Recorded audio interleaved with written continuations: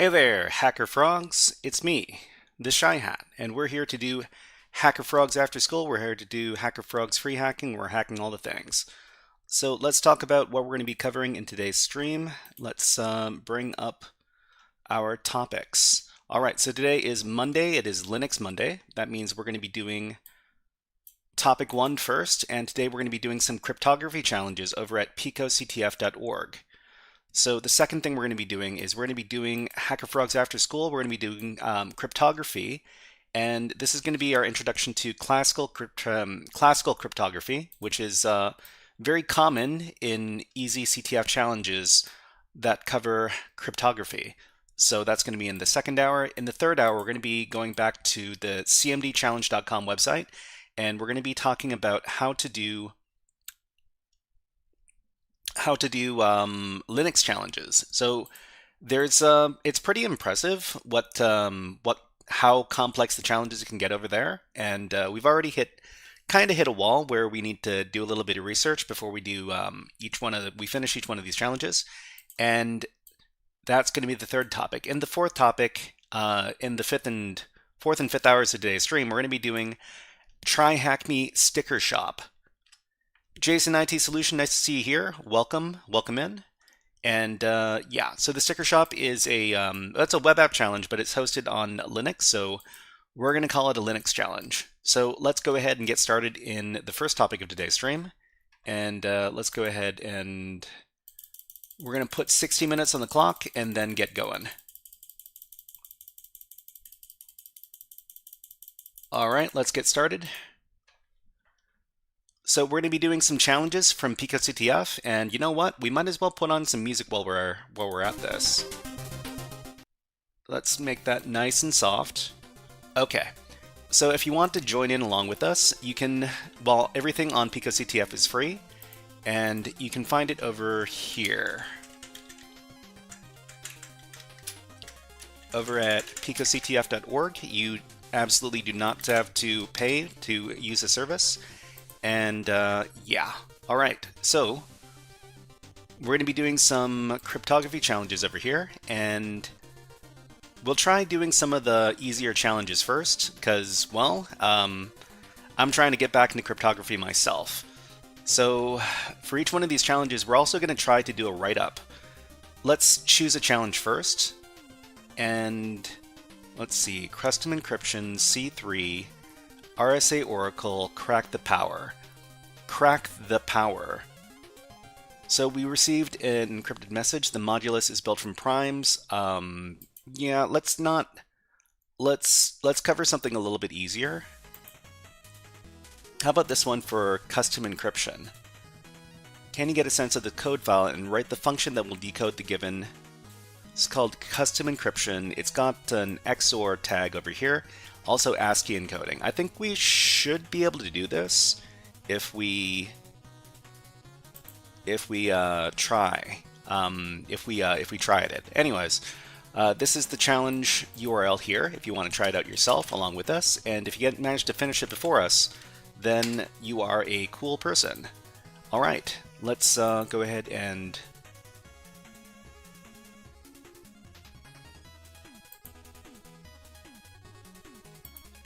start the write-up. So we're going to go to our walkthrough. So we're going to go to PicoCTF, and this is a PicoCTF challenge from 2024. Okay, so 2024. We only have web app stuff here. That's okay. We can make a folder for cryptography as well. So we're going to go in here. We're going to backslash out of here. We're going to make a cryptography folder, and this challenge I think is called custom encryption. Okay, we're going to make a markdown file, and we're going to record a number of things.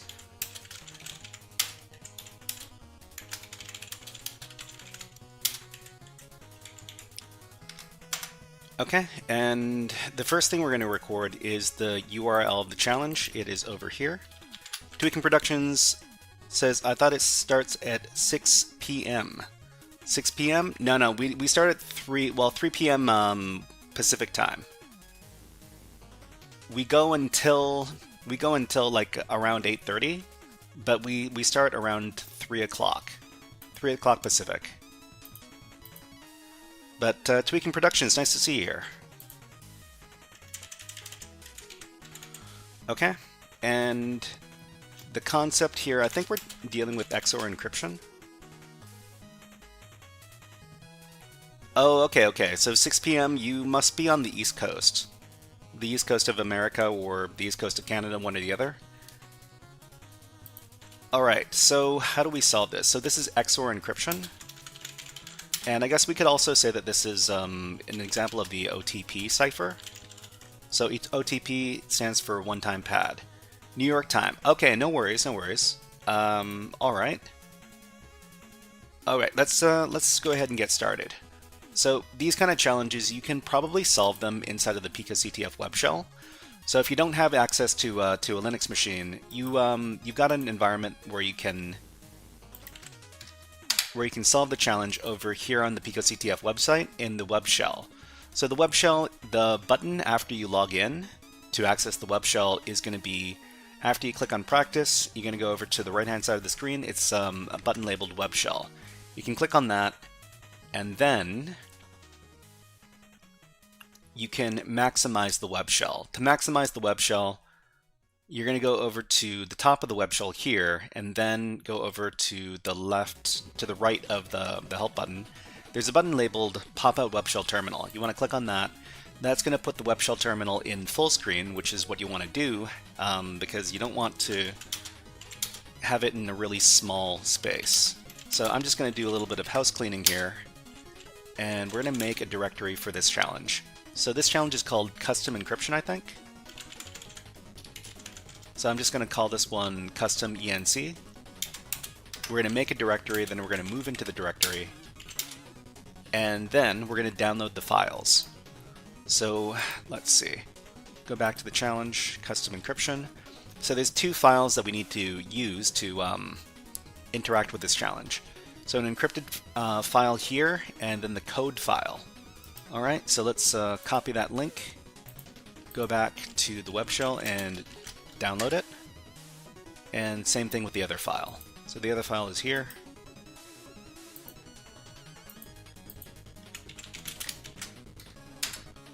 Okay, and so let's take a look at the encoded flag. So the encoded flag is probably just a bunch of bits. So it says this is ASCII text. It's ASCII text, really. Let's take a look at this encoded flag. Oh, interesting. So this is a file that that is opened up with the Python file. So A equals 89 and B equals 27. The cipher is all of these numbers right here. All right. Let's take a look at what's in the custom encryption Python file. So let's go ahead and nano into it. Okay, so from random import random integer. So we're making some random numbers, and we've got some system commands as well. So generator with GXP, we got an encryption function here. Encryption plain text and key, all right. Cipher equals something. So what else do we have? For character in plain text, cipher.append ORed character key times 311. Okay, return the cipher. So the cipher is going to be a bunch of numbers that have been multiplied by 311 and the key. So we got a definition is prime. Is prime v equals 0 for I in range 2p plus 1. If p modulo I is equal to 0, then v equals v plus 1. And then we've got some XOR encryption. Okay. So define test, plain text, text key, and then we got P and G. This is a little bit more complicated than I thought it would be. I wonder if there's a slightly easier challenge we could do. Let me go browse the other challenges. So there's C3,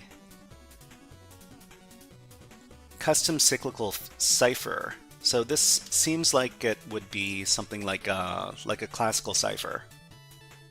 Download ciphertext here, download the encoder here. What is the encoder? Ah, okay. You know what?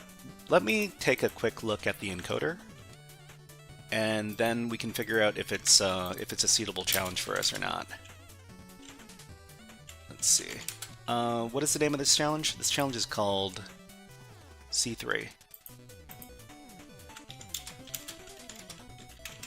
Okay, let's download the file, and this is the conversion Python file. Let's take a look. So lookup 1 and lookup 2. So they've got a bunch of different characters over here. So this seems like this is a lot more similar to a classical cipher. Let's try this one. Let's try this challenge instead. Okay, so this one is also from PicoCTF 2024, and let's get the ciphertext as well. So I'll just I'll provide people the URL of the challenge again if you want to take a look at it.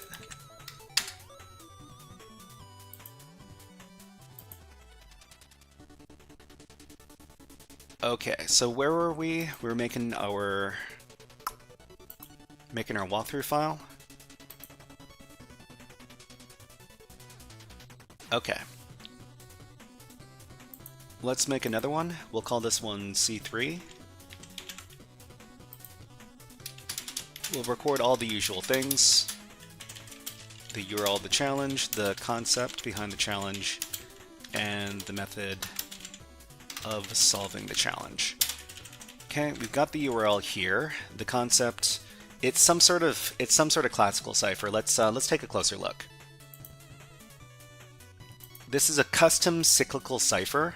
Download the ciphertext here, download the encoder here, enclose the flag in our wrapper for submission. If the flag was example, you would submit PicoCTF example. Okay, so let's take a look at the web shell, and we'll take a look at. Ooh, we need to download the ciphertext. So the ciphertext is here. Let's copy that link, go back to our web shell, and download it.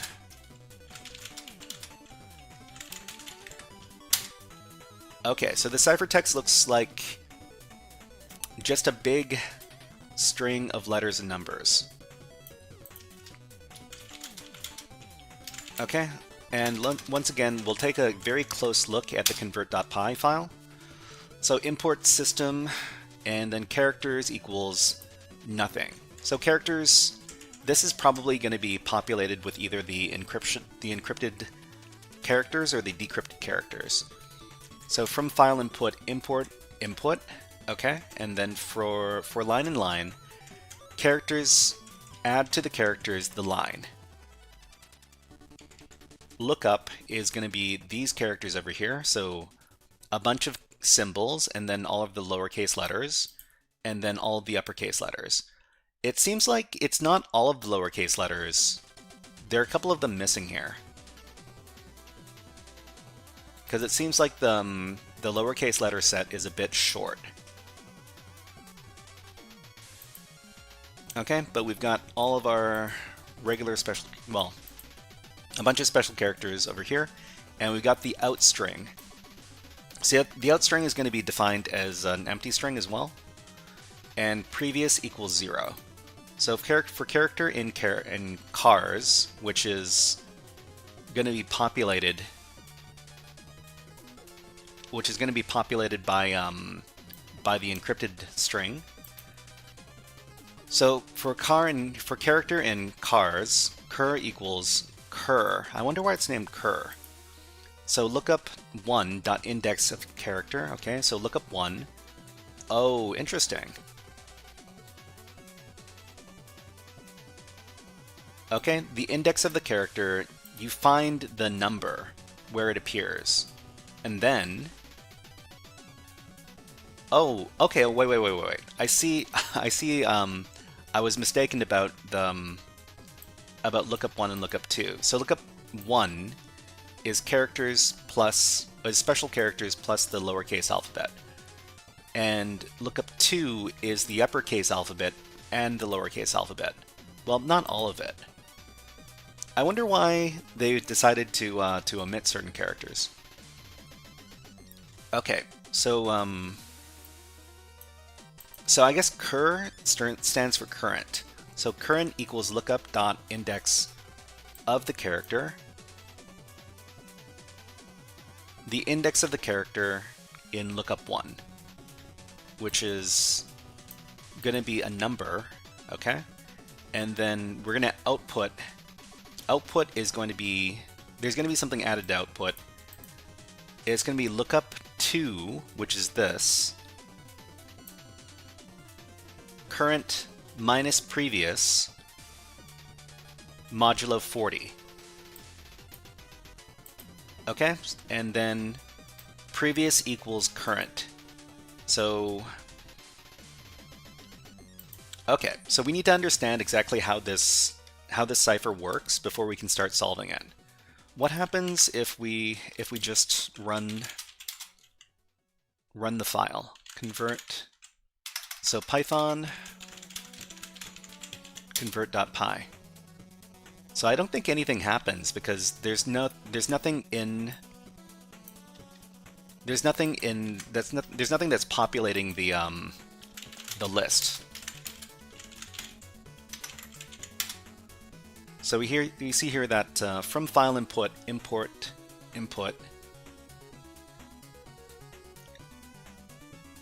So we would need to input for line in input. So I guess we need to provide the file as the argument to the Python command. So it'd be something like actually, which Python? Python. So Python convert.py ciphertext. Okay, value error substring not found. Line 14 in module, current equals lookup 1 dot index of character, substring not found. So if we run it without a file argument, then nothing happens. But if we run it with the other file, ciphertext,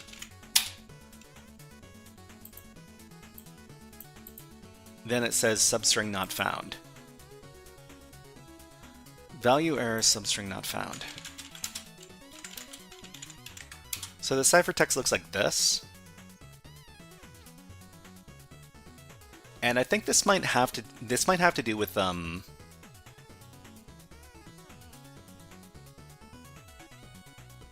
way the script is dealing with these characters. So I think the capital D might be a character that is not in the other lookup list. So let's see. So if we take a look at here, the capital D is not in here. The capital D is in lookup 2. So lookup 2 is going to be, so this is obviously the ciphertext because, you know, it says ciphertext, but the ciphertext has characters in it that are not in lookup 2. So what I think we need to do is we just need to reverse this. So we'll reverse it by switching out the positions of lookup 1 and lookup 2, and this might work, but there might be a couple of other steps involved as well. But it might be a good start. Okay, so let's make another copy of this file. Copy convert.py, and we'll call it convert.py. We'll call it decode.py.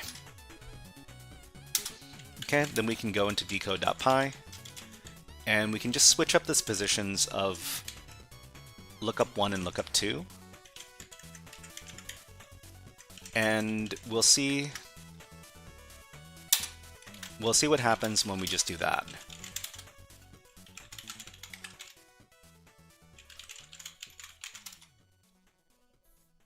Okay, we got... well, we got something. It's not something that's legible, of course. I think what we need to do is we also need to take a look at the rest of the function. So I think we're on our way, maybe. Let's go back in.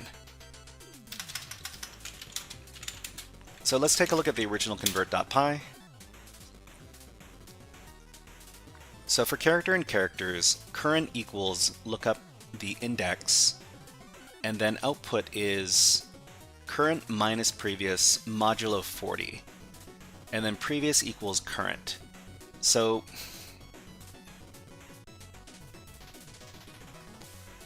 what we need to do is we need to reverse this process. I think let's go ahead and consult our good friend the AI and see if it has an idea how to do this. Okay, so let's see.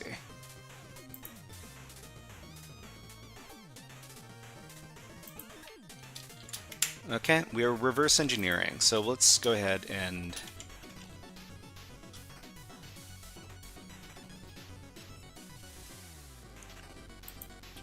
we are reverse engineering a Python script.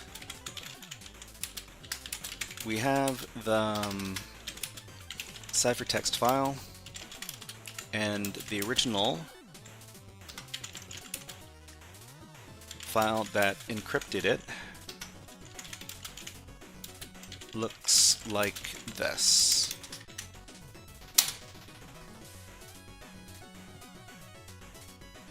Okay, this might take a little bit of time for it to process. In the meantime, we can just take a look at what's going on here. So, for line input, character is going to be added to the line. Yeah, lookup is going to be these characters right here. We're reversing this to get them to do the decryption. So decryption is going to be looking up the index on inside of lookup 2 instead of 1 to find the index. So the index is basically a number. So for example, A would be 0, B would be 1, 2, 3, 4, etc., etc. And then after it does that, it returns a number, and then inside of lookup 1, we would subtract the current from the previous. So these two, one number is subtracted from the other, and then you modulo 40. So that would be the character that is substituted in. Okay, and then the values switch. Let's take a look at our good friend the AI, see if it was able to find an example. Nope, still working. Okay, so the key insight is the encryption does current minus previous modulo 40, so the decryption does offset plus previous modulo 40 to reverse subtraction. Oh, okay. So it looks like what we need to do is we need to go back in and we need to do addition instead of subtraction. So let's go back into the decode.py file here. So output plus equals current plus previous modulo 40. And maybe this will be able to get our this will be the correct way to decode the message. All right, let's just run python decode.py with ciphertext. It still doesn't look like anything recognizable.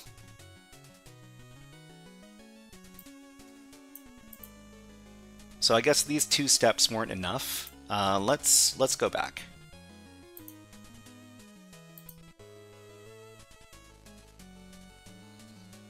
The key insight is that the encryption does Oh, okay.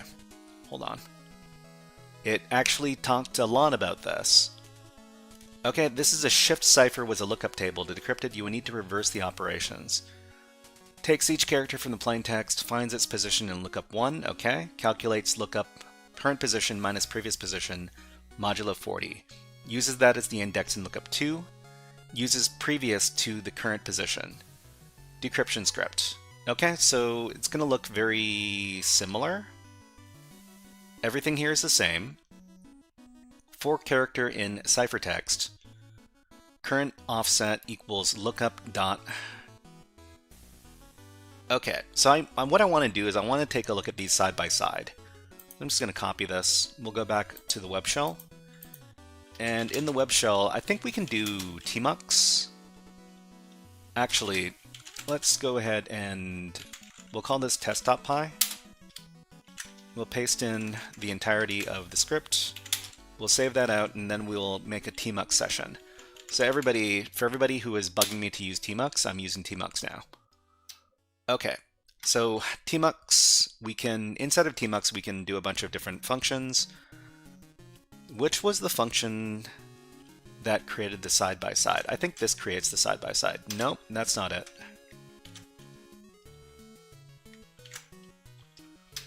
Let's see, it's B. Oh, I need to look at my tmux shortcuts. Tmux shortcuts. Okay, let's see. Split the pane vertically. Okay, so we need to use Control B and the percent sign. So it's here. Control B and the percent sign. Okay, awesome. So now we've got two tmux panes here, and I just wanted to compare the two scripts side by side. So I'm going to compare what I have for decode.py and then what the AI created. So in nano decode.py, and here we do nano test.py. Okay, so this one has this one has a bunch more comments here as well, but let's go down. So same lookup tables, we got out, we got previous, but they've renamed it to plain text here. I mean, I guess what we could do is we could rename it plain text here as well.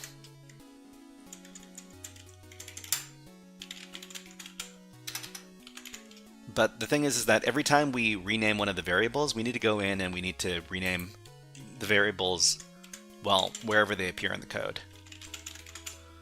Luckily, I don't think out appears any other times than this. And we got previous and for character in ciphertext. They also renamed the name ciphertext. Okay. Well, I mean, we don't need to adjust this. So find the position, current offset, which is also known as cur, lookup 2.index character. Okay, I mean, we're currently looking at that. Oops.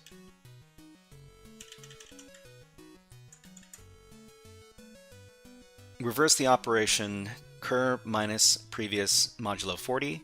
Therefore, current equals current offset plus previous modulo 40. Okay, I think we already did that.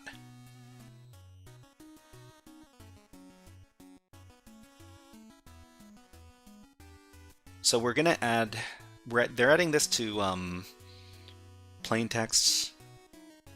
Current equals current off. Oh, okay, the positions are switched. All right.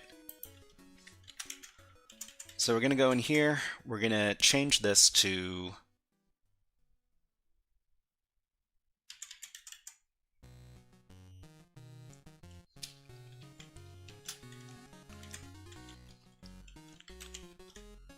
cur plus prev.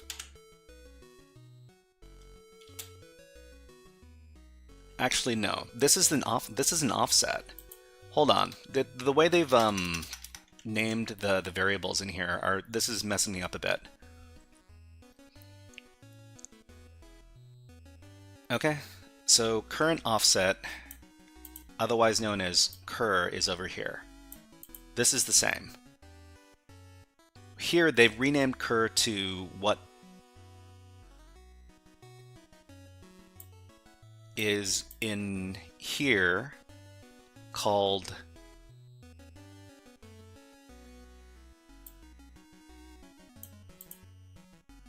this one over here.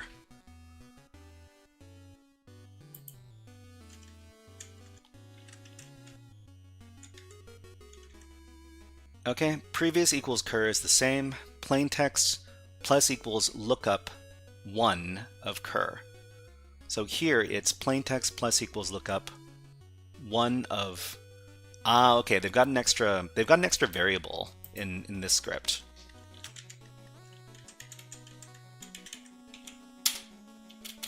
Okay, so current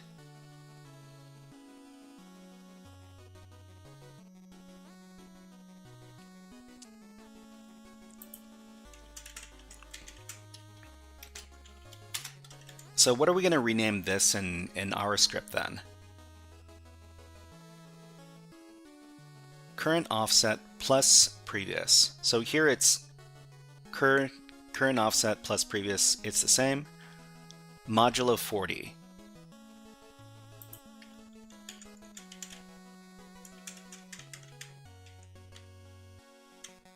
And let's just...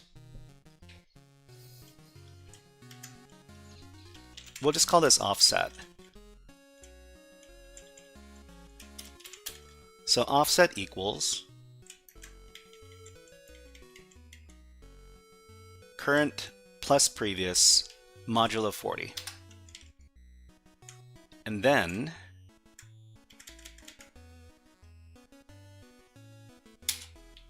there's the extra step, and the extra step is this.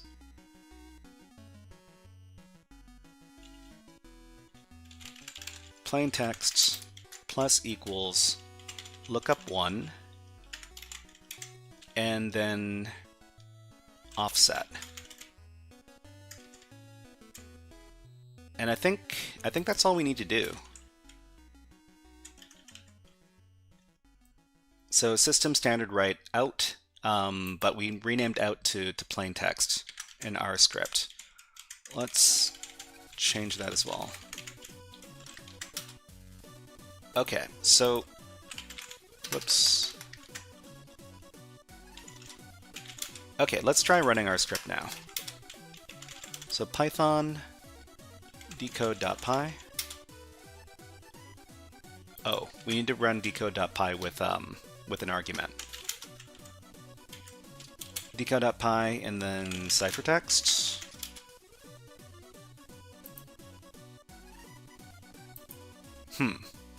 It still didn't seem to give us what we wanted. Let's pipe this into less. Yeah, it still looks like a bunch of gibberish. Jordan says, change previous equals offset. Change previous equals offset. Hold on. Let's go into the decode script again.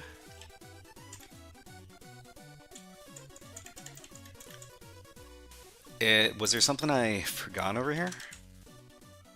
Update previous for next iteration. Previous equals current. So current is here. Previous is equals current.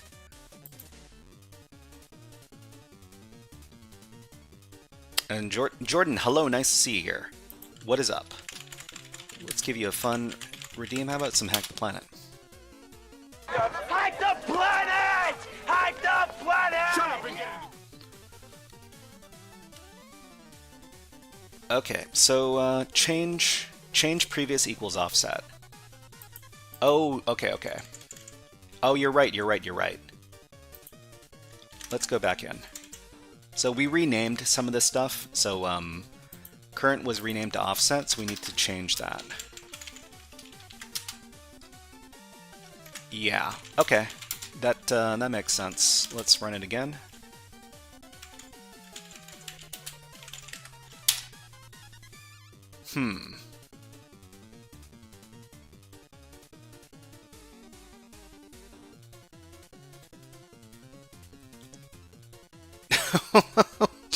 Is this a new... Wait, is this a new script that was created here?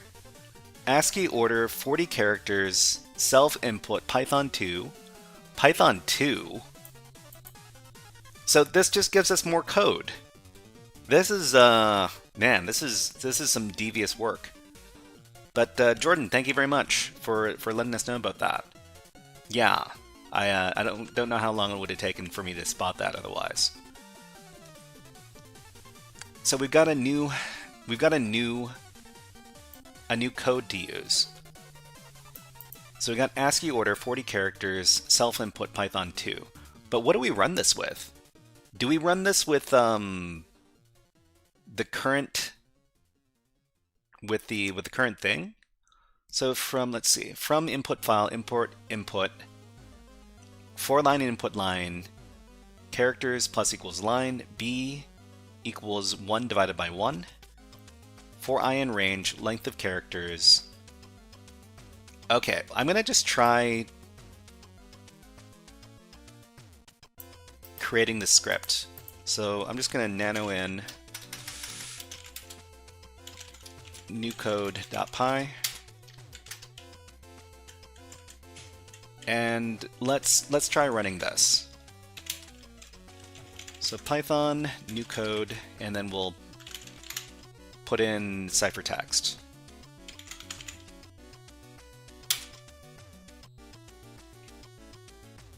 Okay, so let's see, reverse the operation. Wait, what? We're running new code.py, right? On ciphertext. Invalid character. What is going on?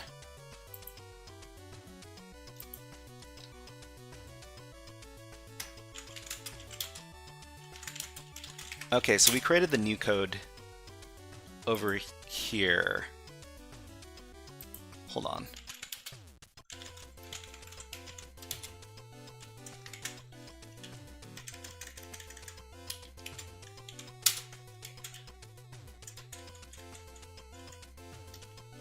From file input, import input, for line in input, characters plus equals line. For I in range, length of characters, if I equals b times b times b, print characters, b plus equals 1. This is, I mean, I don't quite understand what this code is doing. I thought I would be able to finish it just by, but do I? Okay, so does the test.py work? Let's take a look. Well, test.py is... Okay, let's run test.py. And we'll run it with the ciphertext. It should produce the same thing that the decode.py file does. Yeah, same thing. So we got ASCII order, 40 characters, self-input Python 2. Oh, is this the file we're supposed to create? Okay, so hold on. I think this is the content we need to create. Okay, so we'll just output this to something called new input. Okay, and then we'll go into new input. What does the C3 stand for? So C3 is the name of the challenge, and the $sign means that it's a prompt. So this is a prompt inside of Linux. So it's a Linux bash prompt. Let's go into new input, and let's get rid of all this. So we're going to supply this as the new input for the new file. Okay, then we run new code on new input. Invalid character.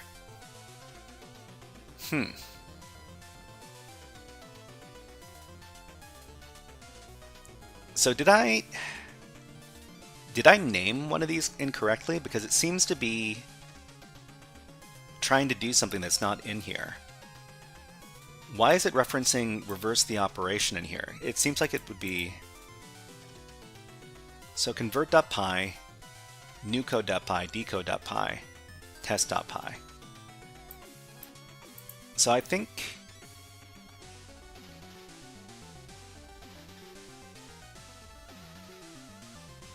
the problem is test.py. So let's go over to test.py. We'll rename it.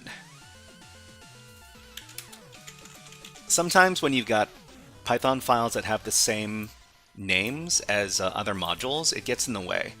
So we'll just rename test.py to mytest.py. Yeah. So I think... So now that the file is renamed, we might have a better time.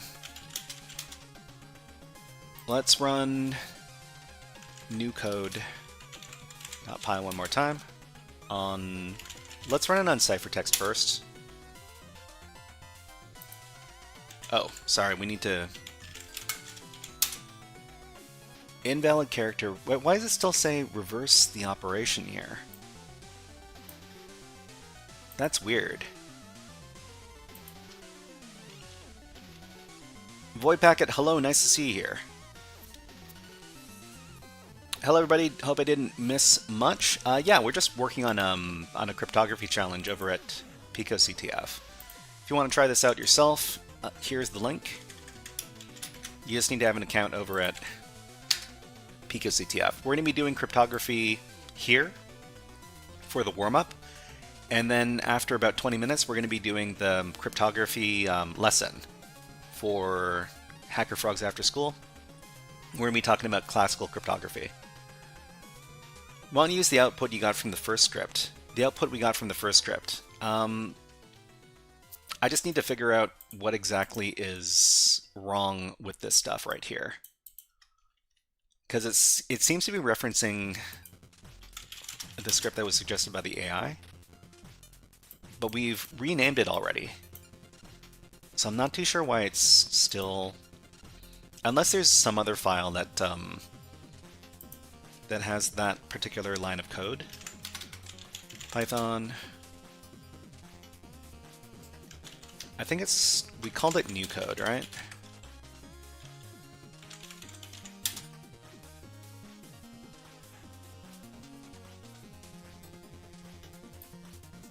Why does new code have this in here?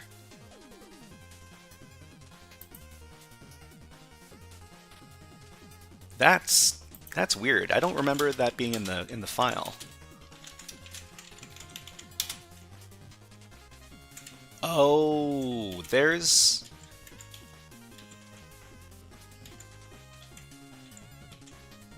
extra stuff in here. Hold on.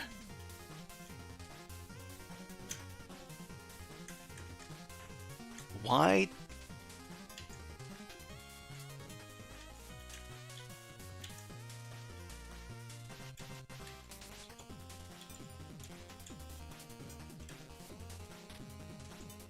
Wait, was this in the original output? Okay, I'm gonna close up tmux now. We're not really using it anymore. Let's close it up. How the heck did this stuff appear? Okay, let's run decode.py with ciphertext.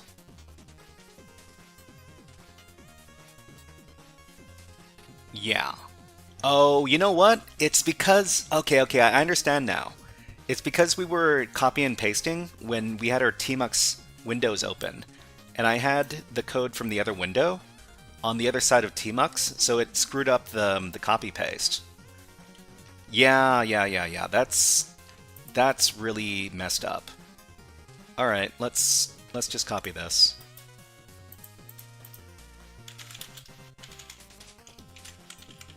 Yeah, I don't use tmux very much, and this is why. Well, people tell me that tmux is really good. It's just that I'm not accustomed to using tmux. All right, so let's run new code on ciphertext.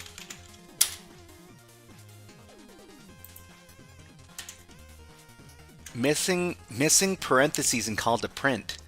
Oh, do we need to use Python 2? Because there was Python 2 mentioned in the comments. Hold on, it's in the new input here. It says ASCII order 40 characters Python 2. What are we learning today?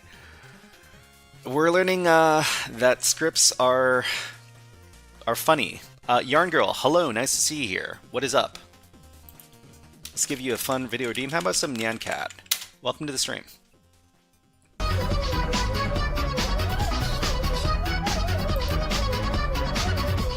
So in the cryptography script, we decrypted it, but it gave us another script. Python 2. How about, is there Python 2 on this box?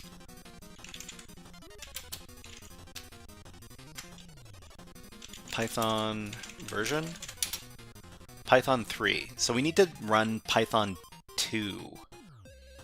There's Python 2 on the Kali box, but there's no Python 2 on the in the web shell for some reason. Let's go back to the challenge. So the challenge should say, it says it's browser web shell solvable. Okay, let's take a look at the hint. Modern crypto schemes don't depend on the encoder to be secret, but this one does. Modern crypto schemes don't depend on the encoder to be secret. So this one does depend on the encoder. Yarn Girl says, just dipping my toes into CTF and considering switching majors. Yeah, so Yarn Girl, what's your current major and what kind of CTF stuff have you been doing so far?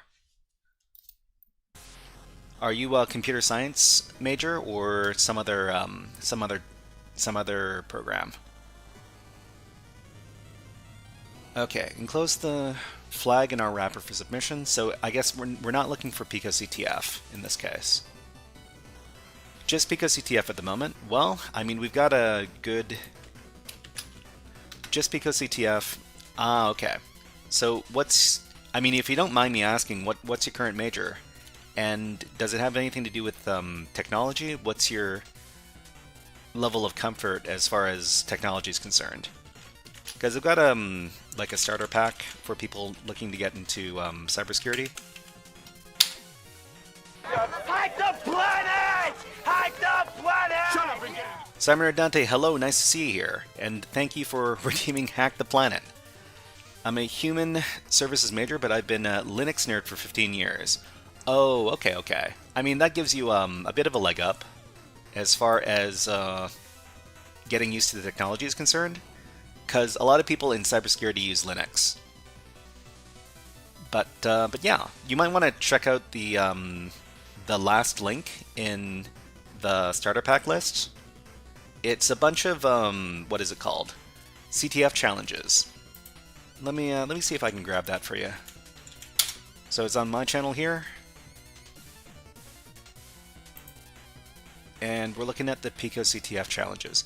PicoCTF is a very good place to start with CTFs and cybersecurity learning, but there are so many other websites out there. And let me see if I can find that PicoCTF list. Here it is. So we got 113 videos. You might want to try skipping around. You might want to try skipping around the playlist and trying out a few different challenges from different categories and seeing which category really speaks to you. Okay, let's go back to the challenge. So, Jordan says, if you like cryptography, I suggest CryptoHack. Actually, yeah, we use CryptoHack in our current cryptography course. It's cryptohack.org. Yeah, over here.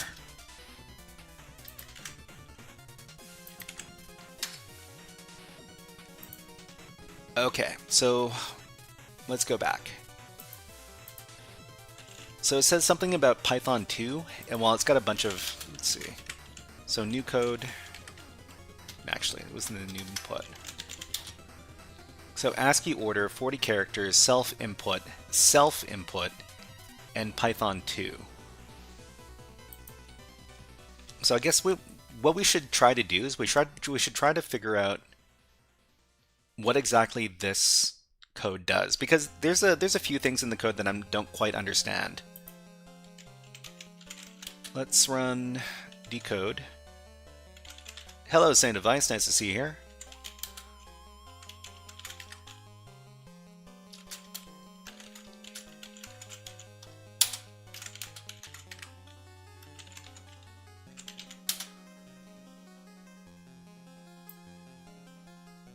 Okay, so here's the thing. When I come across some code that I don't quite understand, I'm okay. Thank you very much for following, Yarn Girl. Nice to see you. Following on Twitch. Thank you, thank you. So when I come across some code that I don't quite understand, I don't quite understand what's going on with B over here and B times B times B. Let's have the AI try to hash this out. Okay, so let's go back to, let's try ChatGPT this time. Okay, we are doing cryptography. And we want to understand the script.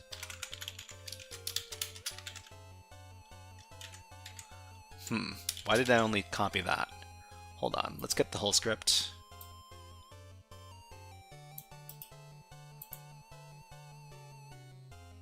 Here.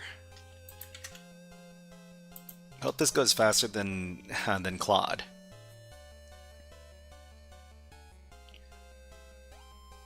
Okay, this is a classic weird Python 2 challenge script, which uses integer division quirks, indexing tricks, and prints specific characters out of the input. Let's rewrite it cleanly and explain what it actually does. Okay, so it looks very similar to what I saw before. So characters equals blank. From file input, import input. From line input, characters plus equals line.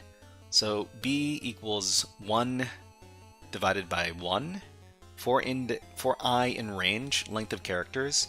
If I is equal to b times b times b, print character of the index, and then b is b plus equals 1 minus 1 divided by 1. So what the heck is the mathematical stuff doing? I guess we need to figure it out.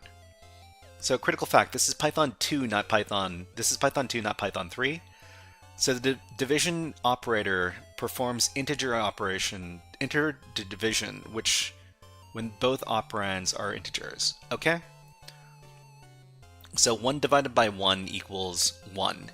In Python, that would be 1.0. That's a big part of the puzzle. What is the variable b doing? That's a good question. They set b equals 1 divided by 1, meaning b equals 1. Then each time a match happens, b plus equals 1 divided by 1. So it's still integer division. B increases by 1. So b equals 1, and then it becomes 2, then 3, then 4, etc. What does the condition test?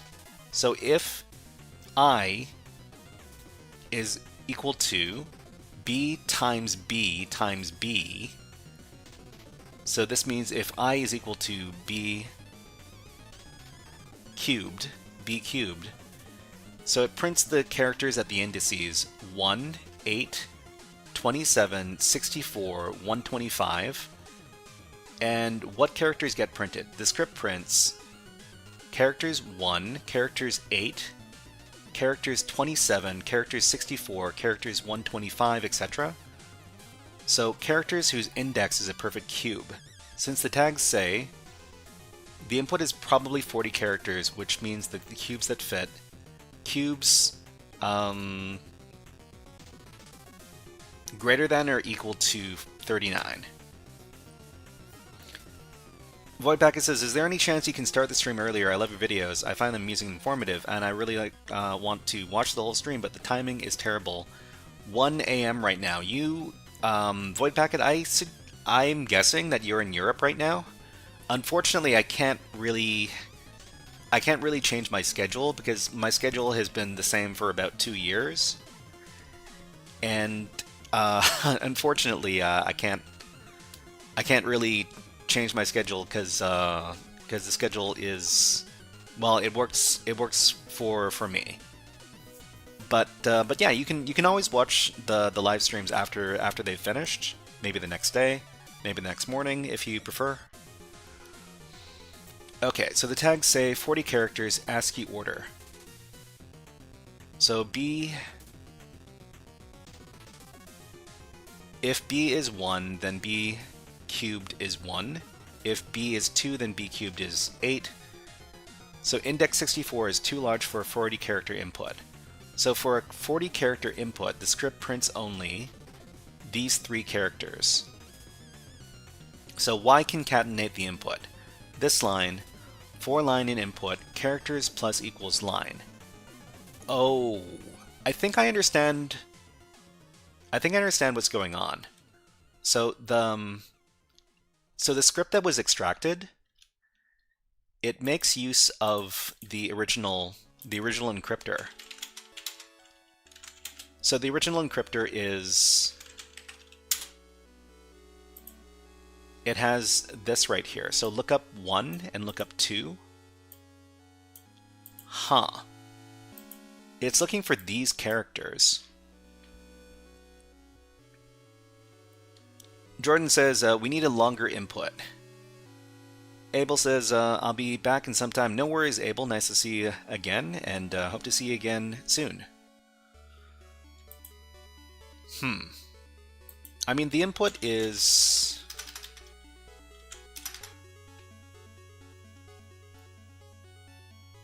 So characters plus equals line. Okay, so whatever we feed into it becomes the characters. Let's go back. So the whole script is a cube extractor. The script extracts characters at cube positions. That's the entire logic. This is a typical CTF reveal hidden message by selecting characters type challenge. Okay, so input size is likely 40 characters.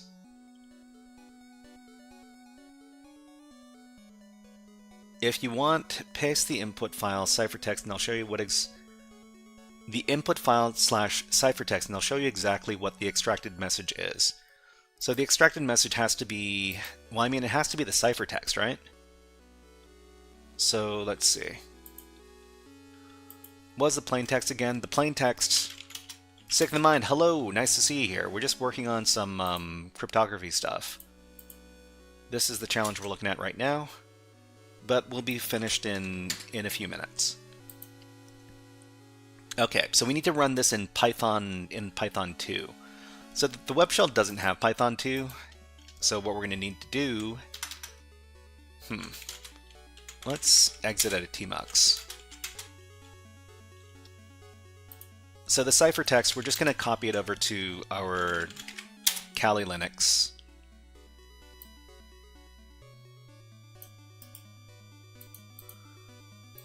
Okay, so Kali Linux, ciphertext, paste that in, save it out, and then we'll get the other script. So the other script is the new code over here. Okay, and this turns out to be a Python 2 script. So we need to run it with Python 2.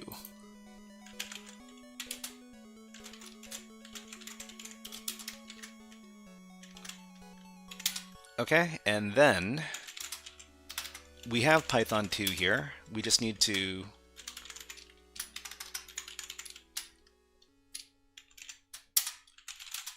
run new code with Python 2 with ciphertext. Okay, so we get these letters here. So I mean, I'm guessing this is the flag. L G H D P T. So let's go ahead and put that between the PicoCTF flag wrapper and see if it works. PicoCTF, this thing. Submit. Nope, flag is incorrect. Okay, so I don't quite understand what's going on here then. So the input has to be different. Neems asks, will you be doing Advent 2026? Well, I mean, it's Advent 2025. But yeah, I'm going to be doing the Advent event over at TryHackMe, yeah, for sure. Modern crypto schemes don't depend on the encoder to be secret, but this one does. Obito, hello, nice to see you here. Okay, so do we run this new code on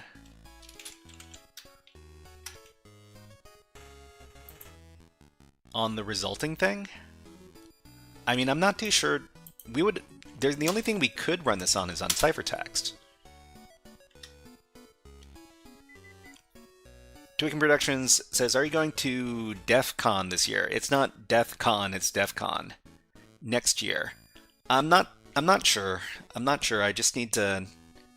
In order to go to DEF CON, I need to know that that there's something good for me to attend there and some good people to see there. So I'm not too sure about DEF CON for next year. Thank you very much, HyperCube2, for subscribing on YouTube. Thank you very much. Okay, so LGHDPT. What else could we run this on? I mean, I suppose we could run this on the script itself. So Python 2, new code, new code. Add libs. Add libs seems like more of a flag. So let's PicoCTF and flag wrapper this, and this should be the flag. Okay, copy this, submit this to the page here. That's the challenge. Okay, done. That took too long. That took like an entire hour. All right, everybody, we're going to be switching on into the next part of the stream. I will do my write-up for this afterwards, and let's get started then.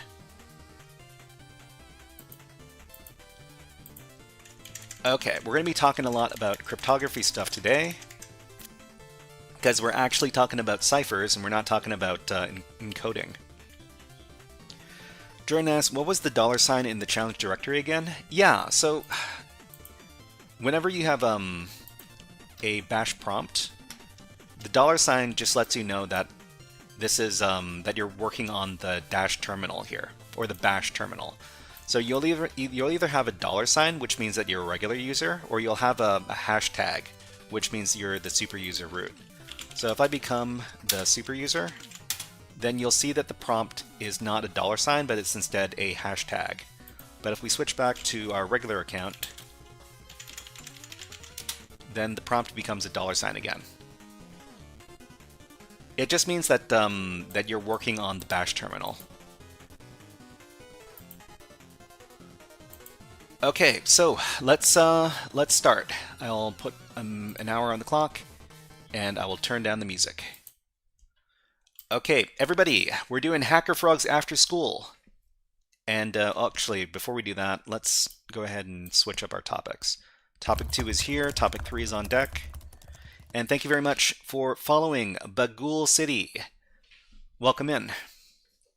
Okay, so this is HackerFrogs AfterSchool Classical Ciphers Part 1. This is Session 2 of our cryptography lessons. And let's begin. It means, Gameboy says, $sign means you're using a regular user prompt. Yeah. Thank you very much, Game Boy.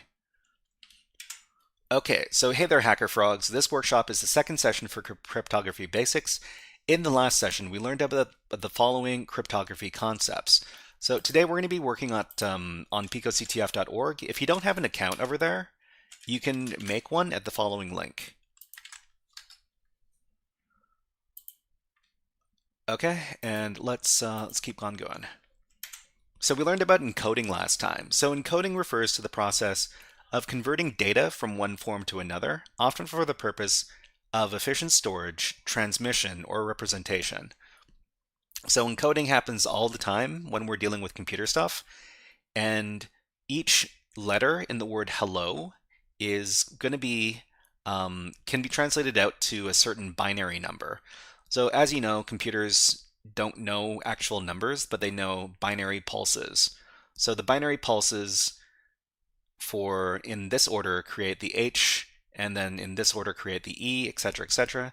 This is what is called ASCII encoding. So ASCII is a common text encoding system which assigns numerical values to letters, numbers, and symbols. So ASCII is very, very commonly used in computing. We also talked about hexadecimal conversion.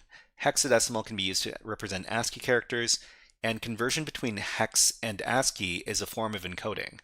So if we've got hex numbers, we can convert those hex numbers directly to ASCII, or we can convert decimal numbers to ASCII or binary numbers. We talked about base 64 encoding, and base 64 encoding is a method of converting data bytes into alphanumeric strings and is often featured in CTF challenges. The reason why we care a lot about base 64 is because we see a lot of base 64 in CTF challenges for cybersecurity. Another thing that base 64 is known for is converting files into different formats in order to transmit them across computer networks. ASCII makes Rick Astley never going to give you up dance. Well, I mean, I guess it could. Okay, so the last thing we need to understand about encoding is that encoding is not encryption. So in cryptography, they talk about encryption and decryption. Encoding and decoding is not cryptography, because encoding, well, it's basically the intention behind encoding versus encryption. Encryption is meant to hide something, but encoding is not meant to hide something. It's just meant to transform something. So encoding transforms data from one form to another. The intention of encoding is not to hide the contents of the data. So it's not cryptography. Additionally, encoding methods are meant to be well known and easily reversible, which further sets encoding apart from encryption. So encoding and decoding is supposed to be much easier to do than encryption and decryption. Jordan says encryption basically needs a key.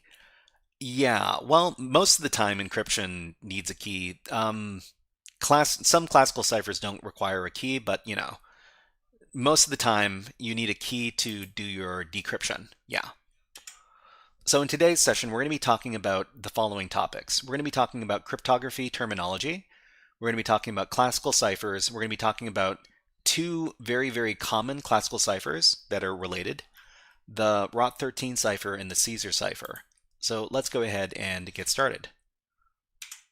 So what is cryptography? We'll start our exploration of cryptography by going over some key terms. So let's suppose that Bob wants to use Alice's streaming video app account to watch some movies.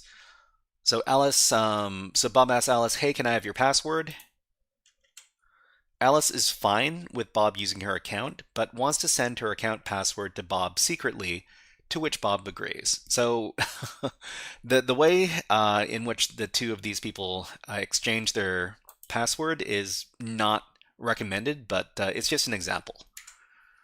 Okay, so Alice's password, before it is transformed into a secret message through cryptography, is called the plain text or clear text. So you'll much more often hear the word plain text versus clear text. But yeah, so something that has not been encrypted is known as the plain text form. So let's just suppose that Alice's password is Alice password 1. like this. And then Alice uses a cryptographic algorithm called a cipher to transform the message from its original form into a secret message. Okay, so Alice chooses a cipher to use to encrypt her message. In her case, she's going to choose the ROT13 cipher.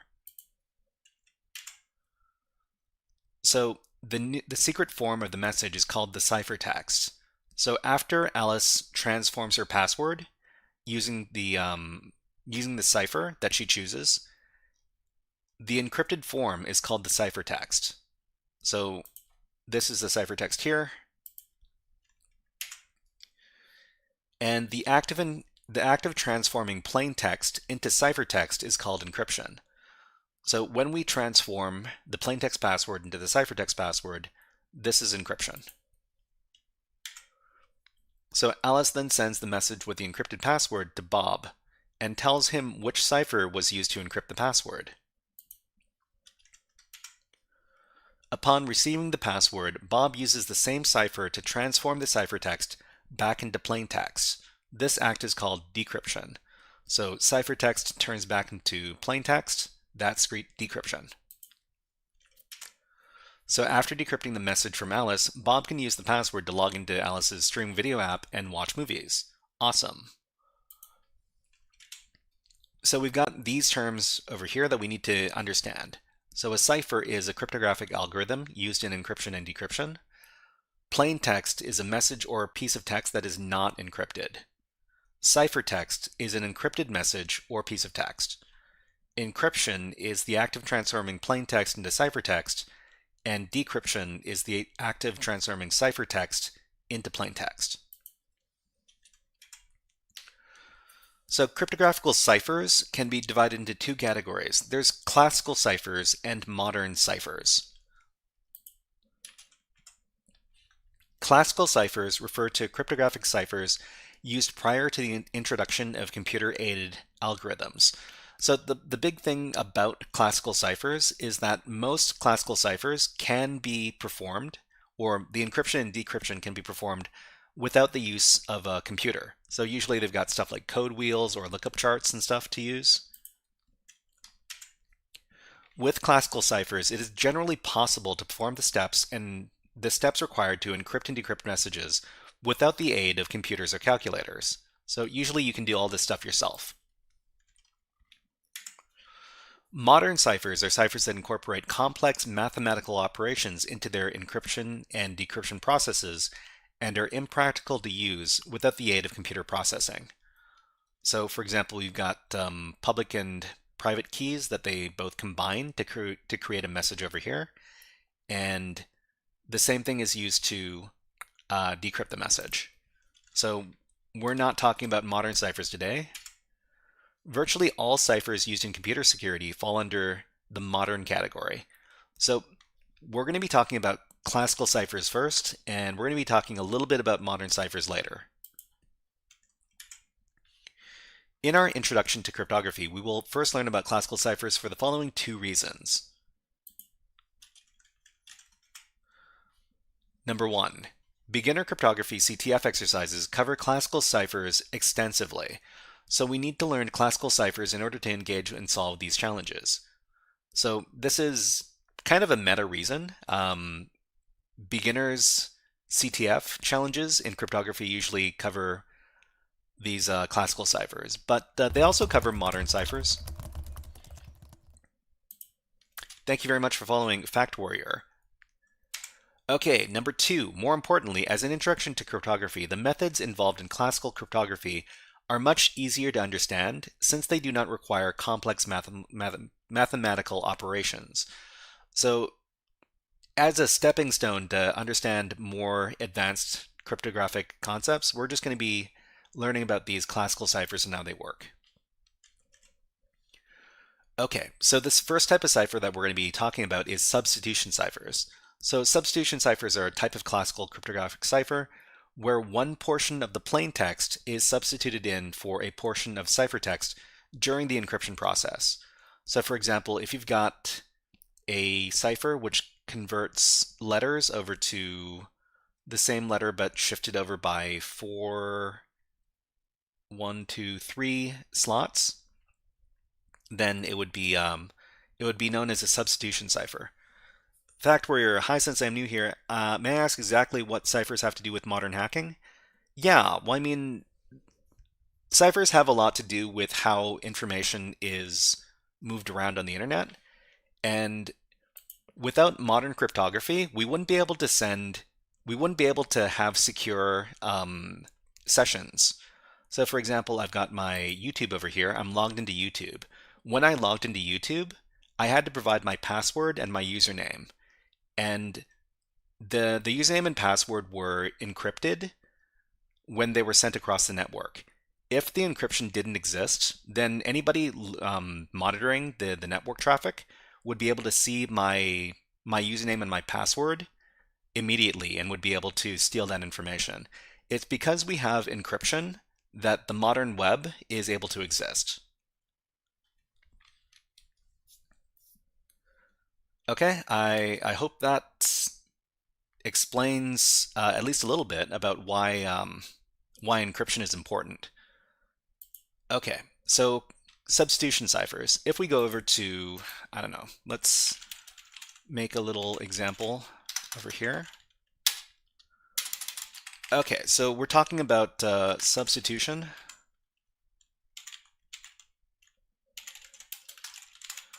So let's suppose we've got a bunch of letters and numbers. So just a bunch of letters.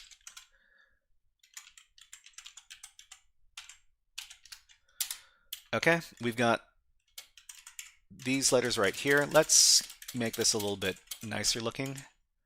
And let's suppose that each one of these letters is transformed into another letter when we do our ciphering. Okay.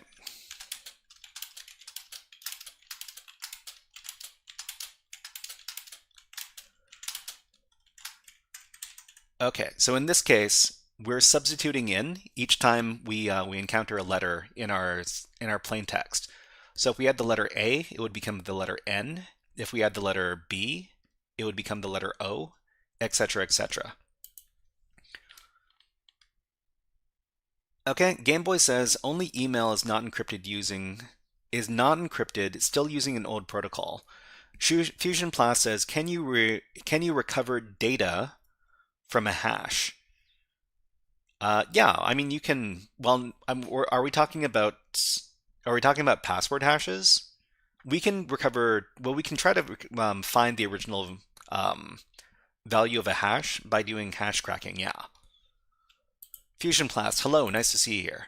And let's make this a little bigger so that people can better see. Okay, let's go back to the presentation. So substitution ciphers. So the size of the portions may be symmetrical. So for example, one character of plain text is substituted by one character of ciphertext. Or it could be asymmetrical. One character of plain text is substituted by two characters of ciphertext or vice versa. Okay, FusionBlast is asking about SHA-256. And Sick in the Mind says, for people that want to understand the key differences between encoding and encryption, my 2 cents. Encoding was invented to change the way a signal or message is sent, so it doesn't interfere with the standard it was used over, okay? And encryption is more on the side of privacy. Yeah, so the way I like to put it is that encoding is transforming information so that it can be used in another place, and encryption is transforming information so that it stays secret. That it stays secret to people that are not supposed to see that information. Okay, let's continue. Okay, so we're talking about the ROT13 cipher. And the ROT13 cipher is a very simple substitution cipher where the encryption method is to shift each plain text letter by 13 positions in the alphabet to form the plain text. So we've got A, it becomes N, M becomes Z. If we got Z, it becomes M. It's fairly easy to understand.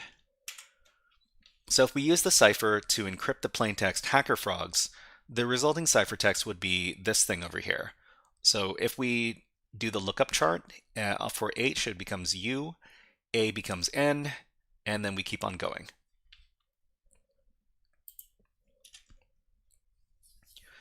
Mulgar says encryption always has a secret component. Encoding does not have a secret component. Well, good encryption has a secret component. Well, I mean, if we're taking a look at something super simple like the ROT13 cipher, there's no real secret component like a key that's being used here. I guess you could say that the number of letters that is being shifted by is the key. But in this case, it's yeah. I guess you're correct, Mulgars. Hypercube says, imagine if you lived in the 1800s and wanted to send a letter without anybody being able to read it, besides the sender and the receiver. I mean, this is what classical cryptography was used a lot for. And they say that the ROT13 cipher was invented by Julius Caesar to encode his correspondence when he wanted to send secret messages on the battlefield. But we're not completely sure whether or not that was true. Gameboy says, Germany's done it? Yeah, I mean, that was a very famous case. And during World War II, there were the German military used a special machine called the Enigma machine to create secret messages. And the British and the Americans studied the secret messages that were being sent back and forth, and they were able to find a machine to break the encryption for the Enigma machine. FusionPlus says, so ROT is reversible and shifts are reversible, but with possibilities. I mean, ROT13 is part of another larger cipher family. We'll talk about that in a little bit. The Enigma machine is a marvel of encryption and engineering. One of these days, I should probably do a deep dive on what the Enigma machine was. But yeah, for sure. Okay, so to decrypt the message, we would do the same operation, shifting each ciphertext letter by 13 places in the alphabet. So if we know that the ROT13 cipher was used on this ciphertext, we could very easily shift by 13 letters again to get the original message. Okay, so to learn more about the ROT13 cipher, we're going to work through a challenge on PicoCTF. So let me go ahead and get the link for the PicoCTF challenge. Okay, so I've just provided to everybody in chat. Let's go ahead and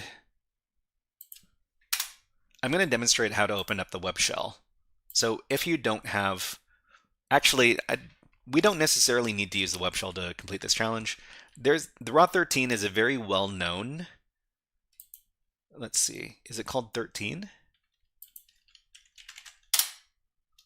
Yeah, this one's called 13. Okay, so this is a challenge from PicoCTF. Once you're logged into PicoCTF, you can just go to the link that I provided in chat, and you can access the challenge here. The description says, cryptography can be easy. Do you know what ROT13 is? And then they give us a encrypted message here. So I can provide it to everybody in chat as well, just in case you don't want to log into PicoCTF. And if we go to, let's just pretend we're going into our terminal here. Or let's just go into the terminal here. If we know that this is the secret message here, we can manually just look up each one of these letters. So C becomes P, and then V becomes I. And thank you very much, Francisco Garcia, for subscribing on YouTube. Welcome in. Okay, so P becomes C. So this actually forms the word PicoCTF. So PicoCTF, we can continue to manually decode this. B becomes O, no what? G becomes T, not G, T, B, O. Okay, O becomes B, N is A, Q is D, and then B becomes O, S is F, N is what? A, C, P, E, R, B, O, OB, Y is L, R is E, and Z is M. Okay, PicoCTF, not too bad of a problem. Yusuf says, me and maybe 19 watchers are enjoying this. Well, I hope you're having fun. We're just talking about secret messages. And who doesn't like cracking secret messages? So this is the flag for this challenge. The other way we could do this is there are a lot of different tools out there that can do the same thing. So if we go on the web and then we look up ROT13, so ROT13 is the name of the encryption method, and we've got rot13.com. We can just paste in our ciphertext message over here, and it automatically decrypts this. So this is the website we're using over here.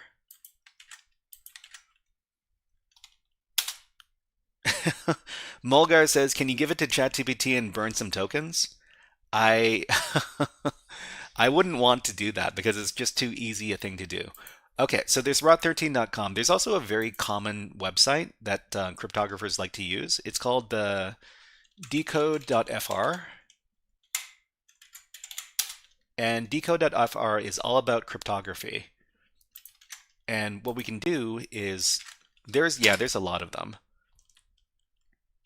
I like CyberChef because you can run it as a standalone offline. I've never explored that before, but yeah, I mean, usually I just do it online because I haven't figured out how to do it offline yet. But yeah, so decode.fr has a bunch of different cryptography tools that we can use. For example, we could look up, I don't know, ROT13 and ROT cipher right here. Okay, so ROT cipher, we can just paste in our flag. Where's our ciphertext? It's here. Let me grab that.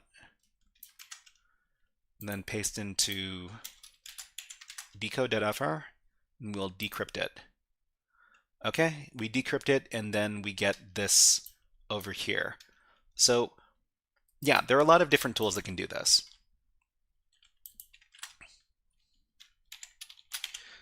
Bit008 says, for the ones interested, mathematicians who cracked the Enigma and what was his name? Alan Turing, and there was a cool movie about it called The Imitation Game. I haven't seen that one myself, but it's definitely something I want to put on my list. Okay, we got ads running on Twitch right now, so I'm just gonna put an ad on YouTube. We'll be back in just a sec. I'll put on some birds. And I just need to have a little sip of water. I'll be back in about 20 seconds.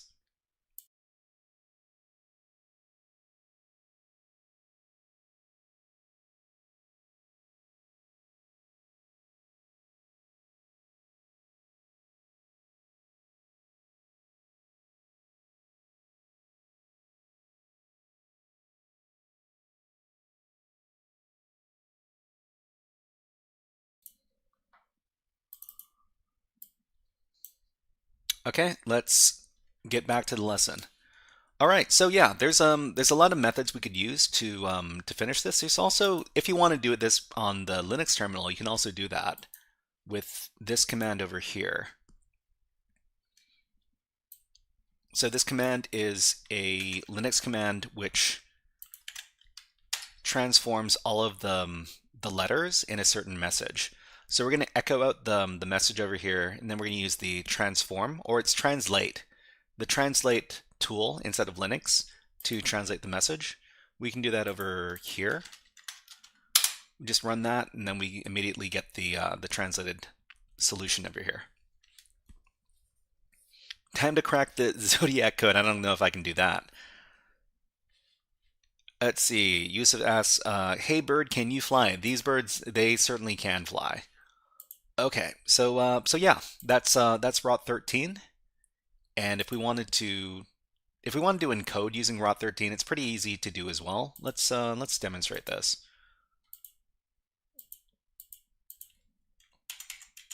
Oh, where did I put my text editor? Just a second. Here it is. Okay, so let's just say that we want to encode something using ROT13.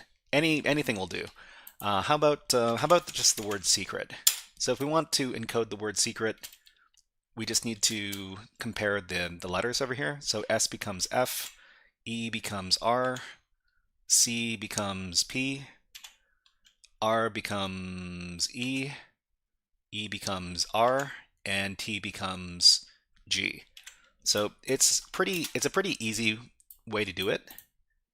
And yeah. Pwned Cake, hello, nice to see you here. What is up? Okay, let's move on to the next cipher we're going to be talking about today. So we're going to be talking about the Caesar cipher. Game Boy says, "Do you know Kryptos?" Kryptos? Not too sure what exactly Kryptos is. Could you let me know? Okay, so the Caesar cipher. So this is very, very, very well known, and in CTFs, you're going to encounter this a lot. So the Caesar cipher is a substitution cipher where the method of encryption is to shift each letter of the plaintext by a specific number of letters in the alphabet. This is called the shift or the key.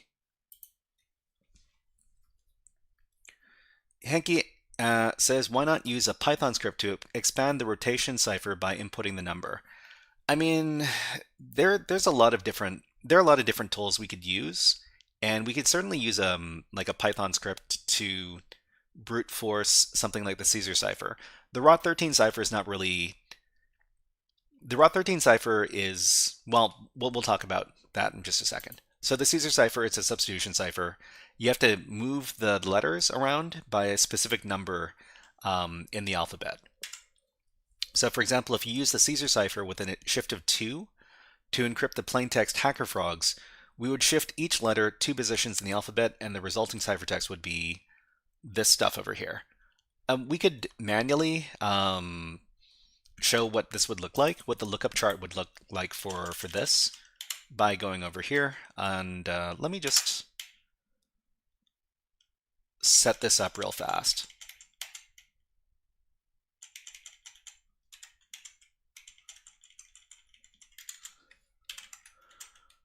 Okay, so let's just suppose that we're shifting by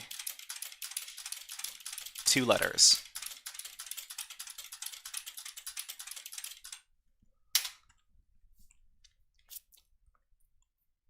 Game Boy says, what was it?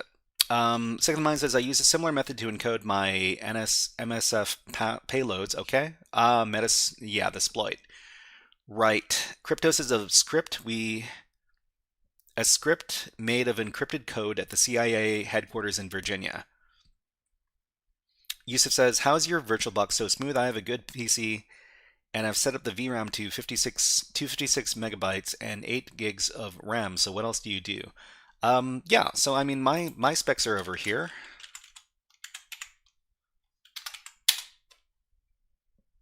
Second of Mine says, I use VMware Workstation. I mean, you could probably get this. So this goes to C, D, E, F, G, I, J, K, L, M,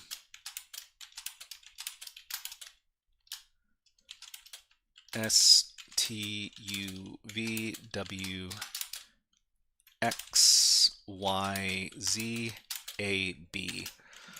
So when we want to encrypt something, if we're using, in this case, we're using Caesar cipher, right?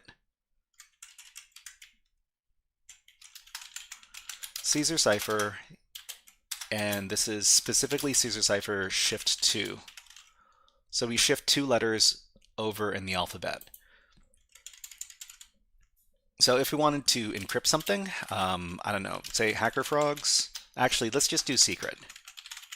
So if we want to encrypt the word secret, S becomes U, E becomes G, C becomes E, R becomes T, E becomes G, and T becomes V. So this is a Caesar cipher encrypted, well, Caesar cipher shift of 2. And if we if we take this encrypted ciphertext and we go over to a website like, I don't know,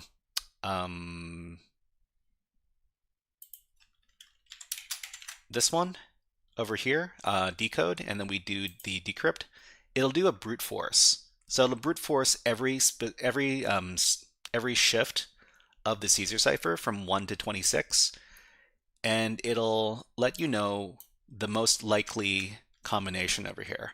So it's identified as Caesar cipher with a shift of 2, and that gets the original plaintext secret.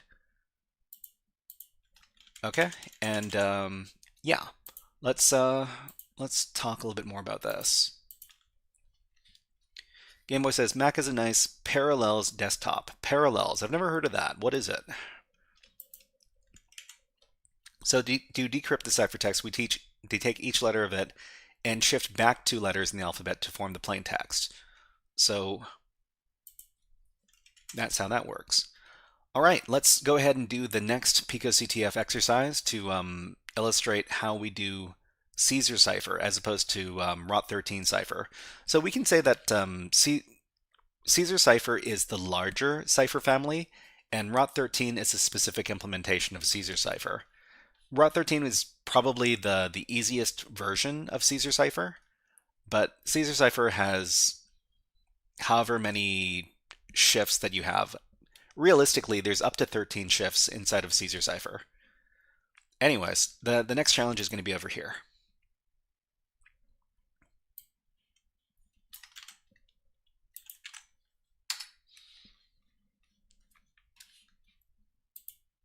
Whoops. Okay, let's go over to PicoCTF one more time. Okay, so this is the rotation challenge. So the description says, you will find the flag after decrypting this file. Download the encrypted flag here. So I guess because we're dealing with files, we can go ahead and use the web shell over here. So after you've logged into PicoCTF, you can go over to the right-hand side of the screen, and there's the web shell over here. The button, you need to click on it. It'll open up the PicoCTF web shell, which is a Linux virtual machine. So this Linux virtual machine can be used to solve these PicoCTF challenges. And after you've clicked on the web shell, you'll want to make this bigger, because otherwise the web shell takes up a very small part of the screen, and we want it to make up the entire screen. So there's a button to the right of the help button over here, and it's labeled pop-out web shell terminal. Click on that, and that's going to put the web shell in a full browser tab. So it looks like it's gotten a bit stuck. Gratitude says, how are you doing? Any tips on dealing with imposter syndrome before an AppSec job interview? Dealing with imposter syndrome. Well, I mean, the problem with imposter syndrome is that it's impossible to know everything. So you'll always feel a little bit of imposter syndrome, especially when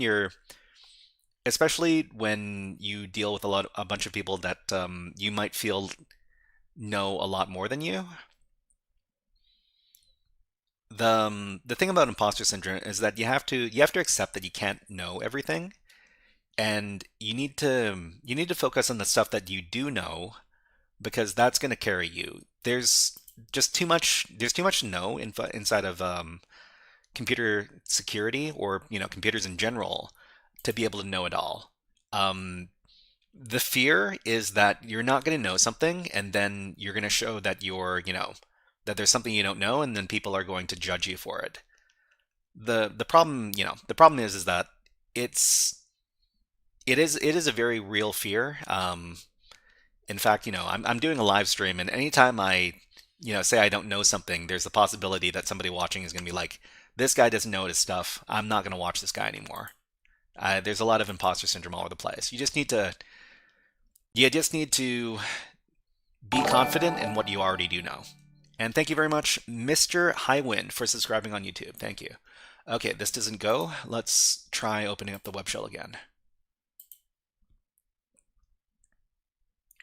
Okay, so after your web shell is open, what we like to do is we like to create directories to work inside of for each one of these challenges. So I think this challenge is called rotation. So we're just going to make a directory called rotation. And then we're going to move inside of it.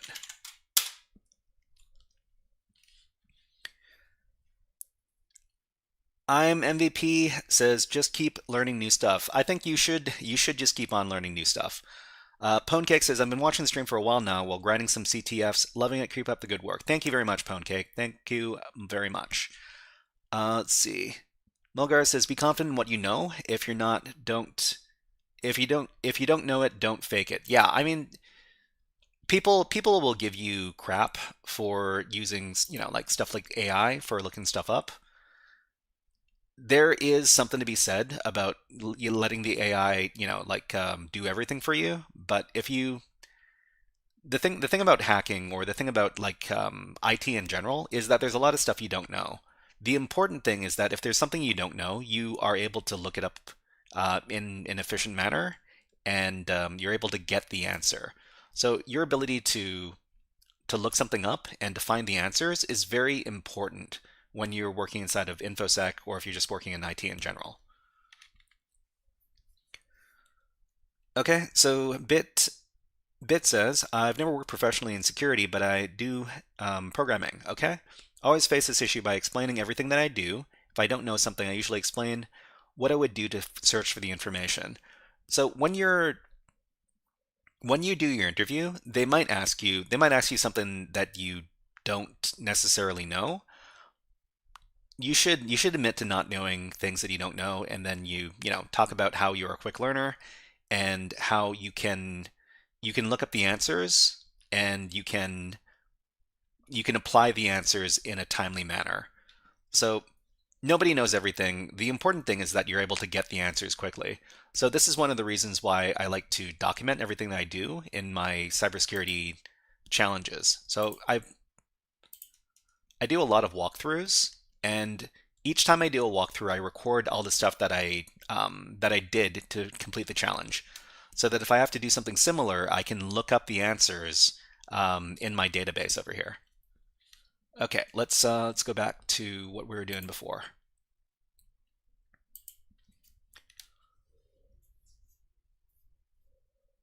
Mulgar says, I call that technical understanding. You'll see something new that is technical and you can understand it in general terms. Hopefully you can. Hopefully you can. Hopefully it's not too far out of your hopefully the stuff that you look up is not too complex. Anyways, rotations, right? We need to download the file. So let's go back to rotation. Okay. So inside of the challenge here, you can download a file. So you just need to get the link, and I'll give everybody a link over here. I'm test player says, why is Exapunks in there? Isn't that a game? Yeah, Exapunks, well, Exapunks has levels, and Exapunks, the code used in Exapunks is very similar to, well, it is a type of assembly language. So I was thinking about doing a playthrough of Exapunks and recording the answers for the levels in GitHub. Okay, so we've copied the URL for the file. We can download it using the wget command,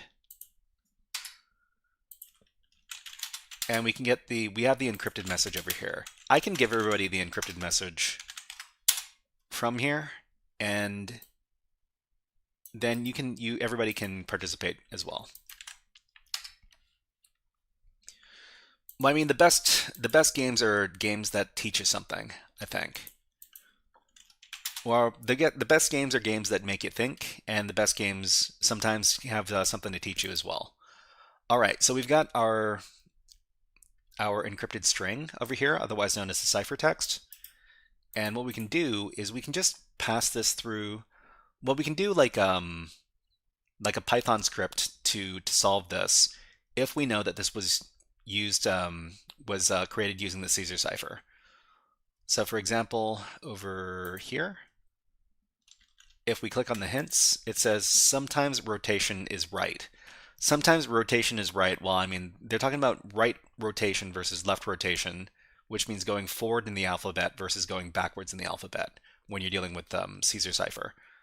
So if we were to go in and try to figure out what the shift is manually, it would be a big pain in the butt because there's realistically like 13 different shifts that we could do. We could brute force this using some sort of computer script. That's probably the best way to do it. Aqua says, "Sup, hello, nice to see you here." Okay, I think I wrote up a script for this in the GitHub here. Actually, maybe I didn't. Doesn't look like I did. Okay, so we can use like a bunch of different websites to brute force a Caesar cipher. We could use the Rot13 site. We could also use this other website called Crypty, which can also do encryption and decryption of the Caesar cipher. What we would do is we would grab our ciphertext string, we'd paste it in here, and then what we would do is we would slowly shift around until the plain text looks accurate, or it looks like a real message. So in this case, it is shift forward by 8. So I got PicoCTF rotation decrypted over here as the plain text message. So the other way we would, we could pass this to a few different websites over here. The decode.fr is probably the easiest way to do it. And let me get the website. So it's this one over here. Oops.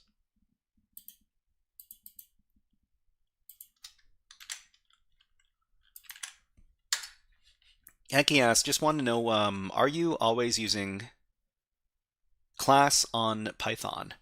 Are you always using class on Python? I'm not too sure what you're talking about. Are you talking about me teaching a class on Python or something else? Okay, so if you want to use the decode website over here, we can grab the ciphertext, and then we can just paste it into here, and then we can do the decrypt by brute force. So decrypt by brute force is going to give you all 26 possibilities for the Caesar cipher, and it's also going to push up the one that is most likely to be accurate up to the top. So we see that it's a shift of 8 or minus, yeah, so it's a shift of 8, and this is what they've decrypted. Object class. Oh, object classes.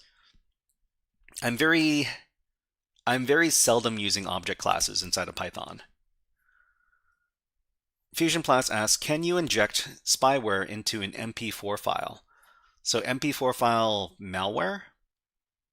The biggest boy, hello, nice to see you here. Your frog guy looks cool. Thank you very much. Injecting malware into video files. I'm not sure about that. I mean, I'm sure that there are a bunch of other files. I'm pretty sure you can put malware into stuff like PDFs, but let's do a quick search. Malware in video files. Okay, malware can be hidden within video files, though it's more common in other file types. I wonder, I mean, I don't know about this. I've never encountered malware in video files myself, but I suppose it is possible. You can put it in any file. How to protect against it. You are extremely unlikely to be affected by malware in a video file. The only way it works is if there is a bug in the decoder. I mean, this is probably something that we could do more research on. So the answer is it's possible. As for how prevalent it is, I'm not completely sure. Okay, let's go back, and I think we can solve the challenge. So we were able to find the correct PicoCTF flag. Let's go back to PicoCTF. We'll paste in the flag, submit the flag, we're done. Mulgar says there have been famous decoder vulnerabilities. I suppose somebody has to, you have to run. Mulgars has just subscribed with Prime. Thank you very much for the subscription, Mulgars. If you have Amazon Prime, Amazon Prime lets you subscribe to one streamer per month for free with your Amazon Prime subscription. If you want to know how, there's a link. There's a YouTube video that teaches you how to do it. Thank you very much, Mulgars. Okay, I'm MVP says Zip also has some famous vulnerabilities. Yeah, so I mean, most of the time, your antivirus or your Windows Defender is able to detect malware embedded in files.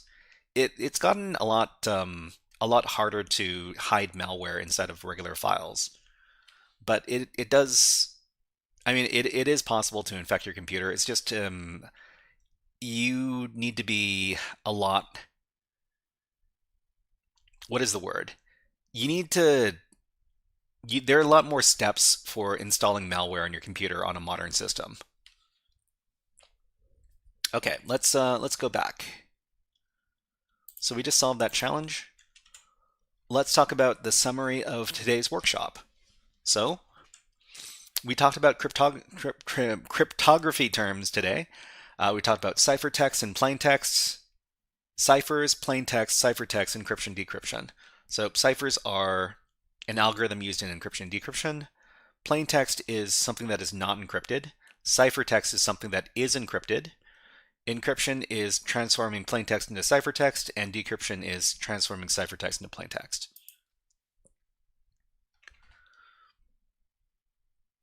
Okay, Hanky says you need to do some art. You need some art on hacking to hide your technique. I mean, I'm not really a person who does a lot of development as far as malware is concerned. I've never had to do this, but there are courses out there for people who not for people who necessarily want to create malware, but people who want to detect malware, and for people who want to defend against malware. Okay, we learned about the ROT13 cipher, which is a simple substitution cipher where the encryption method is to shift each plaintext letter by 13 positions in the alphabet to form the plaintext. So the ROT13 cipher is a very simplified implementation of the next cipher, which is the Caesar cipher. And this is another substitution cipher where the method of encryption is to shift each letter of the plaintext by a specific number of letters in the alphabet, which is called the shift or the key.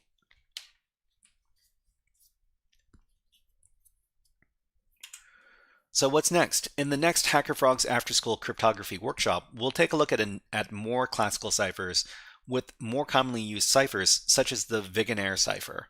So we'll study some other well-known ciphers that are used in CTF environments at next time. And by next time, we mean on Wednesday. Hanky says, crypto is one technique to obfuscate the script to AV evasion. I mean, very simple crypto can be detected by antivirus programs. Mulgar says, if you want to study some in depth, the first two were very famous. So we've got a lot of CVEs, which talk about some very famous vulnerabilities, such as FFmpeg. Okay, and that's some scary looking stuff. All right, so the next session is going to be on Wednesday, so a couple of days from now, we'll be studying these other ciphers. All right, so that's all for today. We'll be moving on into the next portion of today's stream. Let's stop the clock. And what are we doing next? So topic 2 is done. Topic 3 is here. And topic 4 is on deck. Thank you very much, Drio02. Thank you very much for following on Twitch. I appreciate that. Okay, let's go ahead and move on to the next challenge. So for the next challenge, we're going to be doing some challenges from the CmdChallenge website. CmdChallenge is it's a pretty, well, I think it's fun. It's a website where you can use your Linux skills on the command line to achieve certain conditions. It's basically like Linux puzzles. The Linux puzzles in this case are basically find a way to run one command to do the thing that they want you to do. For example, the challenges start very easy. So your first challenge is to print hello world on the terminal with a single command. That's, well, it's very easily achievable. You can just print hello world, and that's it. And then maybe one of the other challenges here. Some of those are really tough. Henke asks, where is the bird? The bird will be coming out in just a bit. So here's a challenge here. It says create an empty file named take the command challenge in the current working directory. So it's basically, it's a test of your Linux skills. And in this case, we can just, well, they want an empty file. So the touch command is a good way to create an empty file because that's what it does by default. So touch take the command challenge. We need to put this inside of quotes. And that is correct. So we've, if you want to do this from the beginning, this is the link you can use. But we've made it all the way to this challenge over here. Actually, let's start the timer. We'll try doing this for about an hour or so, and we're just trying to do some of the more advanced challenges. So if you have any questions about any of the commands or any of the material that we're covering, please let us know in the chat. I will try to answer your questions as soon as I can. Okay, so for this challenge, it says the file summe.txt has a list of numbers, 1 per line. Print a sum of these numbers. Huh. I mean, this is something I would normally do inside of Python, but I guess we can find a bash. I guess we can find like a bash alternative for this as well. So if we take a look inside here, the file summe.txt, let's read that file first. So if we just read it, where's the output? Usually, okay. So there's output here down below. So 1, 2, 3, 5, 7, 11, 13. If we just do ls, we can also see that there's a single file called summe.txt, and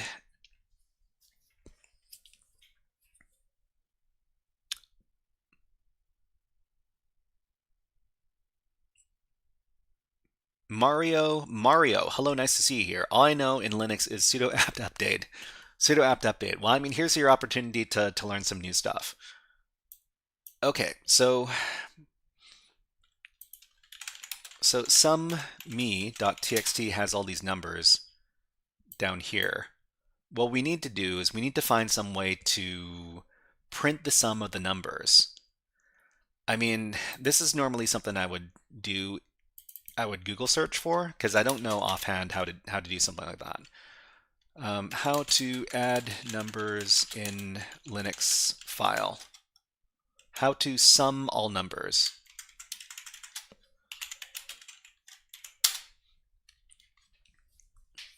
ZGZG says, hello, search for awk.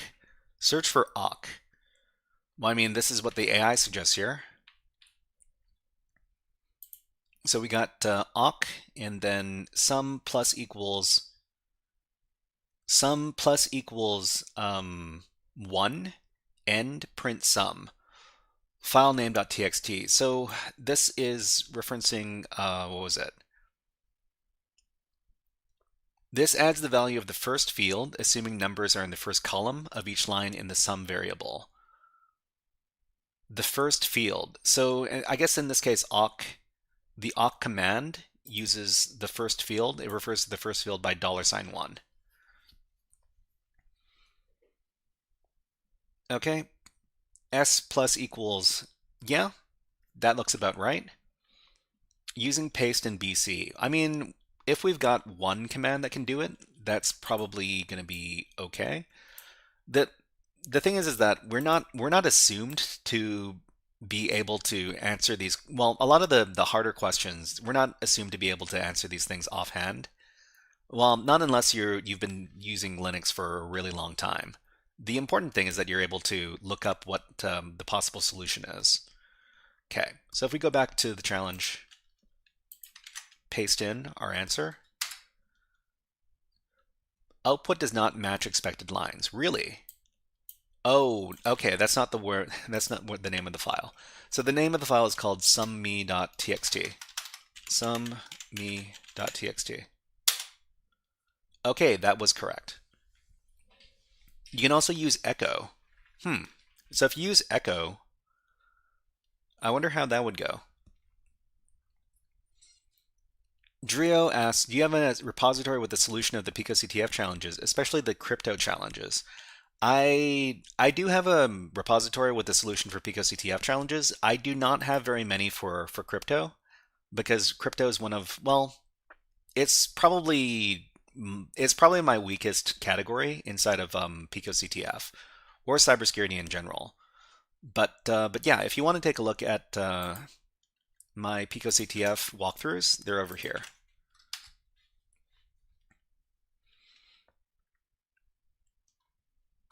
Okay, so let's do the next challenge. Echo 1, 2, 3, 4.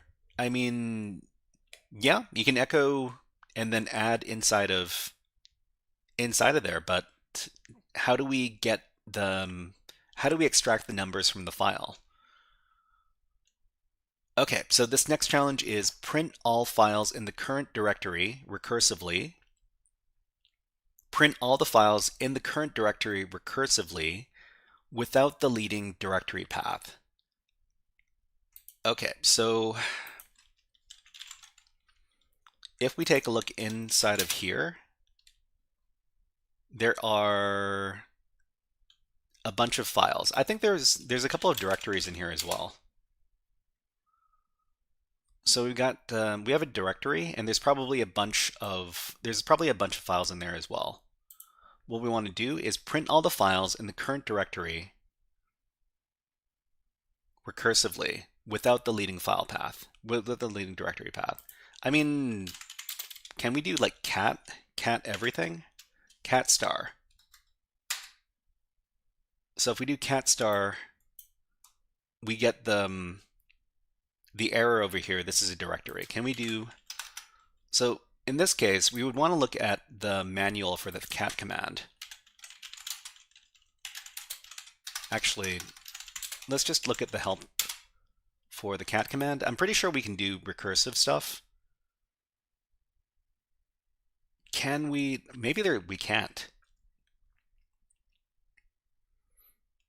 So show all, show ends, number, show tabs. Okay, I think what we need to do is we need to use the find command first. So if we do find ls recursively and then pipe to cat.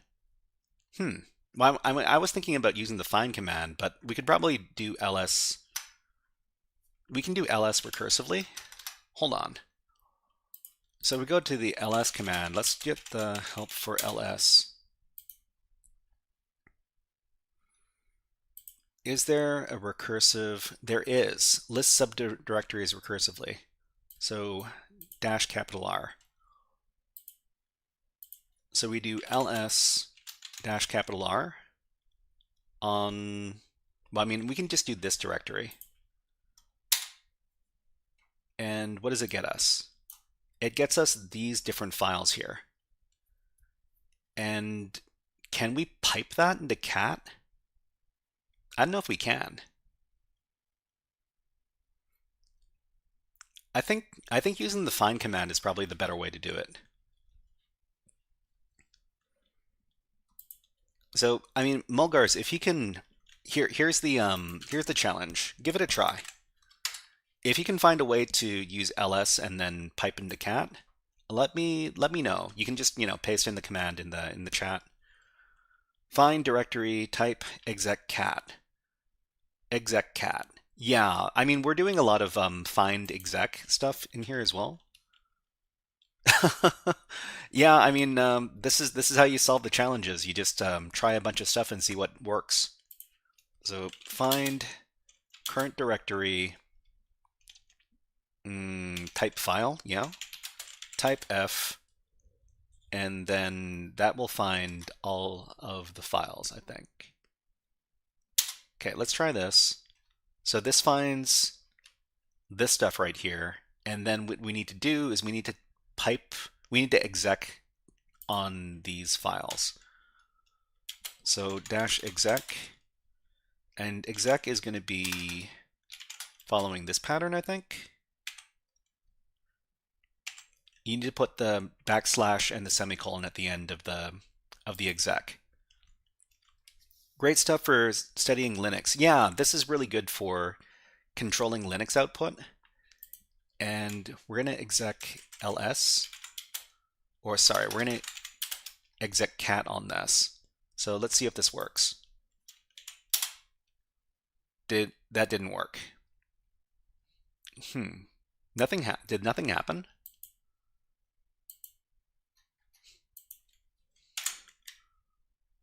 Find in the current directory, type f, just type files and then exec cat.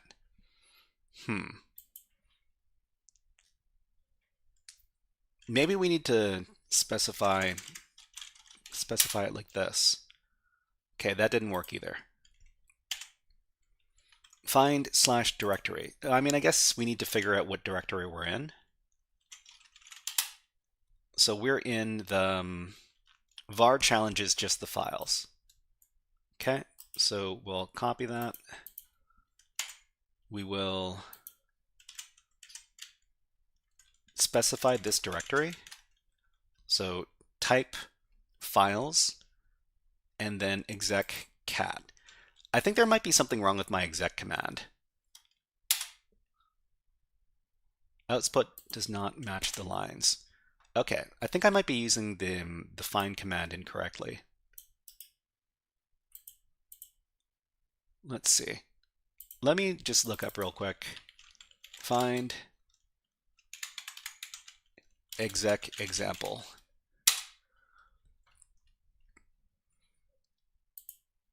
Okay, so exec. Okay, so let me just check that I've got my brackets over here. So brackets and then backslash and then, okay, let's check again. Brackets and then backslash and then semicolon. It's the same. What is, I guess we can give it something else. Well, we have to specify a name. How about name star.star?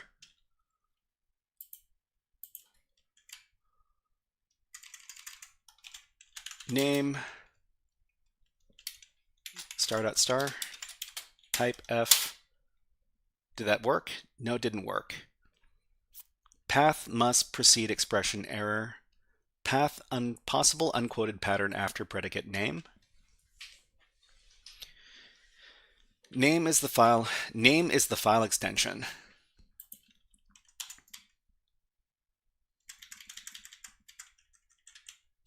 Name is just star. Let's just do name equals name is star. Does this work? No. Paths must precede expression.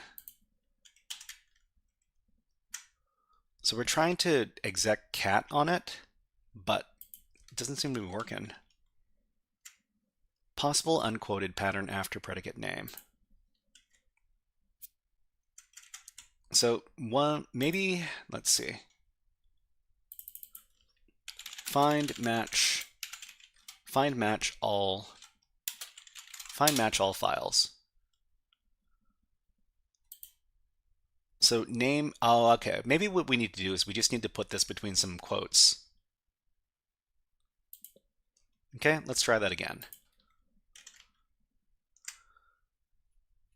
Would finding, yeah, I think it should be the same if we just find in the current directory. Let me try to see if it works.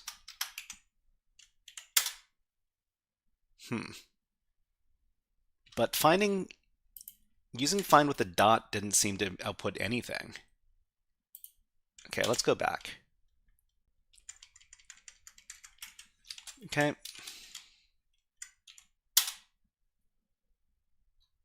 Yeah, that didn't output anything.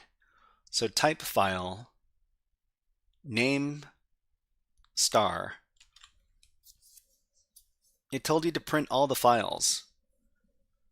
Print all the files in the current directory recursively. So it's the current directory, not the entire file system.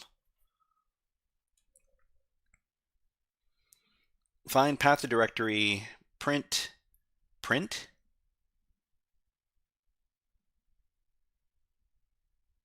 Wait, what is the print under find? Hold on.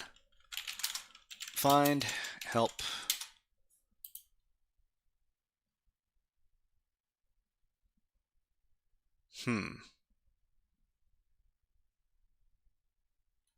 I see print 0, but I don't see print format. Print format. Maybe LSA would do it. Let me take a look at ls help. Ocho inches. Hello, nice to see you here. Let's see. What was it? Capital A? So capital A is almost all. Do not list implied. So LSA would get the files, and then we would pipe that into cat, maybe. Let's give it a go. The worst thing that can happen is it doesn't work. The problem is that ls doesn't go into the directories. It doesn't do recursive. Wait, you can ls recursive. Yeah, no, wait. You can ls recursive. So dash capital R, I think. Yeah, capital R, capital A. ls capital A R1 recursive 1. ls capital A capital R. This just gets you the files, but it also gets you. I mean, I'm pretty sure we can't. So okay. Mulgar suggests R1. R1. I think it's still kind of the same. What we want to do is we're going to try to see if we can pipe into cat, but piping into cat doesn't really do anything here. Base name. Find type F exec base name. What is, I've never heard of that command before.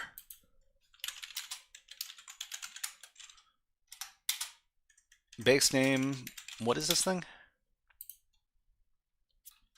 Print name with any leading directory components removed. If specified, also remove a trailing suffix. So, I mean, we can base name user bin sort just truncates it to sort. Truncates it to the word sort. I mean, I think this is what we're looking for, but we're not looking for the files. We're looking for the contents. So if we run, well, let's try what Game Boy suggests over here. So find path to directory and then exec. What was that? Base name. So path to directory, I think this didn't put out anything. Hold on. I need to get the name of the var challenges, just the files. Okay. Let's follow what Game Boy is looking for here. So type F and print exec cat. No. Not okay. So we're just we're doing what? type F files and then exec base name slash this. Oh, it worked. Wait, they just wanted the names of the files? I thought they wanted the contents. I need to go back. Print all the files. Oh, okay. So when it said print all the files, I assumed that they wanted me to print the contents of the files. Okay, so this was, let me get the command. Hold on. Exec base name. I've never used that command before. So there's it tells you to print all the files. So when we ran this, it gives us this file and this file and this file. Some of the files don't have extensions. It's an important distinction there. Exec base name. I wonder if there's another way we could have done this. Okay, so Ocho Inches says that you can try, what was it? ls capital A,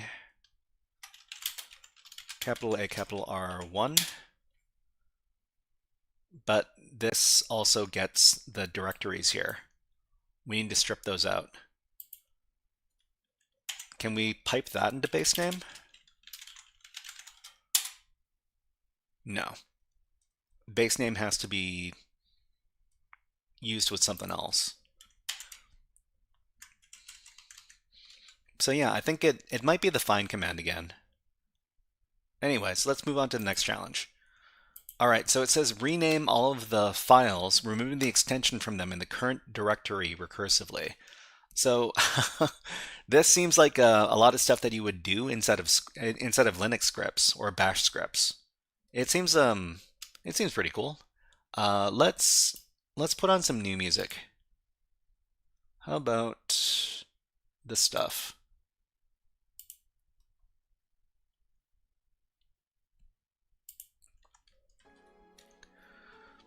Okay, so here we're renaming all the files, removing the extension from them in the current directory recursively. So if you want to try this out yourself, you can use this link directly. Rename all the files, removing the extension from them in the current directory recursively. Okay, so we might have to use the find command again. So this is find in this directory, type F, and we need to, what does this get us? This gets us all this stuff. Okay? So the next thing we need to do is we need to remove the extensions. So we need to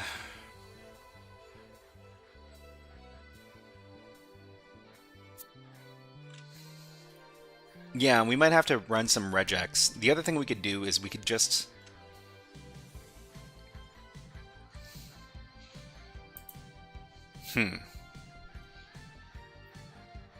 rename. Rename is rename a command? The way I know how to rename stuff is to use the mv command. But is there an actual rename command? Yeah. Well, it's not on here. Okay, so let's just do a quick search.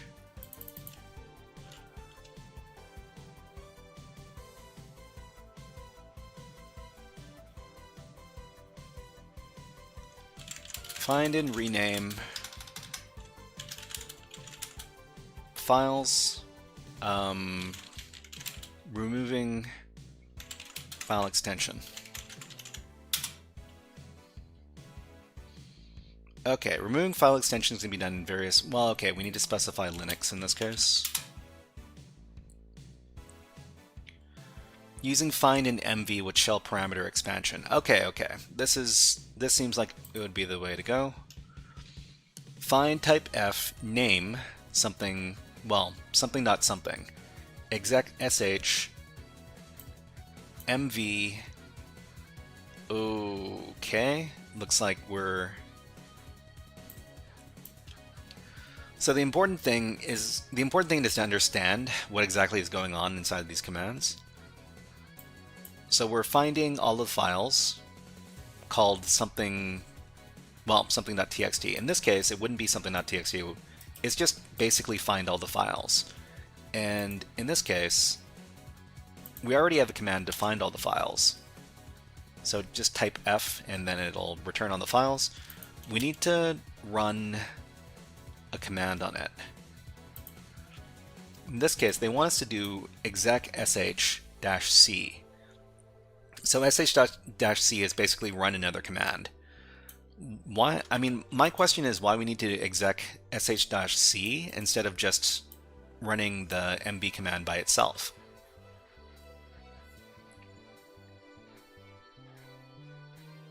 Okay, so it says exec sh-c executes a shell command for each file found.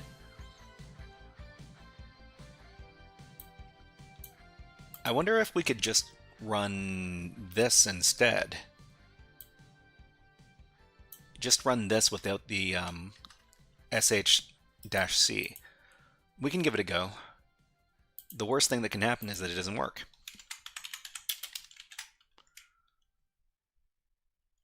Exec mv.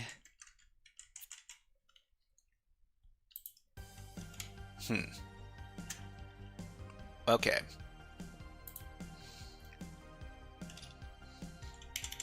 So in this case, we're not dealing with txt, we're just dealing with star. Test failed, found in anime.doc with an extension file again. Unexpected error, end of file while matching this. Okay, so this didn't work. Let's go back. We'll just try. Whoops. We'll just go back here. Filters for files ending with .txt, but we don't want .txt, we want anything with a file extension. Okay, so there are two problems. So here they're assuming that it's .txt when it has to be .anything. The other thing is that we need it to work in case it finds a file that doesn't have a file extension, because there's a couple of those inside of these directories as well. So if we just run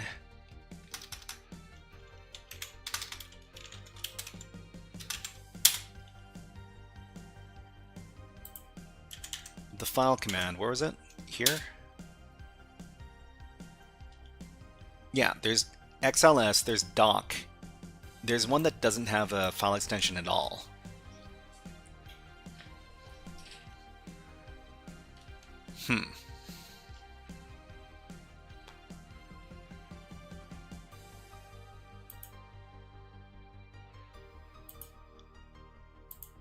Let's go back. Runs a shell command for each file found, executes the provided string as the shell command. So it renames the current file to this. This is a shell parameter expansion that removes the shortest matching suffix .txt from the value of the file name. Represents the current file found by find. Okay. Just remove the dot. From where?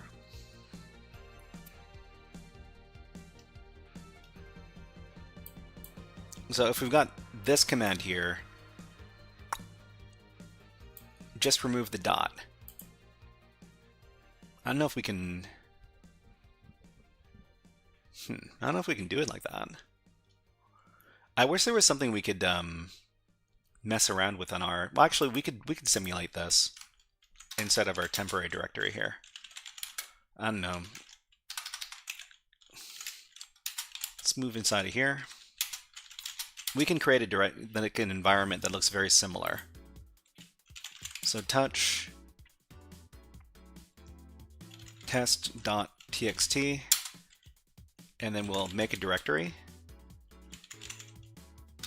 Mac directory, we'll call it test directory. Move in there and we'll create another file.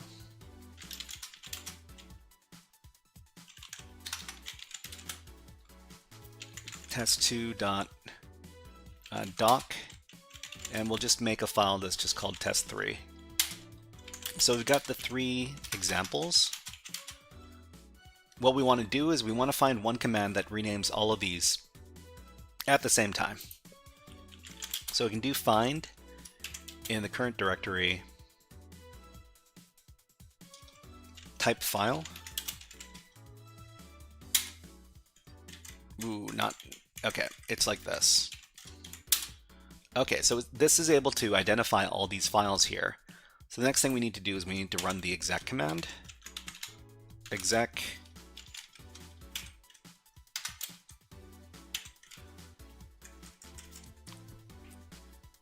we need to run the exec, and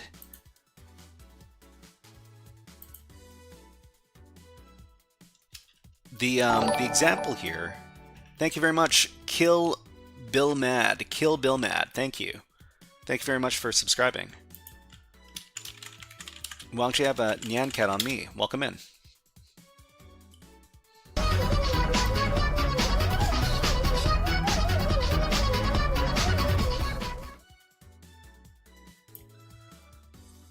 Okay, so we're looking for, well, we're just looking for all the files. Actually, I guess what we could do is we could just look for files with extensions, because we can just ignore the file that doesn't have the extension, and then we can get rid of that that edge case, right? So we can look for file, type file, and then name star. So this only finds the 2 files that have extensions. Day Dawn, hello, nice to see you here. Welcome in. Let's give you a fun video redeem. How about, ooh, we've got so many video redeems. How about some Jurassic Park? It's a Unix system. I know this. It's all the files of the whole park. It tells you everything. Did you know that there was one time where knowing Linux saved you from dinosaurs? Well, Unix, I guess, in that case. Alright, so yeah. So I guess this is the first part of the command. The second part of the command is just to get rid of the extension. So if we go back here, this should be able to match all of the... this doesn't... Yeah, we were able to find everything without the extension here. Okay, we just need to find a way to let's ask the AI to solve all of our problems. Find and rename files, removing all file extensions. Linux. You doing Linux commands? Yeah, we're practicing our Linux commands with CmdChallenge over here. It's a pretty fun game. You need to find Linux commands that do very, very specific things. Okay, using find and rename with Perl-based rename. Perl-based rename. Huh. This rename command is typically found on Debian-based systems. Rename.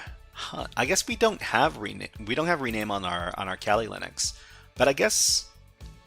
The other thing we need to check is if the rename command exists on this system. Okay, so the renaming command exists here, but we don't have it on our Kali Linux here. Yeah, so rename doesn't exist. Just use mv. Well, using find and mv with parameter expansion. So this method uses shell parameter expansion to manipulate the file name. It's more universally available as it relies on standard shell features. I think this is probably the better way to do it because you're not always going to have the rename binary on your Linux box. Name.ext? I mean, we can't do name.ext. No, we can find it with name.ext, I guess. I don't. This isn't going to work for our case because this is assuming that the extension is always going to be ext. We needed to match on any extension.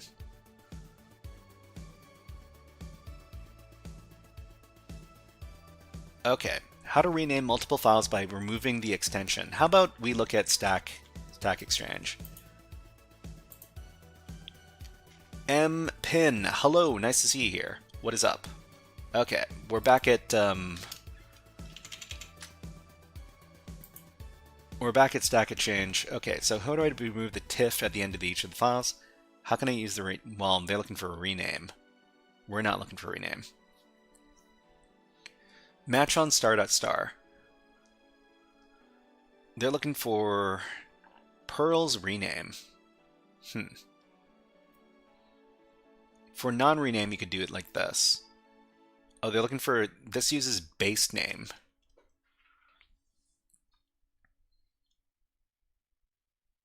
I mean, I think we could do it, well, I don't know if we could do a for loop inside of the find command. So this might not work.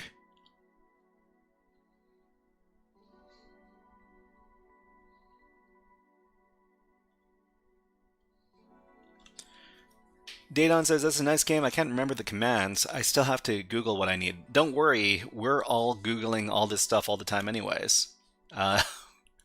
The very early levels we were able to do without searching for different commands, but yeah, it's gotten a lot harder because we worked through somewhere in the neighborhood of like 25 or 28 different levels here, and now it's getting kind of tough.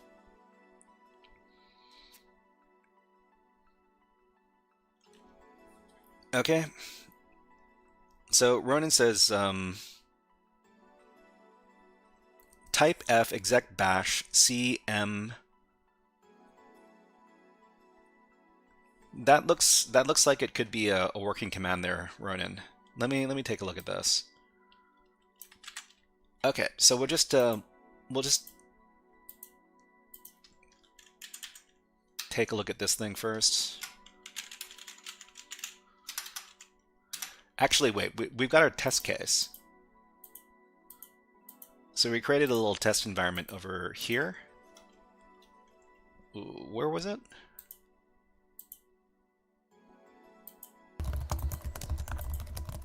Here.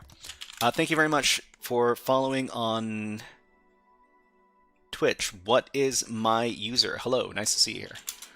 Okay, so we're just going to run this. Find, oh, present working directory. That's nice. That's nice. Using backticks to run this command as a substitution. Type F exec bash mv1 and then minus. I'm not too sure exactly what the command does. I'll try it out and we'll see if we. So type F, we should probably give it the name star.star to make sure that it only finds files with the file extension. All right. Missing argument to exec. Okay, so it says missing argument to exec. Exec bash c. Where are we missing something? Oh yeah, right. We're missing the backslash. We need a backslash before the semicolon. Yeah, every time. It has to end with this pattern every time. Okay, let's try it, and let's take a look at the files in here now. So test has been turned into just test, and inside the test directory, test 2 and test 3. Great. Yeah, it looks like this works. Ronan, that's a slick command. So anybody who's wondering, it looks like this.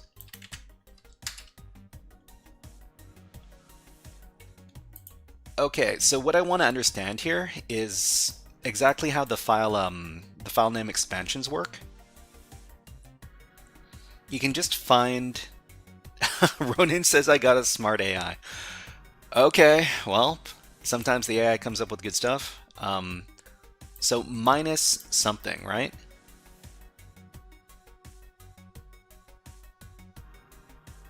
So this is the command that's being run here. So move, and then now what is $? Well, okay. Let's try putting this into explain shell. That's probably going to be type. Well, in some cases, finding with just the dot doesn't really work. So the PWD actually is it comes in handy because if you try running the same command. Okay, let's just make sure this works. Let's paste this in. We'll give the command. That works. Okay? And we'll use the same command and we will take out the PWD and just put in the dot. I don't think it's going to work because it doesn't seem to work here. Oh, it does work. That was unexpected. I didn't expect that to work. Okay. Let's go back and I want to understand better how the command works. We'll go to explain shell.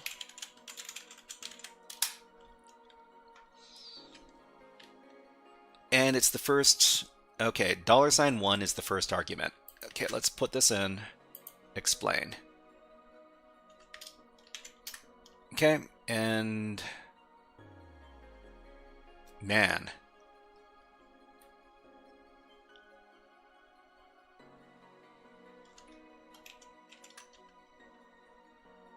If you're wondering what exactly what we're looking at, this is the link. Does it not explain this?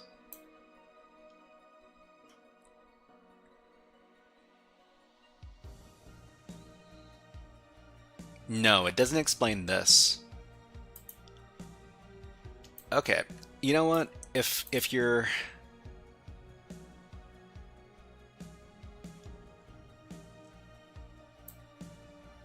so this goes against what some people think is, you know, appropriate for using AI for, but I'm going to get AI to explain exactly how the command works. Okay, how does this find command work? Boom. Whoops, that's not the one I wanted.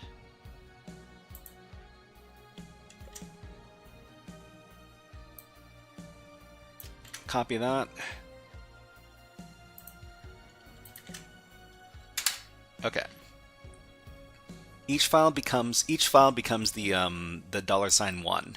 Okay. I think I'm starting to understand that. I think 0 is the command and 1 is the first. 0 is the command and 1 is the first argument. Okay.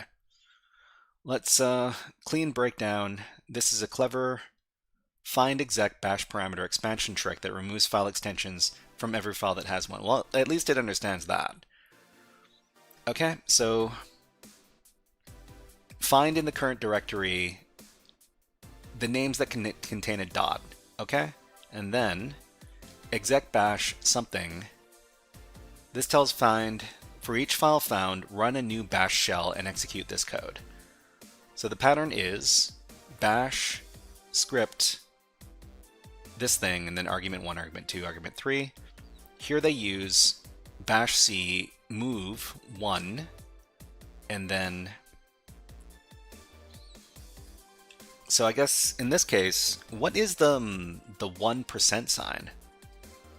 Minus is the placeholder for this inside of the bash script. It's not used here. This becomes 1, the file name found by find, okay? The path of the file being processed is here. So I think you need to use bash-c to specify the command that you want to execute with bash.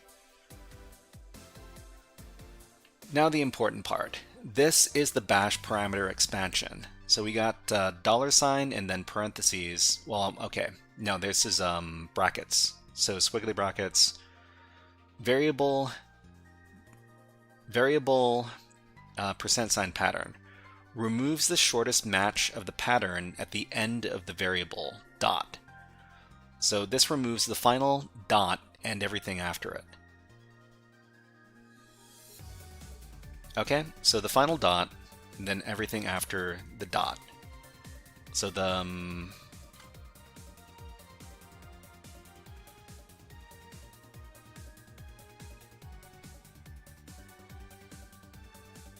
okay, so I want to know exactly what the %sign does in this command.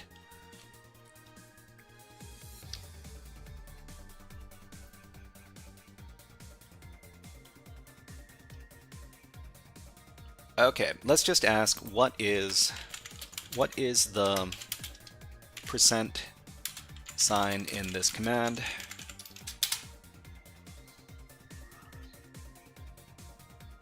It's a mod for the bash variables. It's part of the bash parameter expansion. It means remove a suffix that matches this pattern from the variable. Remove a pattern, remove a suffix. It's dot and then star. The meaning of %sign in bash parameter expansion: variable %pattern. Remove the shortest match of the pattern at the end of the variable. Okay? Remove the longest match of the pattern at the end of the variable. Thank you very much for subscribing, RMW. For subscribing on YouTube, thank you very much.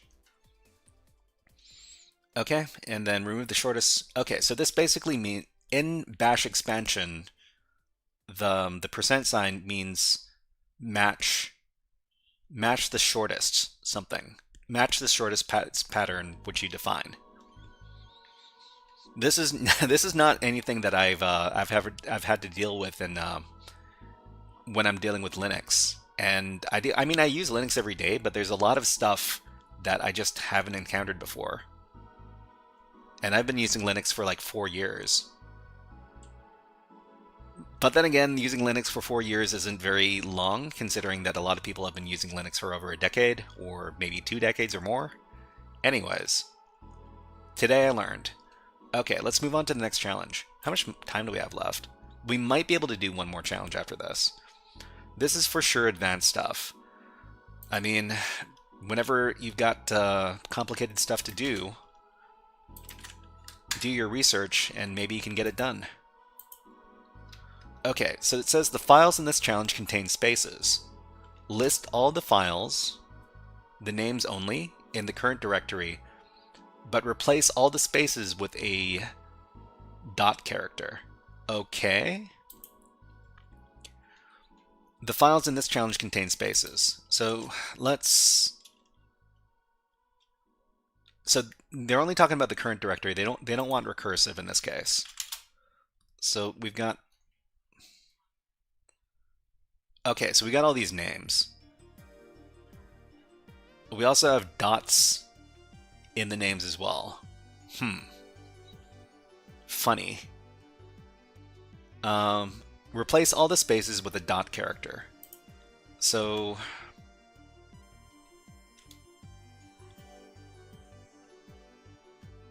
is it like MB? It's going to be something similar to what we did in the last level, right?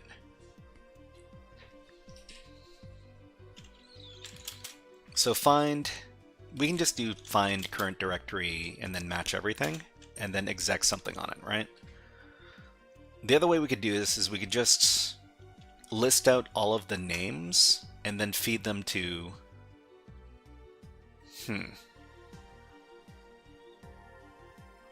list out all the names and then feed them to the move command. Okay, Game Boy suggests ls ls-1. What does ls do when you give it a dash something?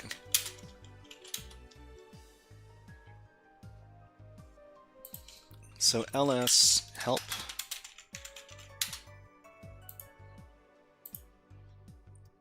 So if you use -1, list one file, this one file per line, okay? So that's the difference between ls and ls-1. It gives us this. And then we need to tr. Oh, wait, does it want us to rename, or does it just want the output? That's kind of important too. It just says list all the files in the current directory. So we're not actually renaming them in this case. We're just giving the names of the files. So what Game Boy is suggesting might work. So let's just create a test environment here, right? Let's just remove these files. And then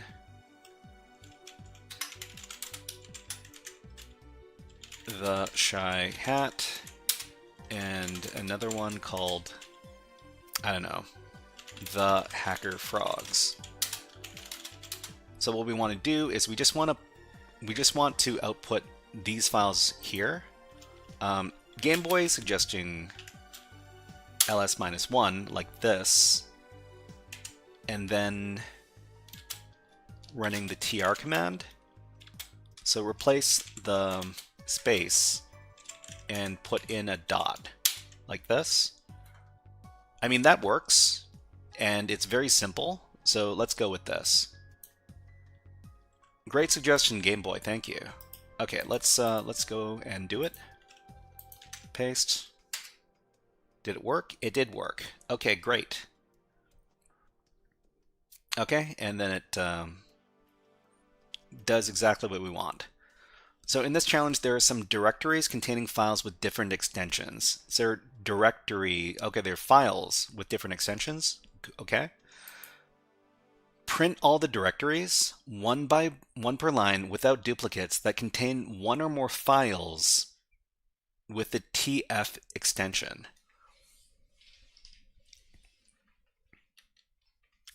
Daydon says, I was using LSLA to get them in the list format with info. I didn't know about the -1. Yeah, that's new to me too. So normally I would do LSL to get a list. But I guess we could do it this way as well, but then we would need to grep out, we would need to find some way to only get the stuff inside the brackets here. If we do it with ls-1 instead, it's a lot cleaner. It's a lot cleaner. But yeah, I'm learning all sorts of new stuff about Linux today, jeez. Okay, so print all the directories, one per line without duplicates, that contain one or more files. So they just want the directories.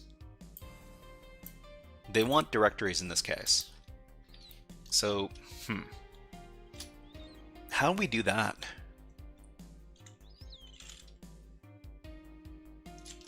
So grep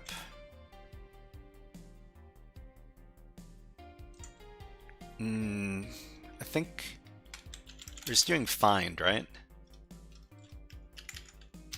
Find dot type directory name. Well, okay. We're trying to find the files with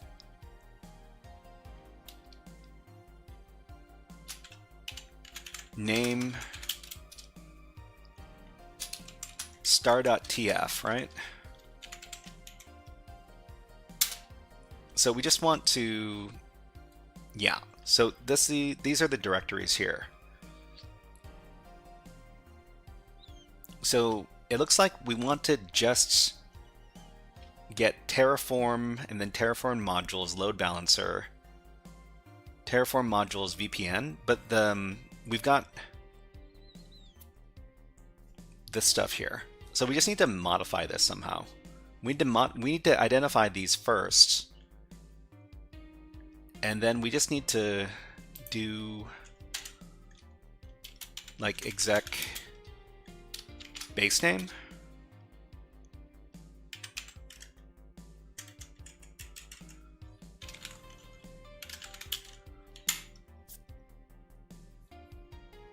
Maybe base name's not going to work.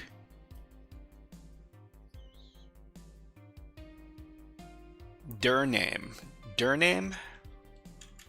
Exec dir name. This is another command I don't know about. I've never had to use this. So dir name.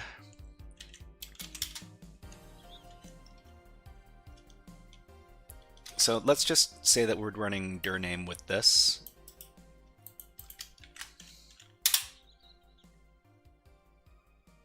Okay, so temp and then command shell. Yeah, so it just strips off the last thing.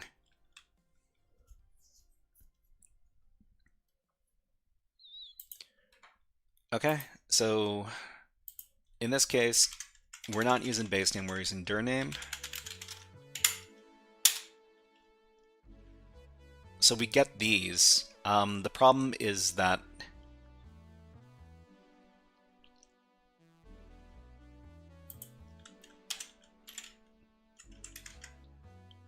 I think we want to do PWD in this case because we've got the trailing dot, the dot over here at the beginning.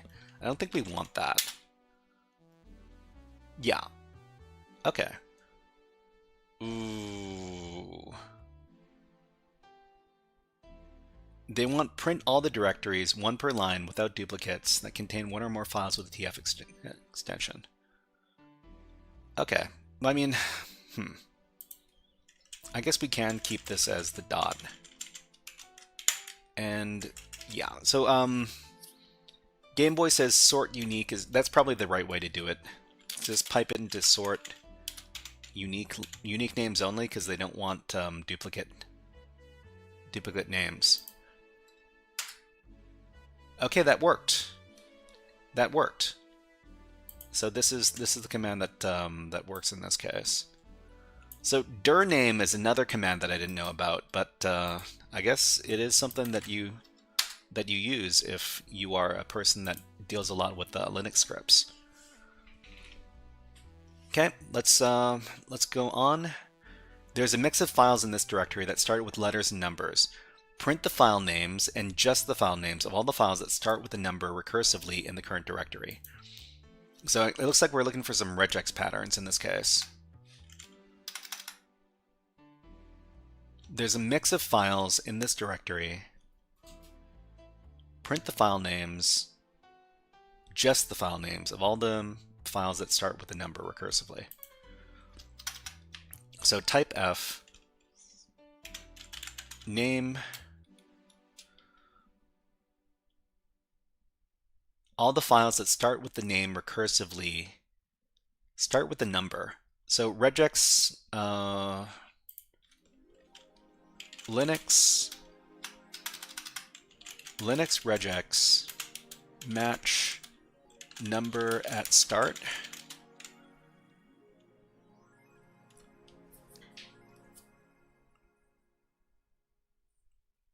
Dir name sort U for the previous.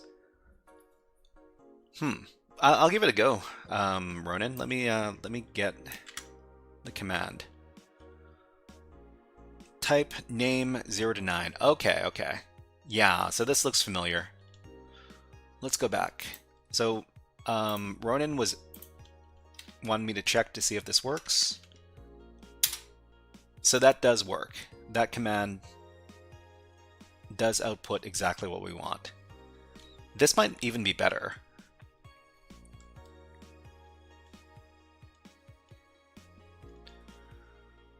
Okay, so type 0 to 9. Yeah, let's go back.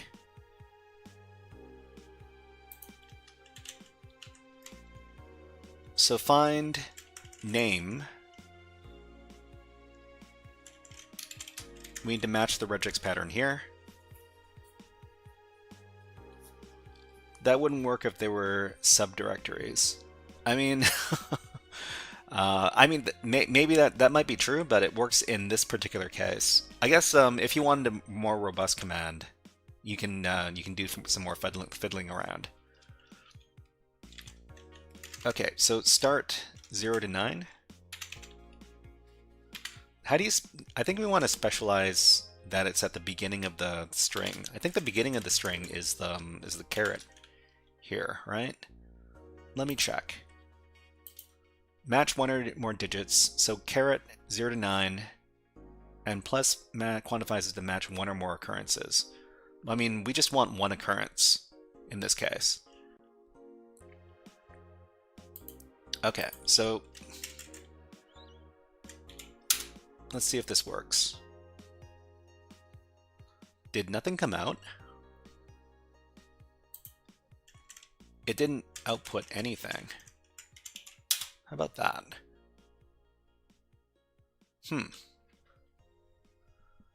You don't need the caret at the start. Let's give this a try. Does this match? It doesn't seem to be matching anything. Let's try the PWD.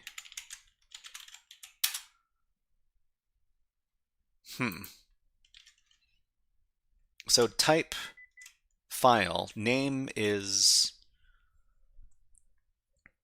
0 to 9. Oh, okay. We should probably put the star afterwards so that it matches everything. Okay, yeah, this works. So file starting with a number, and these all match. These all match. Okay, and then Game Boy says now we have to filter from here. So we just want the file names. So we could exec base name, I think. Exec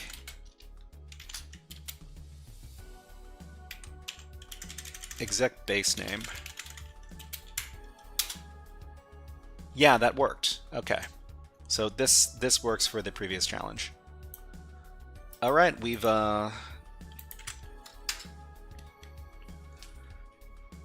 this is some real Linux food that we're doing over here, and I wonder how many more challenges there are.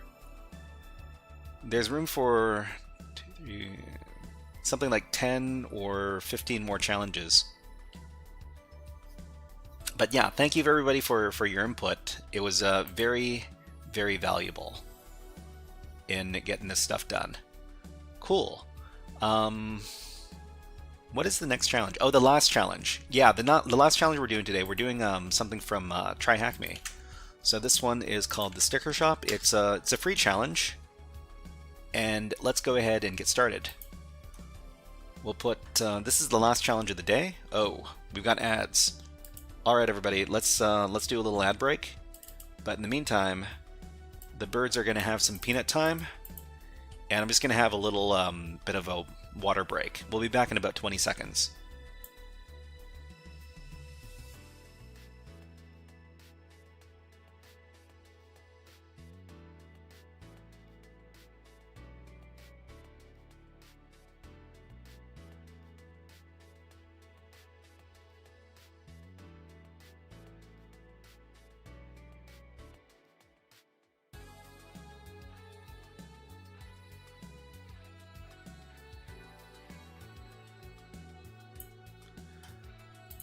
Okay, let's get back to the hacking.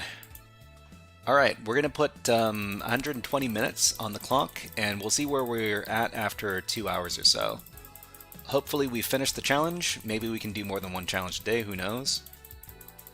Okay, start. 42 challenge. Oh, there's 42 challenges? Okay, great. And Orion Gods, hello, nice to see you here, and welcome to the stream. Okay, let me go ahead and put topic 4 at the top. Alright, so we're doing the TryHackMe Sticker Shop Challenge. Hopefully we can finish this challenge today. It says 120 minutes. Well, I mean, I guess we'll find out if it takes 120 minutes to do this. Okay. One more time, if you wanted to do this challenge yourself along with us, this is the link. Okay, so I think I have a TryHackMe VPN key. that we're going to be using. So if you want to use the attack box while solving this challenge, you can use that as well. But we're going to be using our VPN key to access the machine. Okay, I think we want to go to our downloads directory. And I think we've got our OVPN file here. We're just going to use our OpenVPN program to access the network. Masterroom says, is the hackin' related in any way to the Kraken? Well, sometimes we do some Kraken while we're hacking, and that's how we get our passwords. But welcome to the stream, Masterism. Nice to see you here. Okay, so let's go ahead and start up the machine for the sticker shop. So just start machine, and there's only one flag on the challenge. Hopefully this isn't too short. So we'll know what IP address we need to attack in just a second. We'll be talking about how we do our enumeration of these CTF challenges in just a bit. Hopefully we're connected. So we've got a ton0 interface now. So ton0 is a very common name for the interface that's created after you use a VPN key to access a network. And it looks like we've got this IP address on here. So if we need to reference our own machine, we're going to be using this IP address. Okay, and come on, give me the IP address. Okay, it says your local sticker shop has finally developed its own web page. They don't have too much experience regarding web development, so they decided to develop and host everything on the same computer that they use for browsing the internet and looking at customer feedback. Smart move. Yup, that sounds like a great move. Okay, so we've got, you can read the flag over here. I don't think we're immediately going to be able to read the flag, but we can give it a try. 403. 403? What are we talking about?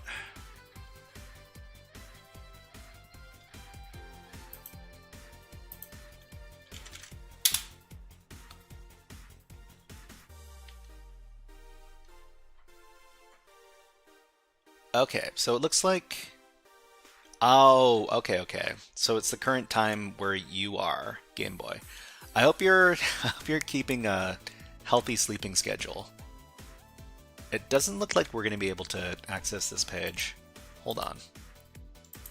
We'll try pinging the machine.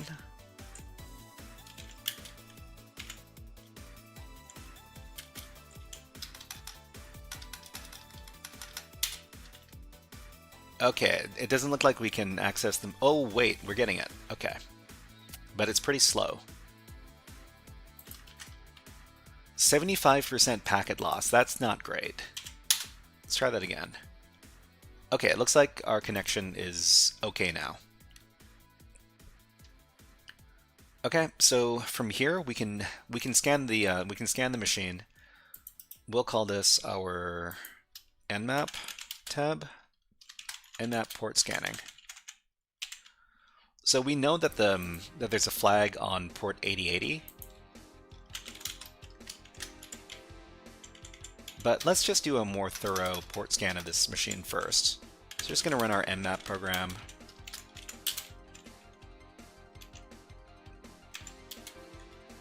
And we'll see what happens. Okay, there's port 8080 and there's port 22.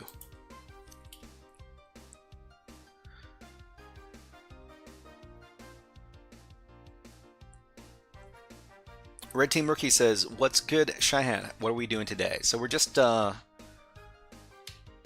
doing this TryHackMe box. It's called the Sticker Shop, unauthorized. Okay. If you want to try it out yourself, this is the link. So the good thing is that this is a free room, so anybody who wants to give it a try can.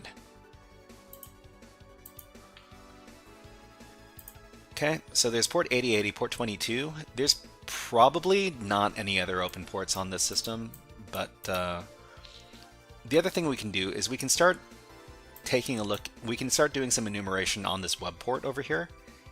And I've been having a lot of success using nuclei. It's an automated scanning program.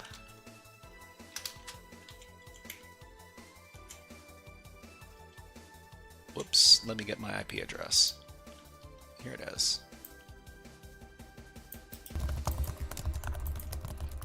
Thank you very much, Pudster, for subscribing for following on Twitch. Thank you very much. Okay, nuclei target this thing. What level is the box? I think, is it an easy box?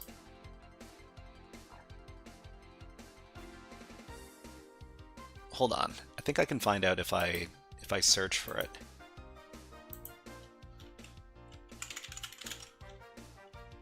Okay, the sticker shop view all.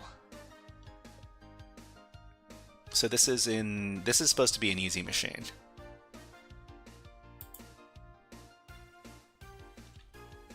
Okay.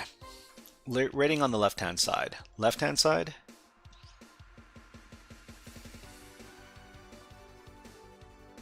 Oh, this over here. Easy. Okay, okay.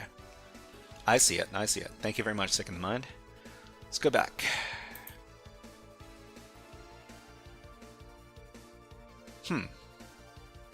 Interesting. It didn't find anything. That's weird. Do I need to give it like the exact port? It's usually able to just take in an IP address. Okay, so we've got port 22 and port 8080. And the next thing we need to do is we need to do a little bit of scanning for the web for the web page. So we'll just call this web enumeration. And we can just do some use some Go Buster to do directory busting.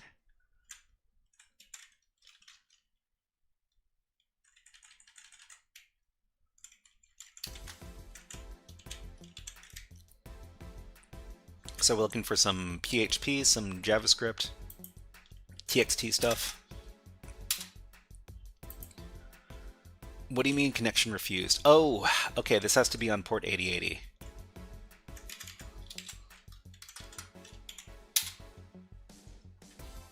Okay, and I think this might go super slow because we're already throwing a bunch of scans at it already. Well, we're throwing a nuclei scan. The nuclei scan should be finished pretty soon. So public key password, we find port 22, we find a bunch of security headers. Most of the time we don't need to pay too much attention to these.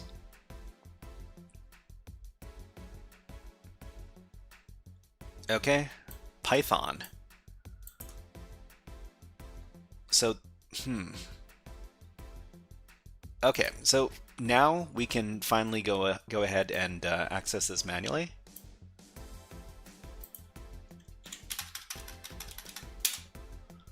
So this is the sticker shop. We got cat stickers and we got more cat stickers. there's just 2 cat stickers. That's awesome.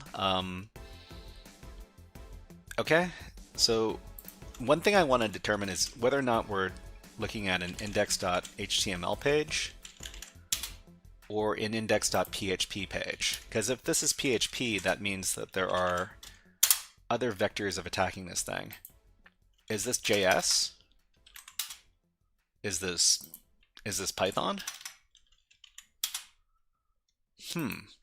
Usually the landing page is going to be just called, it's going to be called index.something. This is not the case in here. Okay, let's give this a curl. It says it's Python. I wonder if it was able to get that from the headers. Curl.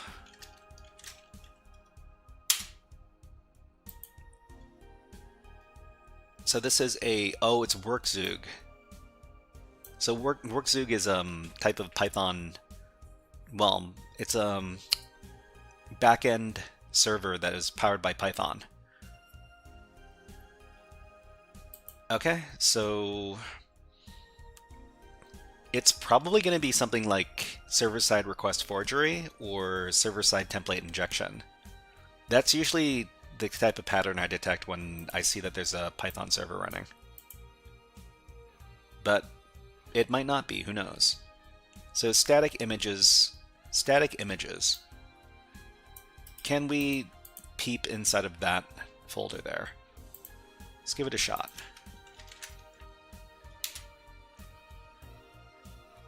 Okay, so we weren't able to find anything there.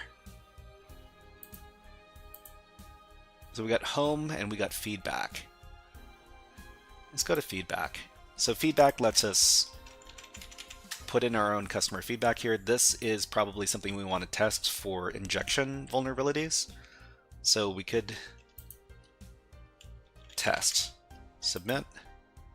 Thanks for your feedback. It will be evaluated shortly by our staff. Robots.txt. That's another good thing we should look for. Red Team Rookie, thank you. Robots.txt. Nope, no robots.txt here, but it's a good thing to look for in general. Okay, so this is submit feedback. Thanks for the feedback. It will be evaluated shortly by our staff. Let's just check the source code here. So submit feedback, post request, submit equals submit. Yeah, okay. So from here, we probably want to play around with the request that sends the feedback inside of Burp Suite. So we're just going to start up our Burp Suite tool. It's a tool that can be used to intercept web data and then record it, so we can use it to send back the same requests. So we're just going to open up the Burp Suite browser, and if we access the web page through the Burp Suite browser, then we'll be able to record all the traffic that goes back and forth. Okay, so this is the feedback form. We're just going to send a test payload, and then we're going to go back to Burp Suite. We're going to go to the HTTP history. We're going to go to the post request that was made for submitting the feedback. So feedback equals test. We're just going to send that to the burp repeater. It's a tool that we can use to replay web requests. So we're just going to play around with the value of feedback here to see if we can get the application to send back anything weird. Hypercube says, try adding the weird EOL character similar when trying to list directory files for the static images, maybe? On the link. The link.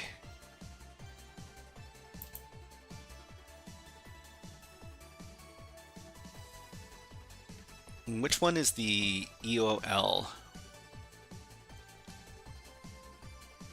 Hold on.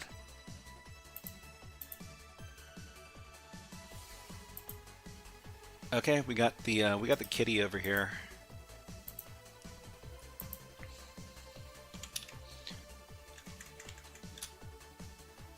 Sorry, let me look up what the EOL is. Cyber Dante, I wonder if you gotta XSF the stuff. TryHackMe uses OpenVPN, so it'll ping you if you include your HTTP simple server IP in an image tag. Oh, are we talking? Well, I mean, I don't know if they would be giving us. I don't know if they would be giving us, what was it? Like cookie stealing. Cookie stealing? Really? I don't know. I don't know about that. The ASCII table to find the EOL. Okay, ASCII table. EOL.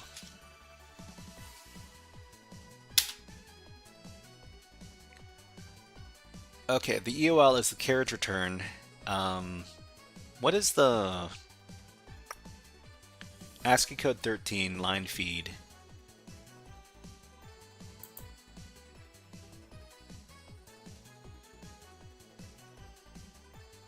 So what if we want to URL encode this?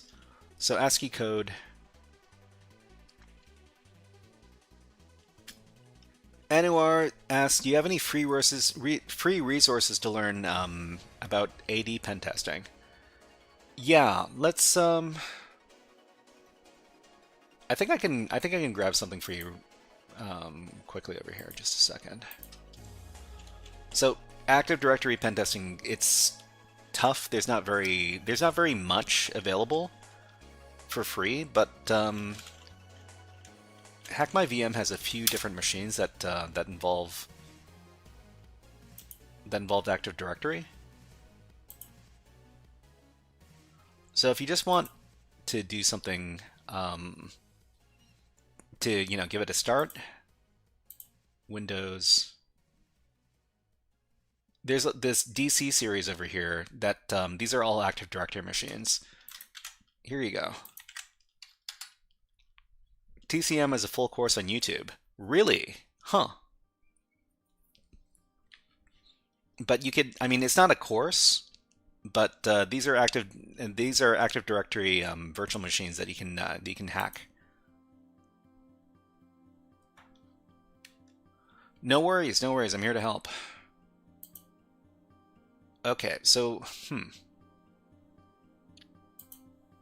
So if we wanted to URL, what would we do if we wanted to URL encode?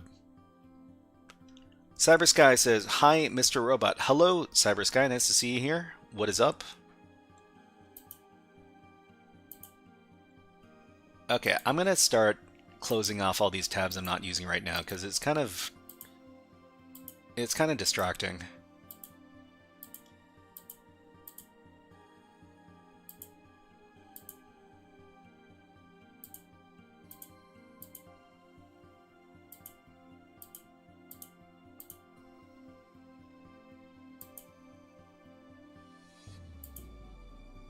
Okay.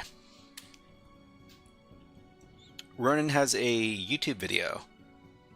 Oh, is that the YouTube video for the course? Let me take a quick look at that.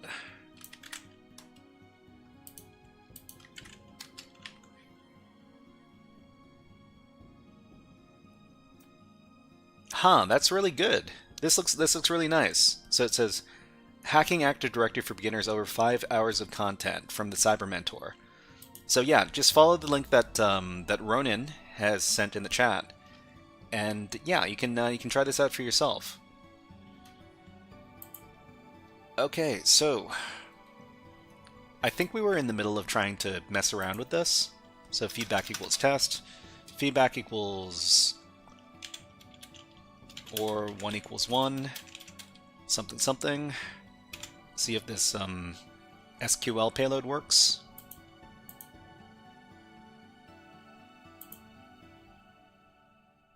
Thanks for the feedback. Yeah, it doesn't do anything super special. Okay, feedback equals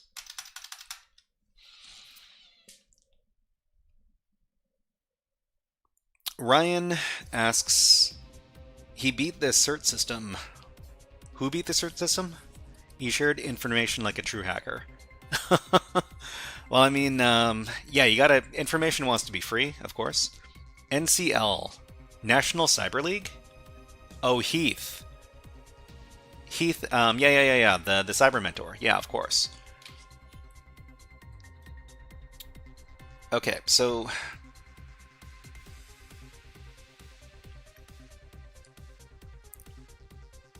CyberNerd Dante said, "I wonder if you have to cross-site scripting the staff. TryHackMe uses Opium VPN, so it'll ping you if you include your HTTP simple server IP in an image tag." Huh. How would you craft that payload?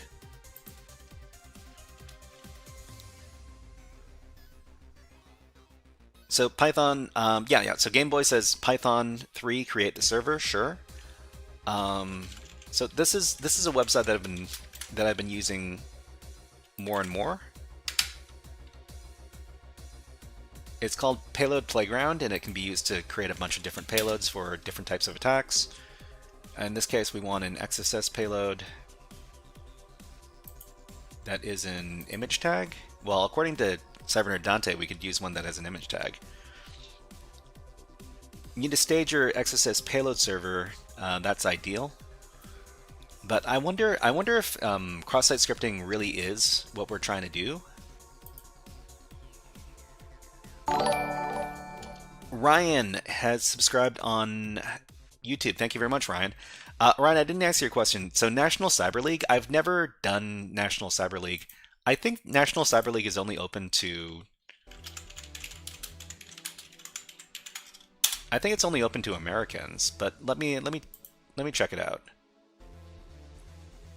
It's also for high school and college students. So I haven't been a high school or college student in over a couple of decades. So it's kind of, well, over a decade at least, not a couple of decades. But anyways, I don't think I qualify for National Cyber League. Thank you very much for subscribing, Benjamin Atkin. Thank you very much. Simon Dante says, sorry, I walked away. You'd want to test on error IP port and see if you get a ping on the web server. Oh, really? Yeah, this is great. Thank you. Okay, let's give it a shot. Okay, let's call this our Python web server. And let's set it up. So it's just Python HTTP server on port 80. That's the wrong payload.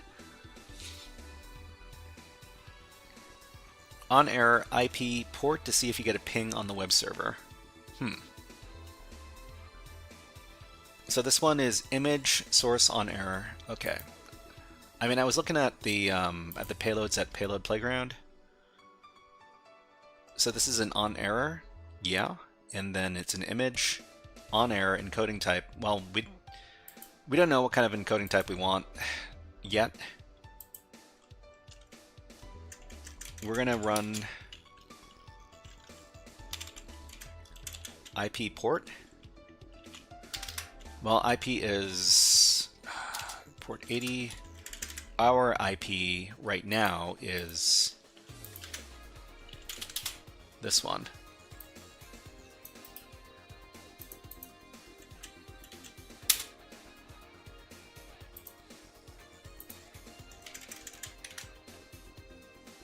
Okay. Second Mine says, I used multiple types and they all executed. Mine is a lot more robust. You mean your payload? The payload for...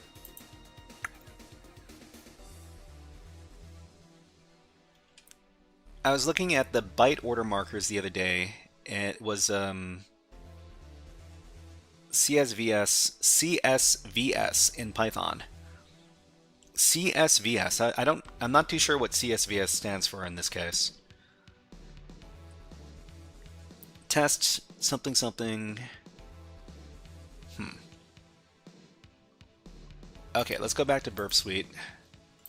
We'll send this thing as the feedback. And CSV plural? CSVs in Python. Okay. And let's see. So if we just send... Do we need to send these in quotes? We'll send it without the quotes first. Oh, before we do this stuff, yeah, we've got our Python server running over here.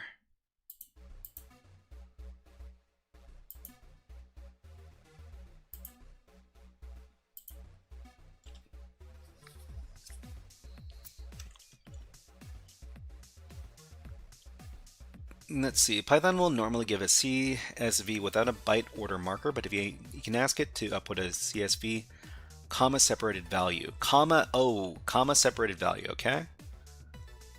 Which will cause a CSV reader that isn't expecting a byte order to barf? Oh, well, I mean, it'd probably cause some unwanted...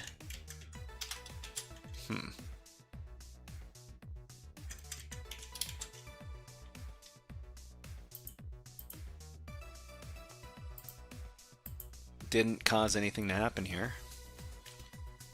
So the other thing we should look at is we should look at whether or not our web enumeration has managed to do anything. It doesn't look like it's... It was outputting to GoBuster1.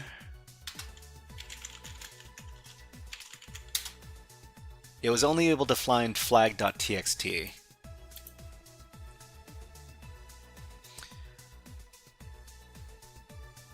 Okay, Tweaking Production says, I'm back, what did I miss? Well, we're on our final exercise of the day, and we're doing this particular exercise over at TryHackMe.com. It's called the Sticker Shop. If you want to try it out yourself, you can use this link. Okay, we got, let's add another hour here, because probably not getting this done in 35 minutes.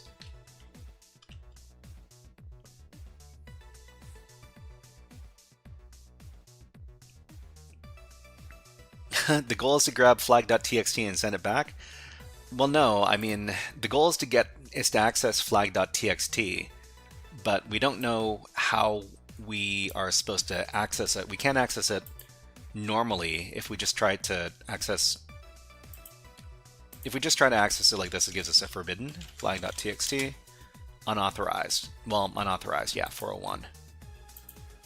So we need to find some sort of attack that'll let us read the thing. So it's either... Okay, we got ads running on Twitch, so I will run one on YouTube, and we'll put on the birds. How about we do these birds? These guys are a lot of fun. We'll be back in about 60 seconds, just need to have a little water break.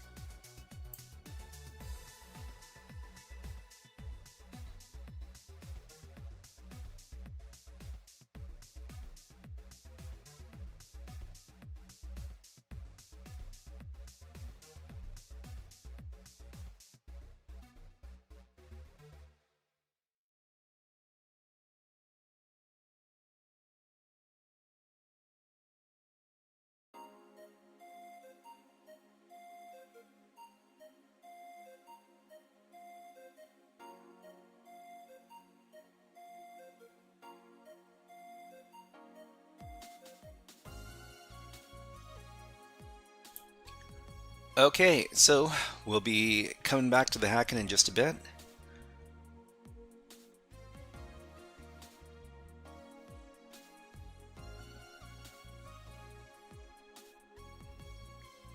Game Boy, there's a button? I didn't know there was a button. I'm not using the washroom. I'm just taking a drink.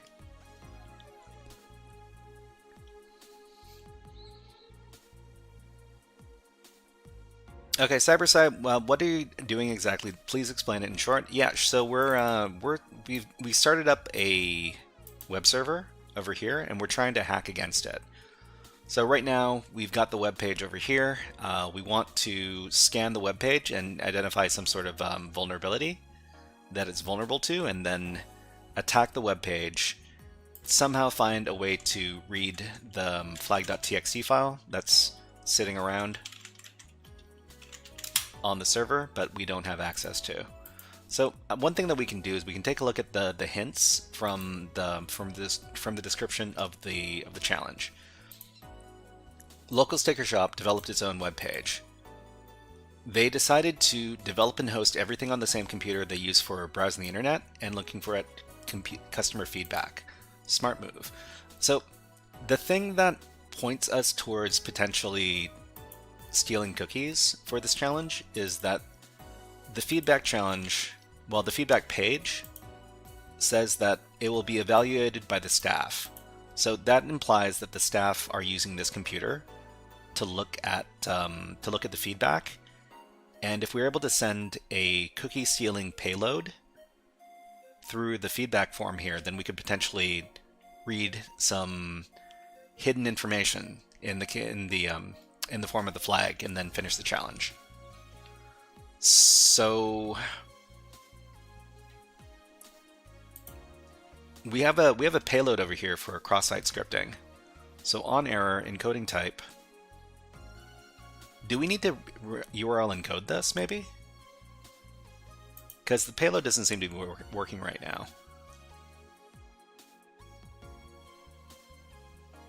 Let's give this a try. So URL encode. Paste this in here, encode this. And maybe we'll use this as the payload instead. Back at Burp Suite, we will send this as the feedback.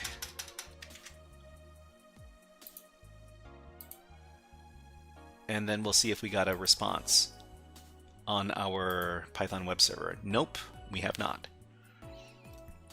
Just a single flag for this box? Yeah, just a single one. Sorry, Tweaking Productions asked, how much do the ads pay you? Not much. They do not pay me much, but they're mandatory on Twitch. So when they happen on Twitch, it's actually not a bad. It's not bad for me because I get an opportunity to drink, or to, you know, like yeah, not go for several hours without drinking anything during the ad breaks. Okay, so HTTP server,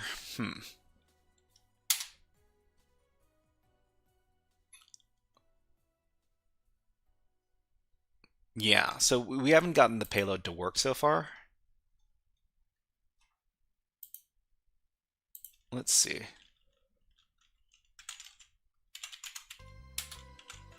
Cookie stealing. Sometimes there's like 8 30-second ads for some people. I mean, I don't have my ads turned up a lot. It should be like 90 seconds of ads every... No. There's going to be 2 90-second ad breaks every 1 hour. So every 30 minutes, there's going to be 90 seconds of ads. Cookie stealing payload, XSS. By the way, people disable ad block when you watch it. You don't listen. If you don't want to see ads, I understand. That's fine. Okay, so this lab contains an XSS stored vulnerability in the blog comments function. A simulated victim user views all comments after they're posted. So I'm just gonna grab the payload from this Portswigger lab, and I'm gonna see if it applies to this lab as well. Okay, practitioner. I'm just gonna spoil myself. So let's see. Script, fetch, this thing, method post, no cores, body document cookie script. So I guess what we need to do is we just need to host a web page that has these contents. So we're fetching. Submit the following payload in the blog comment. Okay. And then in the collaborator, we need to... Well, no, we don't have a collaborator. We've got, we have a Python web server. Okay. And then we just need to replace this IP address with our IP address. Let me go ahead and do that. So this is the temp directory. We're going to call this index.html. Okay. And we need to get our IP address, which is this.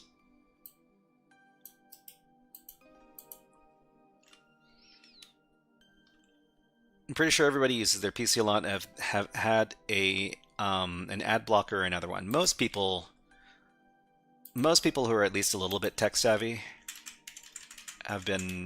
they've got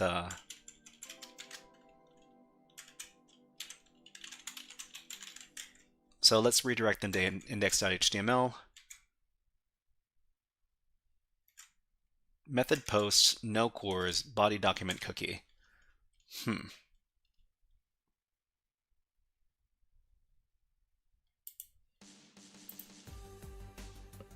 Let's give this a try. Okay, and then before we do that, we need to turn on our Python server. Go back to Burp Suite. Actually, we don't need to use Burp Suite in this case. We can just submit this through the web form here. Okay, and then let's see if we get contacted. I don't see us getting contacted right now. Stefan, hello, nice. Whoa, we got something. We got something. Stefan, hello, nice to see you here. Hack the planet. Yep, hack the planet. Let's hold on. Here you go. Hack the planet! Hack the planet! Shut up and get in. Tweaking Production says it's not hard at all. Yeah, I mean, it's not hard. It's just that some people don't know that these things exist. And if they do know they exist, maybe they're too lazy to install the ad blocker. Okay, so we just need to find some way to receive the cookie, because we are being contacted. So let's see. Go to the Collaborator tab, pull now, you should see an HTTP interaction. If you don't see any interactions listed, wait a few seconds, try again. Turbo for the win, yeah, for sure. Okay, so if we're not using, we're doing fetch, we're sending method post. Maybe the method shouldn't be post. What we need to do is we need to get the actual post response from the server. So how do we set that up? So there's no post method. There's no according to the error messages here, there's no post method for index.html. So we need to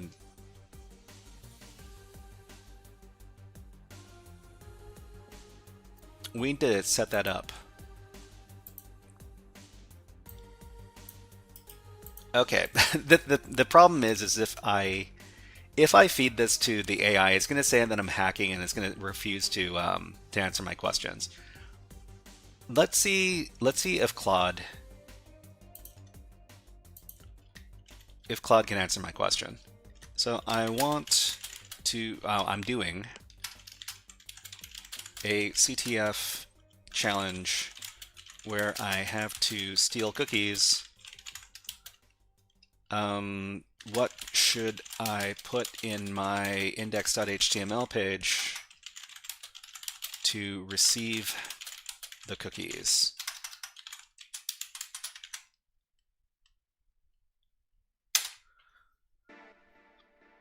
Okay, Ronan says Google makes it hard to find a working ad blocker for Chrome with Chrome updates. Yeah, I mean, I've had pretty good success using Brave browser. Especially for YouTube. For Twitch, it doesn't really work for Twitch. Toy, hello, nice to see you here. You're from Cambodia. No worries, no worries. Hey, what time is it in Cambodia right now? It must be really early in the morning right now. Okay, your payload is post, but there are better approaches for stealing cookies in a CTF. Here are several methods. Simple image request, most reliable.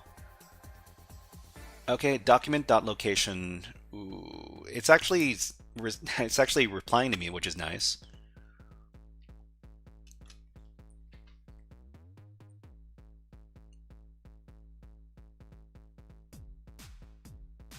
Okay, so set up your server to receive. Simple HTTP. Okay. Use Edge. Well, I mean, sure, if you wanna. Simple HTTP server. Simple PHP server. So simple HTTP Python server, sure. PHP is a little bit more difficult to set up. Netcat. I don't know if we can just use Netcat. So cookie stealer, simple redirect. Oh, this is probably better. Document location, and then you add the cookie as the URL parameter. That's probably that's much nicer. Okay, let's see if this works.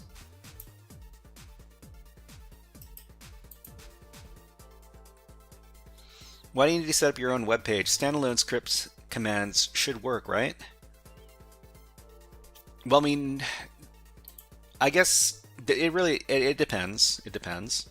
I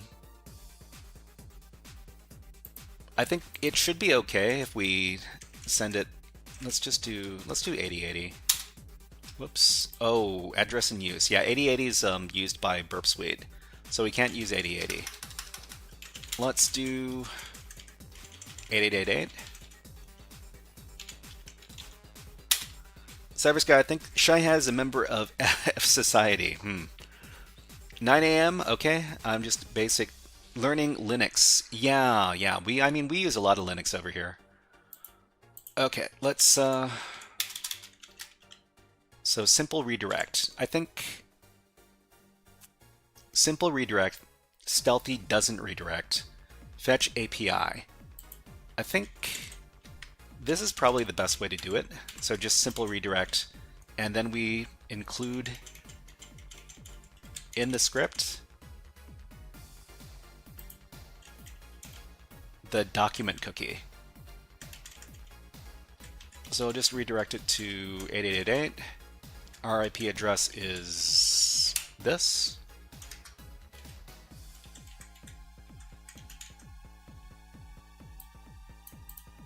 So if it works, then we'll get the document cookie in the URL parameter. So let's go back. Okay.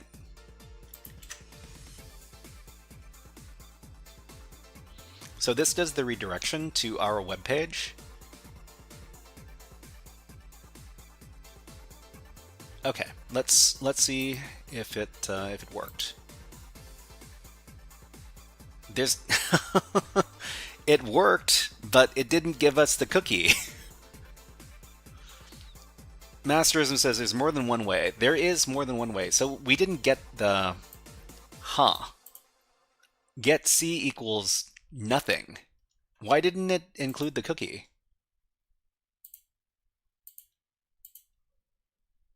C plus document cookie, document location.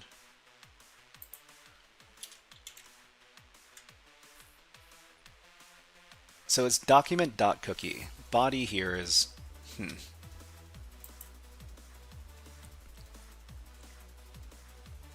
It did include the correct URL parameter, but it didn't include the document.cookie. Why? Wait, could we use XSS to read a file? Game Boy, hello, nice to see you here. And just some dude playing pool. No cookie for me, nope. Very disappointed. Man. The plus and document need space. Drunken alcoholic, that's very straightforward. Maybe like this.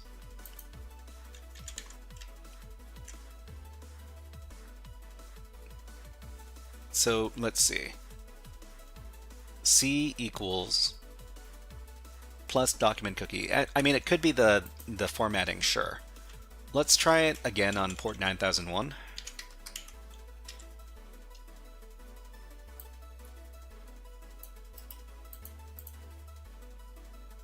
Okay, we'll send it over here. And we'll set up our Python web server on port 9001.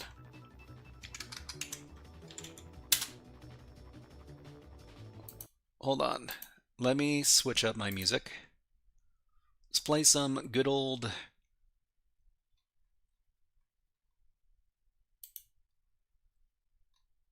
Mass Effect.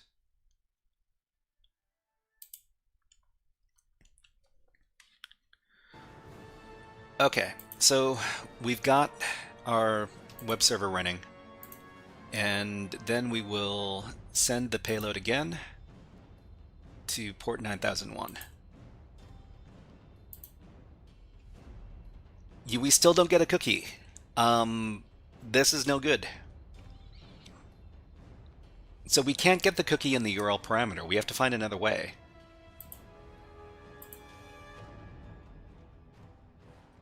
Stealthy doesn't redirect. Fetch API. So for reflected stored XSS, if you're injecting directly onto the page, well, this is stored XSS. Image tag even works without script tags. Why the original has issues. Post is harder to log. So, okay. Post requires cores pre-flight, options request might fail. Mode no cores means you can't read the responses. Okay for stealing.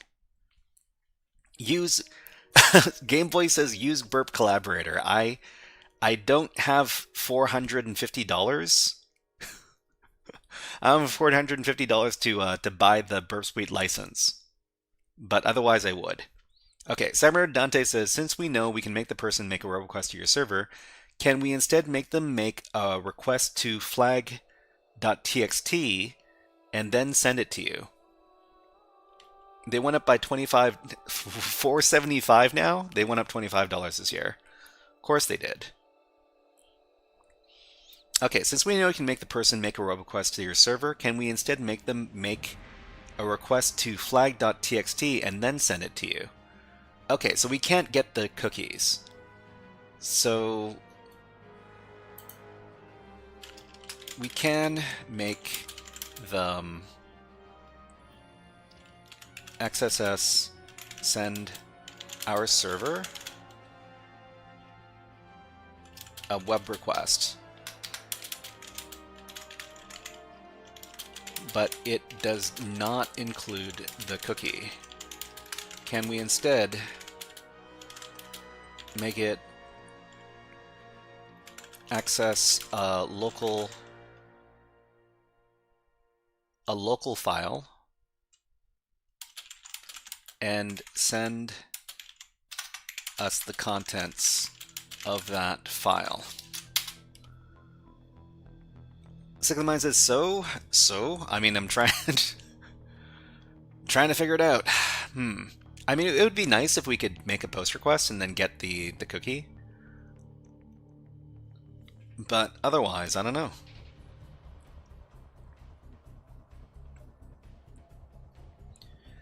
On the right path. Maybe. Hope so. Drunken Alcoholic says, maybe you need to add the milk. The milk? The cookies and milk, of course. Okay, so our CTF challenge, when you're testing XSS on your own, you're asking about local file access via XSS. Browsers block direct access from JavaScript for security reasons. You just can't use file. If cookies aren't showing up, they're likely HTTP only. Great. Instead, use the victim's session to make authenticated requests. Exfiltrate the response data rather than the cookie itself. For EZTF, focus on making requests that use the session rather than stealing the cookie directly. Okay. Sick of the Mind says there's no cookie. There's no cookie. I did a blind XSS recon script and get a blind XSS recon script and gathered it all. I can give you hints if you want. You worded it wrong. Oh. What you can do, read page content. Okay, we're not reading local files. Okay. We're not reading local files. We want to return the contents of a web page that the local user has access to, but from the outside returns a 401 error message.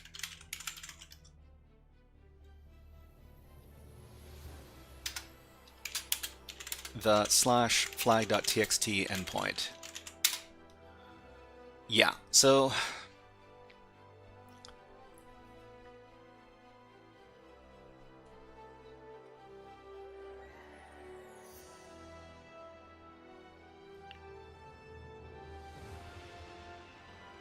okay, let's see what it says. So, stealing cookies via cross-site scripting, it is certainly something I want to learn more about because it's a very impactful way of using cross-site scripting. Return this to yourself, windows.location.href. Window.location.href. Okay, let me take a look at what good old AI has to say. The classic CTF XSS to SSRF server-side request forgery. The victim's browser has access to flag.txt, but you get 401 from outside. Use XSS to make the victim's browser fetch it and send you the contents. So fetch flag.txt, then what? Is this JavaScript? Then r equals r.text, then flag fetch my server flag equals this thing.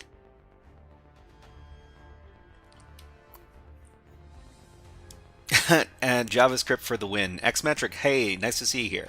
Haven't seen you.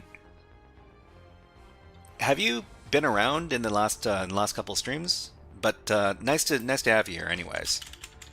Been busy moving. No worries, no worries. Everything's fine. Let's hack the planet. Hack the planet! Hack the planet! Okay, fetch flag.txt, then r becomes r.text, and then flag equals fetch flag. All right, let's give it a shot. Oh. Okay, so our new payload is this. So my server is 10.6.6.5.133 on 9002.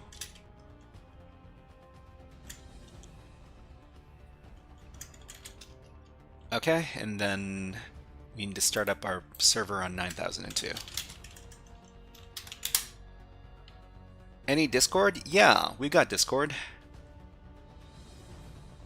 Huh, Xmetrics, that should have worked. Not too sure why the command doesn't work for you. But yeah, there's the Discord link.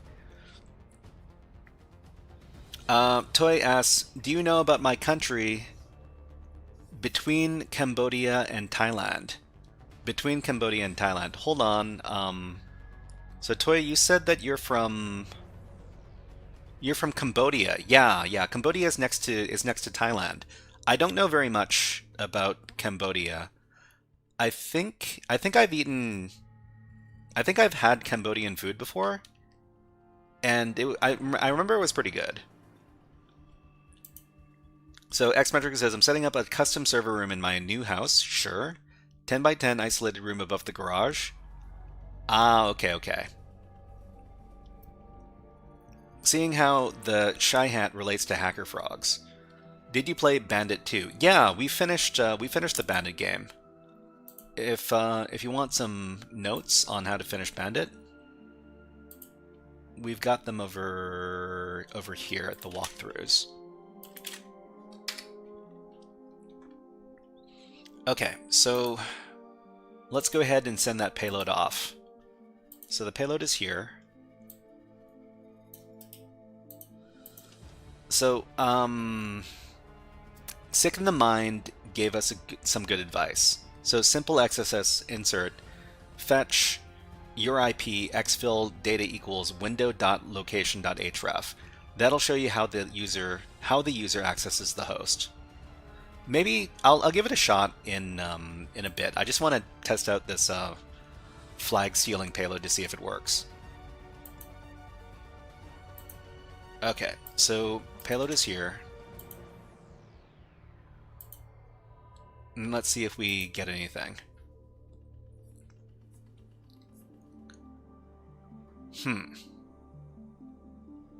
Okay, done. Great. So all we need to do is decode this because it's been URL encoded. Great. Offer that first because it goes towards enumeration. Yeah. Enumeration is good. Enumeration is good. We just need to URL decode this. Let's see, decode. We value your privacy. Really now? Okay, sure. So yeah, that's the flag. Let's submit this. So if I submit this, is this machine going to shut down? I hope it doesn't. An unknown error has occurred. Submit it again. Okay, that's done. Yeah, it's only those two that are the encoded characters. Okay. No, this was good. This was good because I figured out how to do some advanced XSS stuff. Let's go back. Hopefully the machine is still up. If it shut down the machine, I'll be very sad. No, it's still up. Okay, good. Okay, it's still got 9 minutes. Okay, let's go back. So yeah, we can probably do another challenge today. Oh, more ads. This challenge is really good. Yeah, I like this one. Okay, we got ads on Twitch, so I'll run one on YouTube. And you know what? We'll put on our favorite. They value your privacy. Yep, they sure do. Okay, my favorite bird video. These are the fledgling Stellar Jays, and they're having a little bath. We'll be back in about 60 seconds. Just need to have a little water break.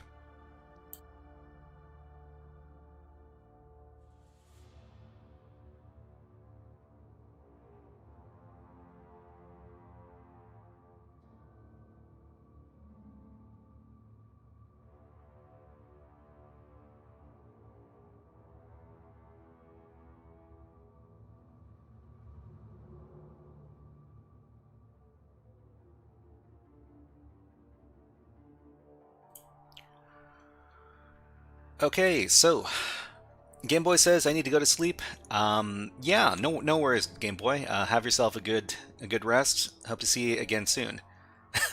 B Theo says that bird is being a jerk. Yeah, he sure is. But you know what? When you're young, I guess these are super.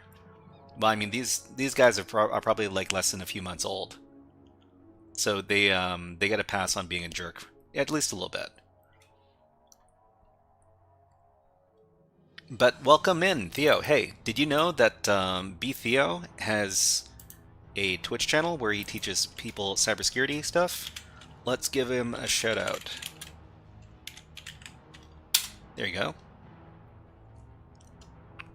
Okay, so we just did some not cookie stealing. We did some SSRF, server-side request forgery through cross-site scripting. So it's a sorry.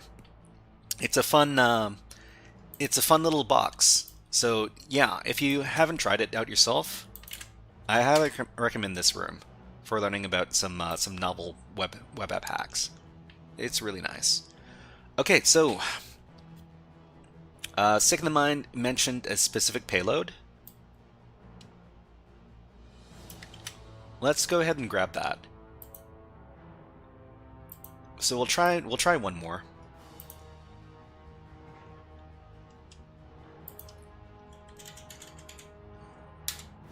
So between the two script tags, we got HTTP exfil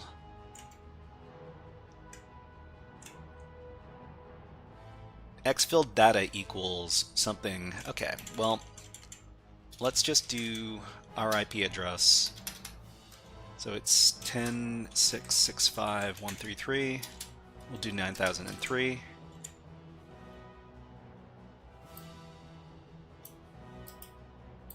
This gives us window.location.href.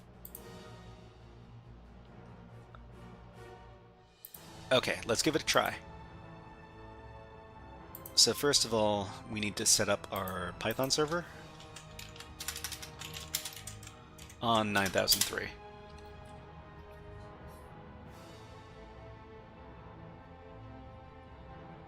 Sick the Mind says I have several for XSS enumeration. You know, I'd like to learn more about cross-site scripting because it's something that is very, very popular, and it makes me want to learn it. Okay, let's give this a try, and we'll see what kind of messages we get back from the server. We getting something? Okay, so we get. So this is the web page that the user is on. So localhost 8080 view feedback. So this is good. About to wind down for the night. Yeah, people on the West Coast, sorry, people on the East Coast, it's super, super late over there. It's like 10 p.m. Hope you're all getting good sleep over there. That's some good enumeration. Thank you, Sick in the Mind. That's a good payload. I wonder if there's a guide for this kind of stuff. Let's see, XSS, SSRF through XSS guide. I'm not too sure this really exists or not. We got a cross-site scripting attack guide. That's nice. Wonder if this is any good. I wonder if there's a section for cookie stealing. So reflected. Here's stored stuff as well. Payload is stored on the target and executed when the users visit a page.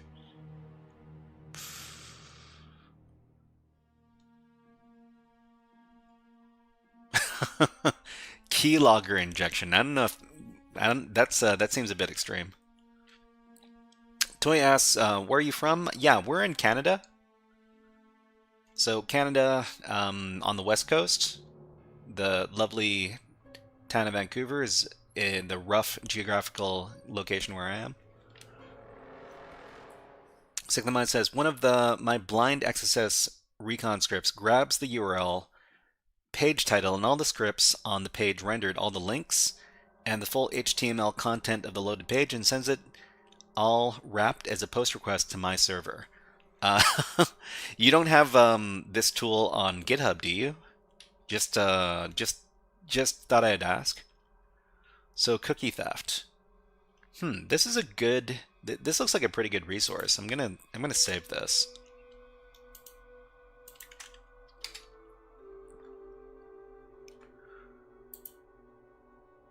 Session hijacking. Okay.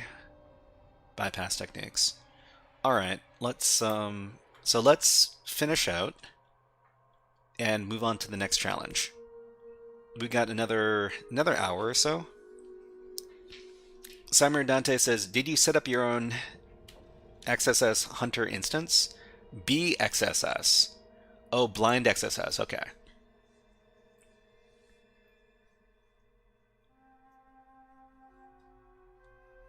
Not even sure what that is. Okay. Let's see if we can do another challenge today. So we just finished the sticker shop, and we might move on to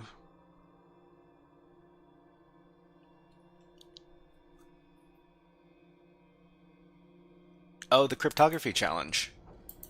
Yeah, no, sorry, we were doing a cryptography challenge earlier today.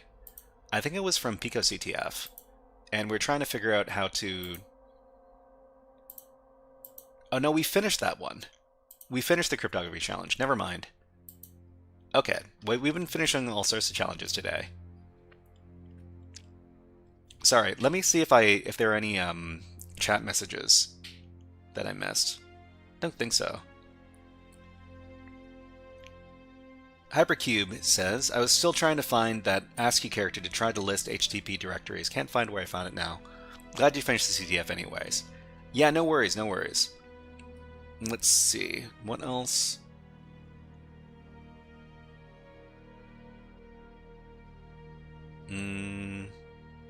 Sick of the Mind says, I actually built it because I got beef wasn't working. Beef? What is beef? Wait, is there a cybersecurity tool called beef? Probably. Beef? Oh, okay.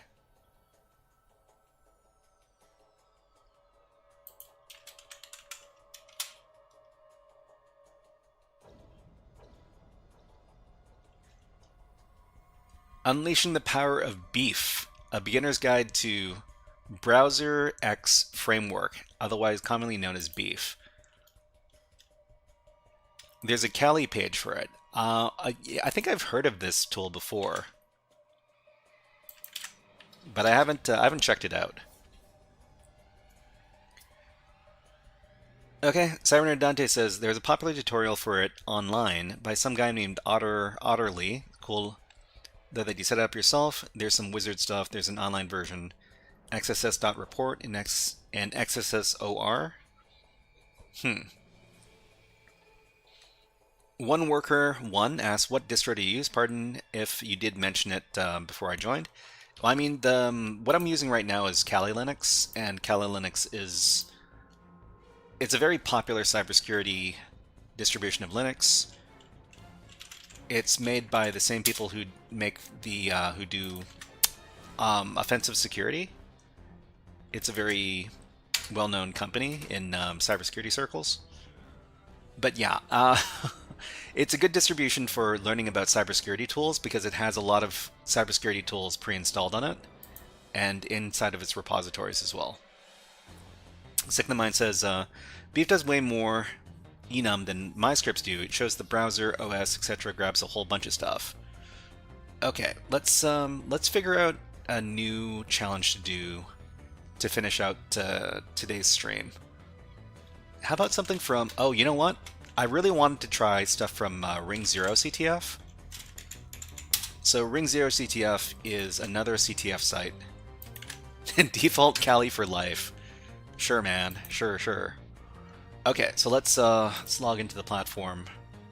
Okay, let me grab my username and password, just a sec.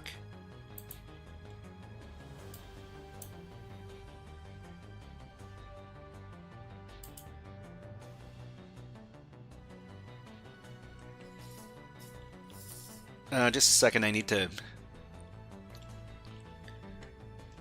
just need to get a password. I just need to type in my password. I'm going to mute for a second.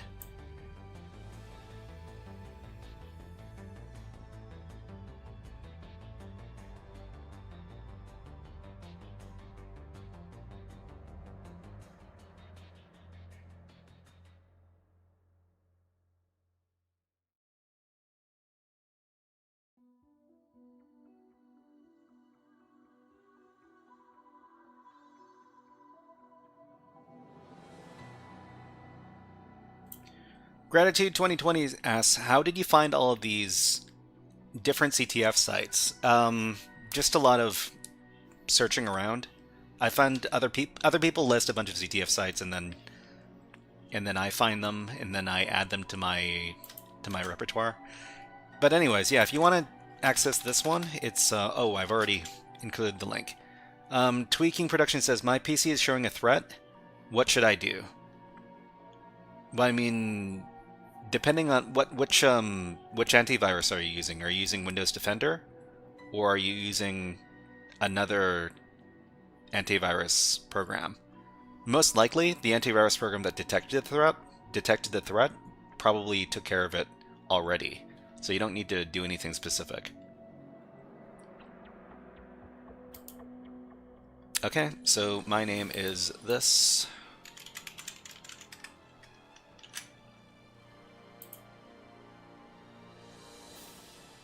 Login failed. Do I need to...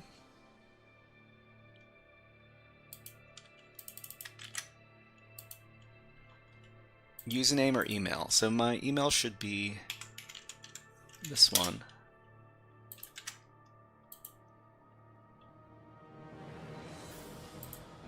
Okay, so we're in.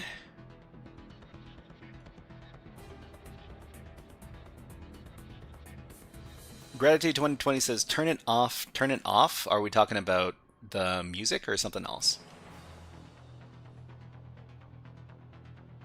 I'm unmuted, I'm pretty sure. Quick scan won't work.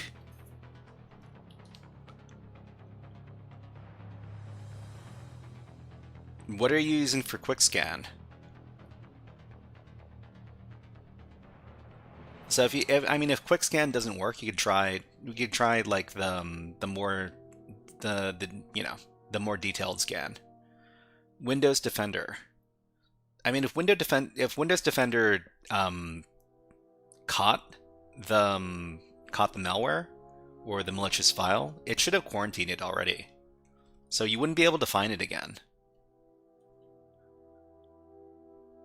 Okay, so challenges on Ring 0 CTF. There's a bunch of different stuff over here. So there's coding challenges, there's cryptography, exotics data storage, jail escaping JavaScript, malware analysis, all sorts of good stuff. There's also stuff on shell coding if you're super into that as well. CyberSky says, I built my custom home lab. What should I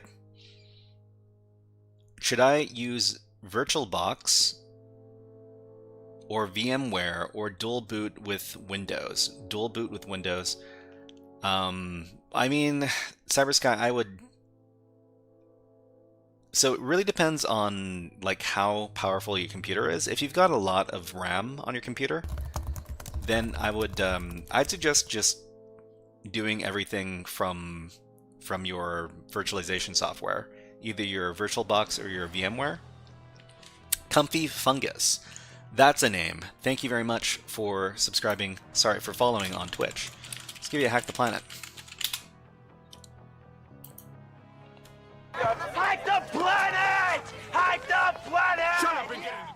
Okay, so we've got some challenges called Pwnage Linux. I don't know if these are going to be super difficult or not. I guess we can figure it out. Okay, so we got an SSH.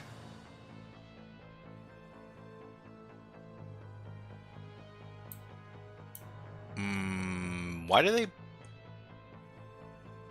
they make it a button like this? Seems a bit odd. So level 1. Let me get the command.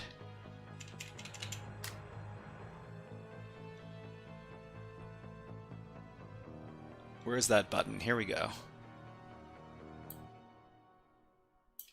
Okay, so if anybody wants to try this out with us. Kitten eaters. Kitten eater, jeez. A good hypervisor is QEMU. QEMU, I've heard good things about it. Could it be a copy to clipboard function? Is that what it does? It seems to be an href. But yeah, I've QEMU. Oh, is that how you pronounce it? I always wondered. Yeah, this address is restricted. It doesn't necessarily let you use it. That's fine. So just remember that the username and the password is more to the right. So level 1 and level 1 as the username password.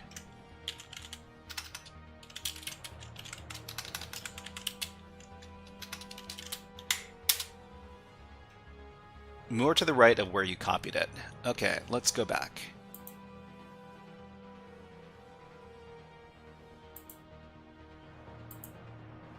Wait, where was I?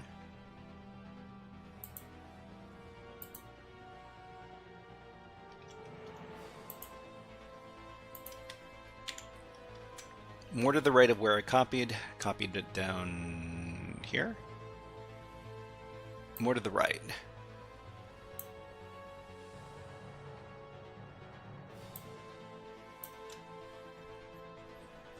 Yeah. Okay, but anyways, let's give this a try.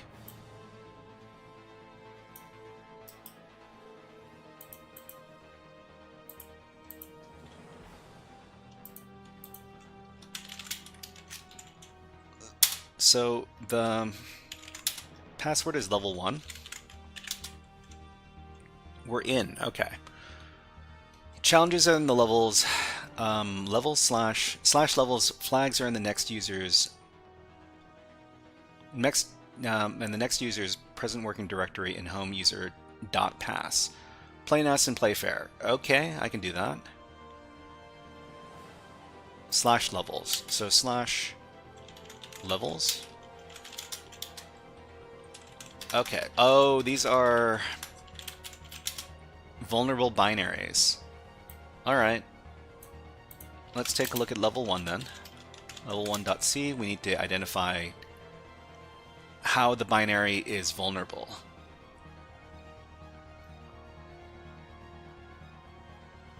So this is a basic binary compiled in C. It does string copy on buff and then argument 1. Return 1. I mean, I don't see any... All I see is string copy. Okay, are we doing buffer overflow? Is this a buffer overflow challenge? I mean, the buffer is really big, though.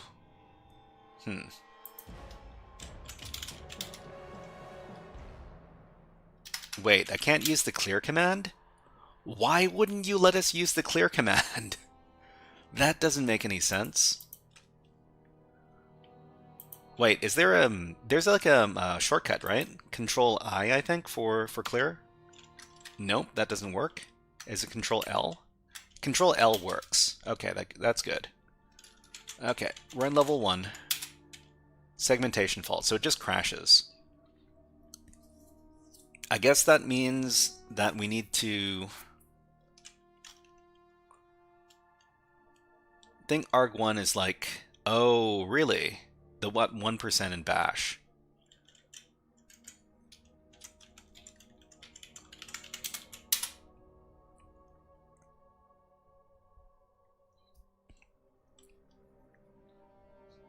Okay, so it's buff. Oh, so okay. This is what it does. So the first argument is going to be copied over to the buff buffer. The buff buffer is 1024 bytes. So this does not give you... This challenge does not give you any way to run system commands. There's no flag to be read. So that means we need to use the buffer overflow to take over the IP or the RIP or whatever it is to take control of the binary. Kitten Eater says, what terminal is Kali's default? Terminal program? If by this one, this is called Qt.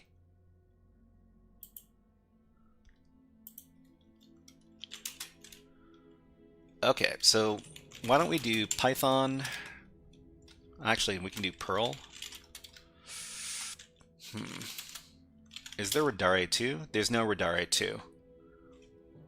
Can we move this binary back to...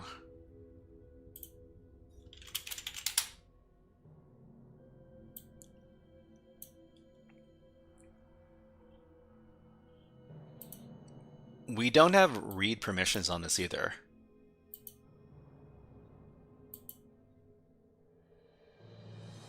If we just run the program, it crashes.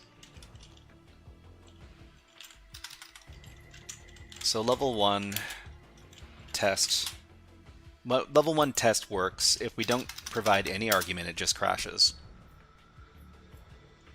So the other thing we could do is we could try... So Radare 2, which is my go-to, that's my my go-to debugging tool, but let's see if there's Python on here. Well, I mean, probably. There's Python. Python is probably going to be Python 3.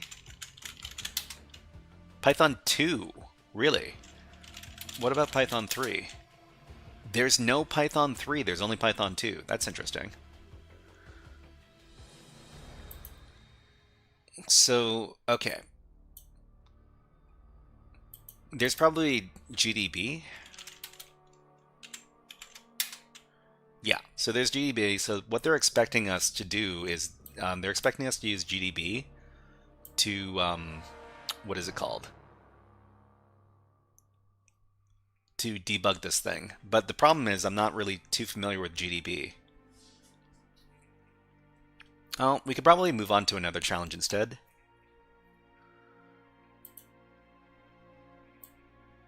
Let's see. So this is owned by level 2, but the group is level 1. Oh wait, so if the group is level 1, then yeah, we could probably read this file. So if we can read the file, then we can move the file over to our Kali Linux box by moving over the base64 version of the file. Okay, let's try this. So with this, we can, well, if we can do this, we can also move it over to our box by using secure copy. What did secure copy get replaced by? It got replaced by is it replaced by like robocopy or something? Or where's another command that anyways. Nano level 1.b64. And then base64 decode level 1 and call it level 1. We'll just call it level 1. Okay, file level 1. This is a 32-bit ELF executable. So this is, yeah. So we can start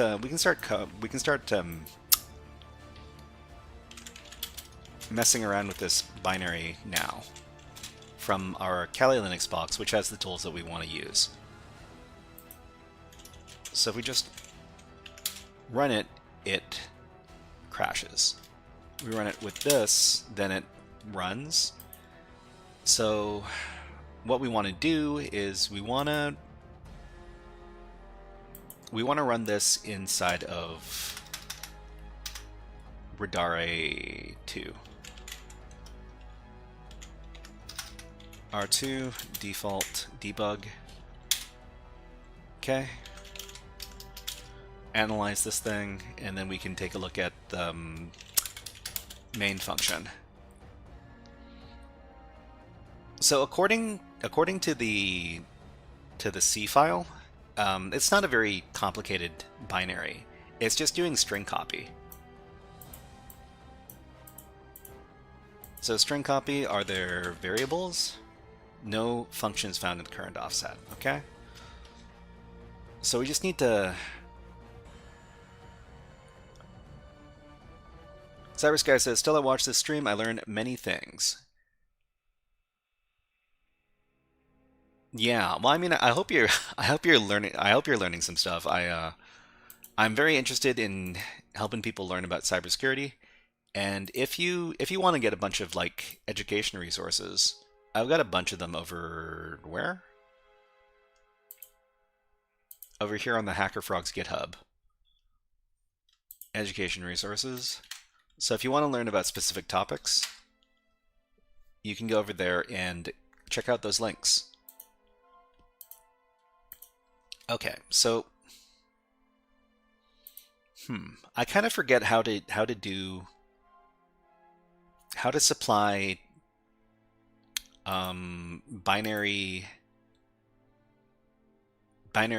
what was it, arguments?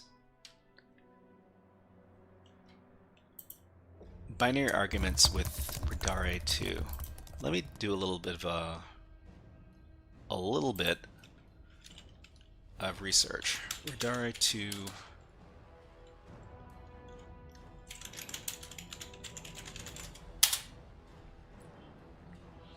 And Norton PJR, thank you very much for following on Twitch. Much appreciated, thank you. To pass command line arguments to the binary being debugged in Radare 2, you can use the -d flag using Radare 2 or use the OOD command. Okay?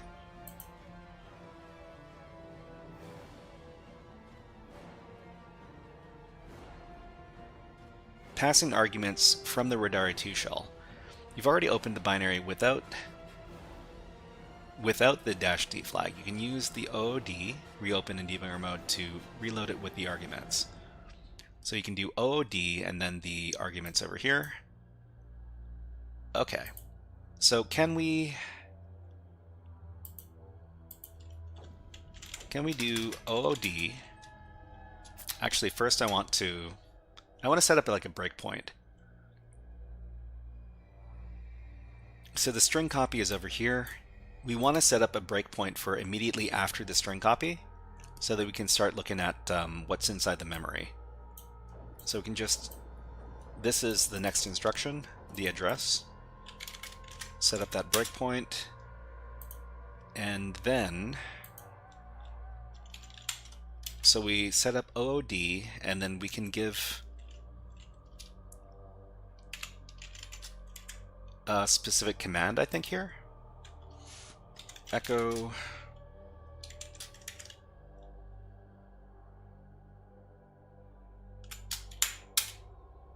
okay, so this is our payload over here. This is not enough. This is not enough of a payload to overwrite any of the registers, but it is enough to let us see where this ends up in the memory. Okay, we've got ads happening on Twitch. When ads happen on Twitch, we run them in YouTube. Let's go ahead and put on some birds. Okay, here are the birds. So this is a very special bird. It is kind of, oh, and that's not this one. Where is that bird? Here it is. Okay, check out these birds. We'll be back in about 60 seconds.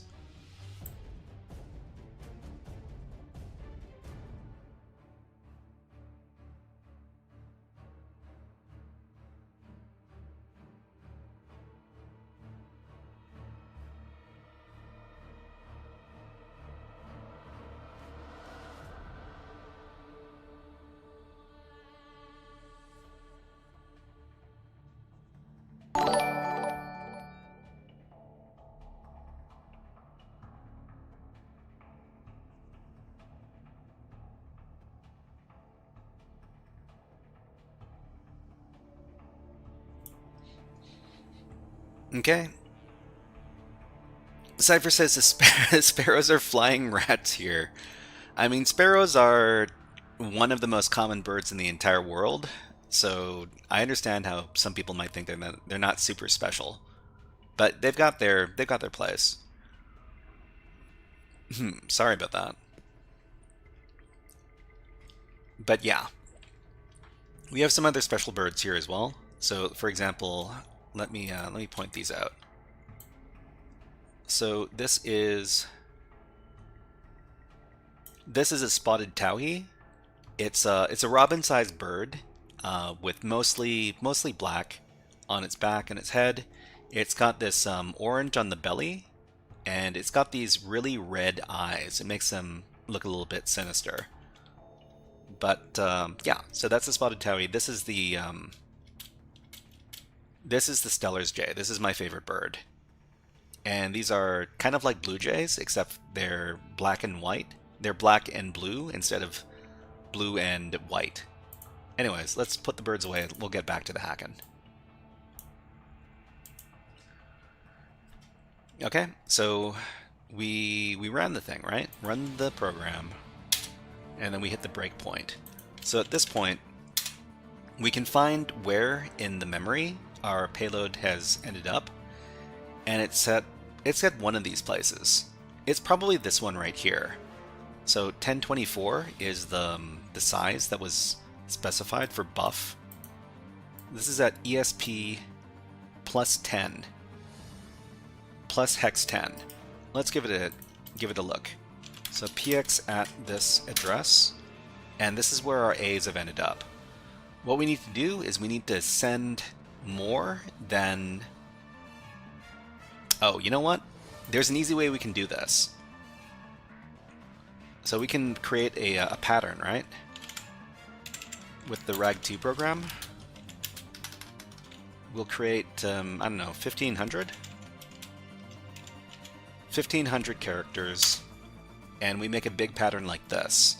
If we're able to overflow the buffer, and then we find something that looks kind of like this in one of the registers, we'll know what the offset is. Just going to copy this. And then we will reset the binary. Okay, we'll reset the binary, and then we'll also feed in the echo command with this really long pattern. Okay, and then we can run the binary. It will hit the breakpoint. And let's take a look at what's inside of the buffer over here. So this buffer should have overflowed.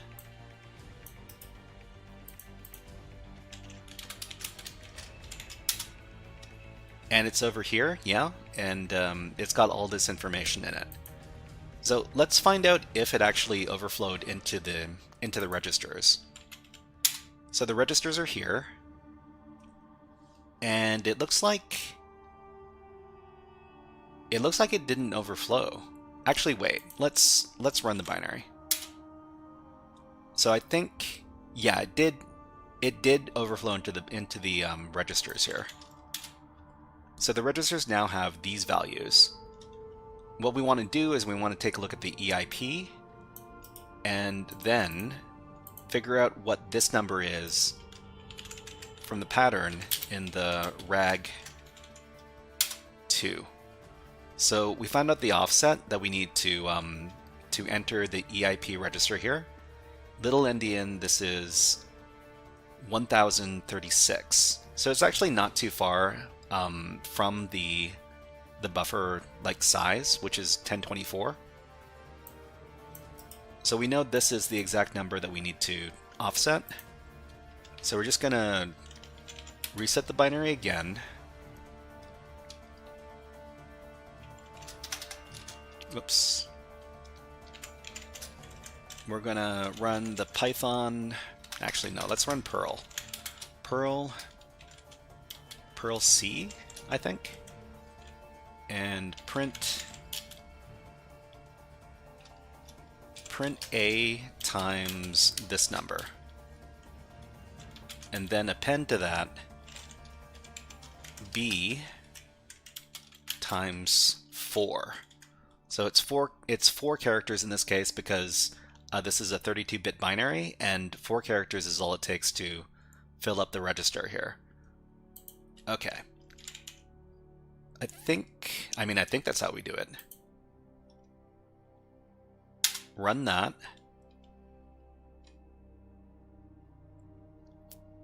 Invalid subcommand. Was it try P? Oh, wait. What was it to run Perl commands? Perl one-liner command.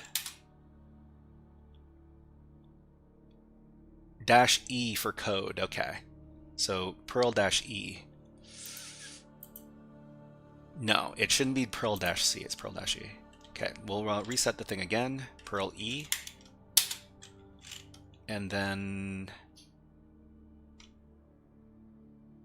invalid E subcommand. Try P. Am I running Perl incorrectly? Well, let's take a look.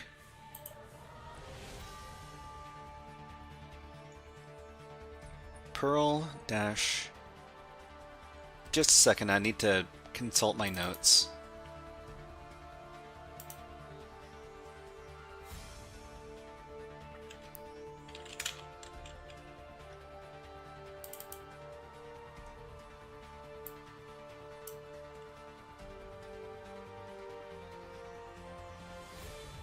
Yeah, it should be Perl-E. Hold on. Perl-E print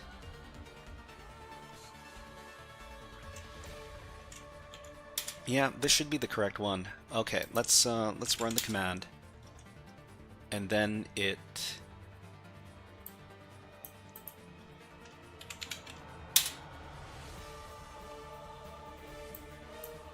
crashed. Oh.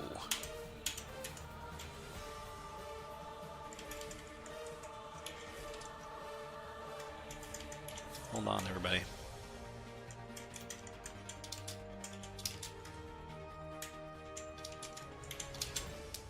Just gotta make sure that my that my Perl commands are correct.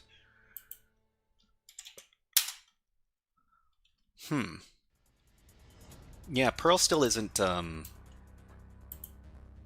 working properly. Now how was let me just grab this and make sure that this command works okay. Yeah, this works. I wonder why it's not going all right inside of here.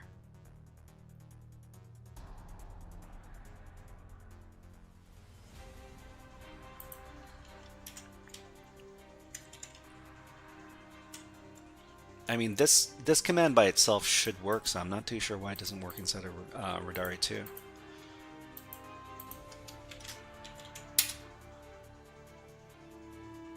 This says, file name too long. Echo.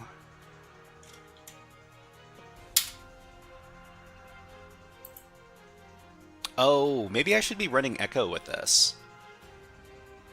Maybe that's the problem.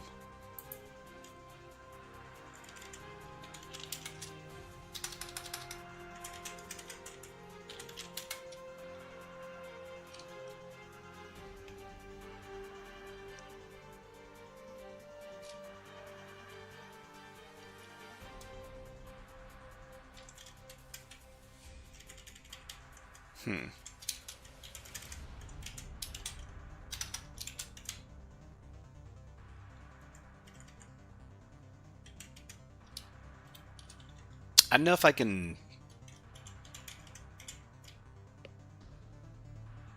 I don't know if I can do two of these inside of each other. I don't think this works. Or does it? Oh man. I guess it doesn't work.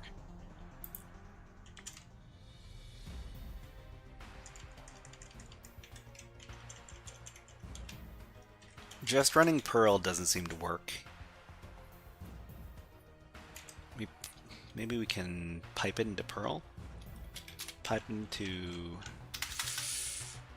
What's another command we could try? We could try using Python to do the same thing, right? Something like...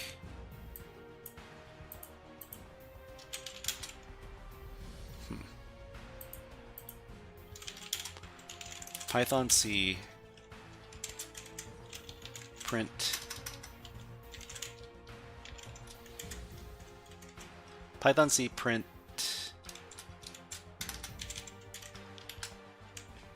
Alexander says, "What's the issue? I hear you're having bash problems." Hello, Alexander. Nice to see you here. We're just trying to run, what is it? Radari 2 and then feed it different command line arguments here. So we're trying to run our Perl command to feed it the result of this, but it doesn't seem to go properly. I mean, I guess the other way we could do this is we could just do it with echo, but it doesn't seem like it's not as cool of a way of doing it. But sure, let's give it a try. Well, let's see.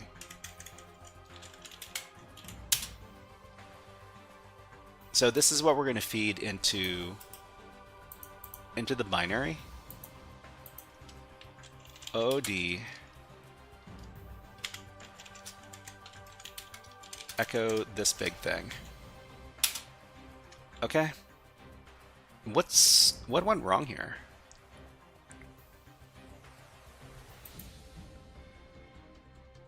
I'm trying to reset the binary and then, you know, feed in this input.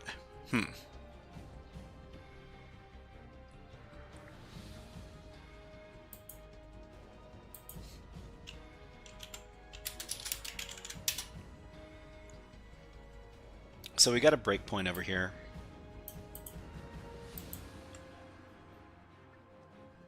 You seem to be in the Radara shell, but I don't know if it has the same expansions. I mean, it should.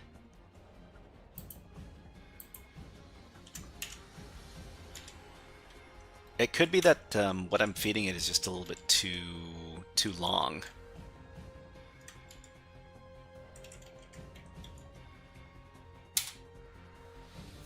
But that doesn't make sense because we fed it something like equally long before over here.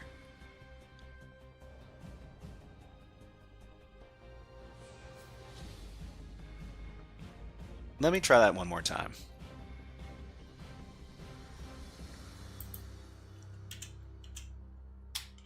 Okay, OD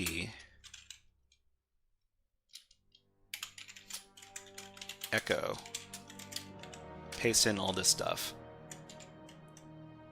I think the issue here is that there's like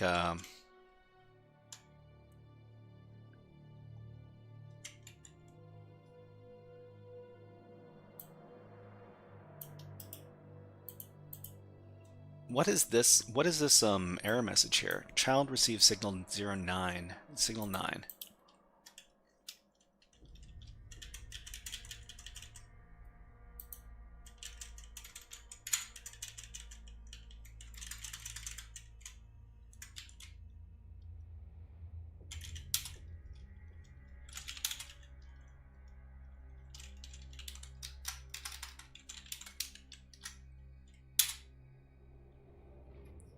Signal 9 is kill. Signal 9 is kill, but why did it receive OD this thing? Okay, this looks like it. Oh, I suspended it. Hold on. So if I suspended something, I need to foreground it again. Yeah. Okay.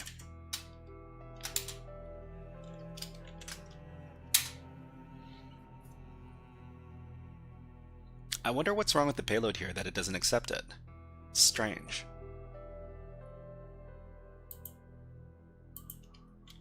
Okay, what about we just use some Python? The genre life. Hello, nice to see you here. Welcome to the stream. Let's give you a fun video redeem. How about some? Ooh, how about some?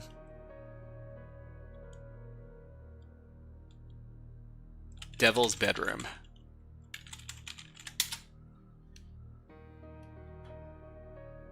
Not every geek with a Commodore 64 can hack into NASA.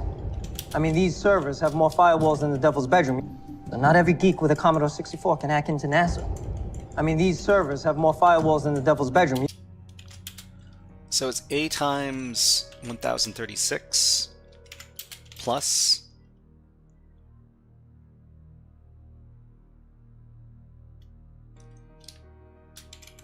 B times 4. Yeah, so this is the same command, but this time it's in Python instead of Perl. Let's see if it likes this better.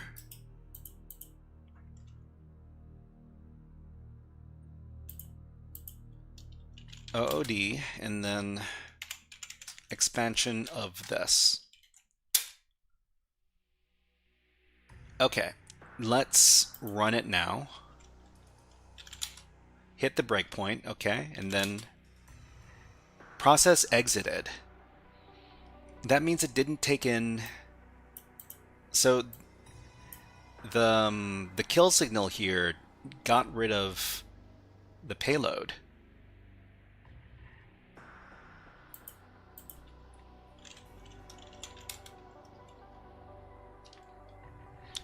I guess we need to echo this out.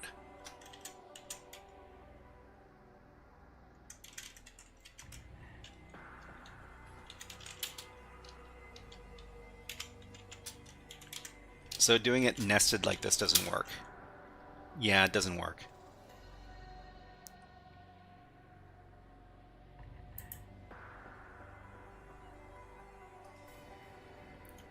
Gucken Sternblade, it's a shy hat. Hello, nice to see you here. What is up?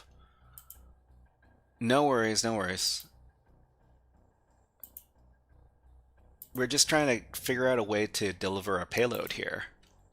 It doesn't, Radare doesn't want to cooperate with us. You know what? Maybe we can just exit here.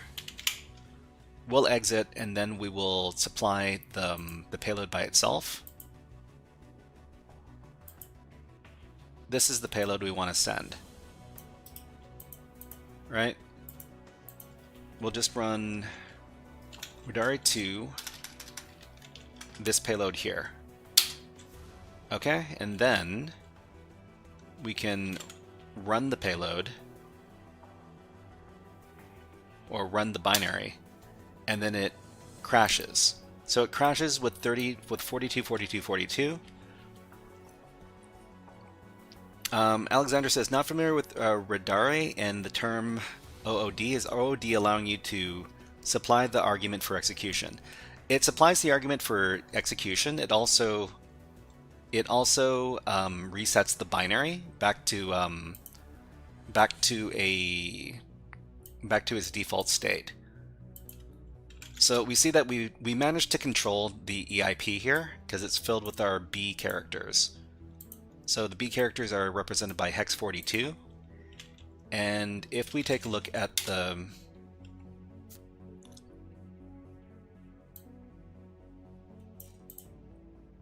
so yeah, the BP, the base pointer is filled with 41, and the IP, the instruction pointer, is filled with 42.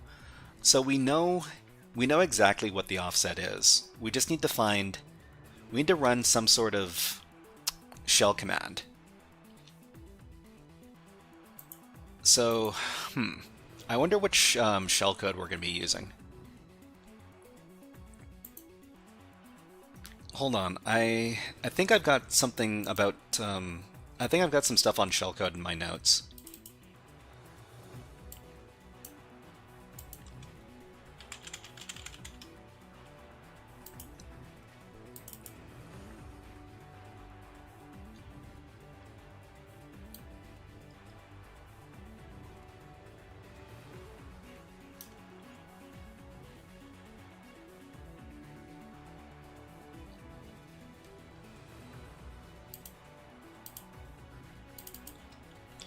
Mohit, hello, nice to see you here.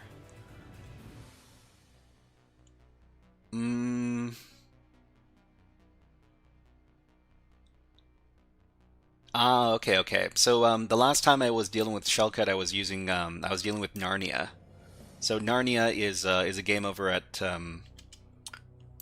Cypher asks, are all CTF experts vampires? Vampires? That's an accusation. Why would you think that CTF experts are vampires? Okay, so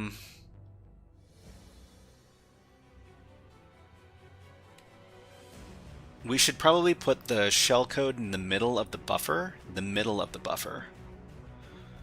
Oh boy.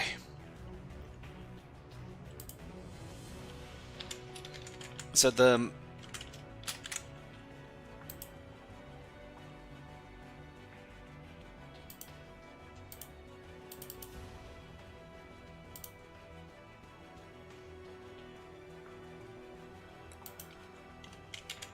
the shellcode that I'm going to be using is going to be from over on this page. Oh, Casey, hey, I'm sorry I didn't see your message at first. Hello, Casey, nice to see you here. Try backticks Python instead of $. I mean, we got around it, but thank you very much for your input, Casey. Okay, let's go back. We'll take a look at the shellcode here. So the shellcode it does bin bash. So bin bash -p.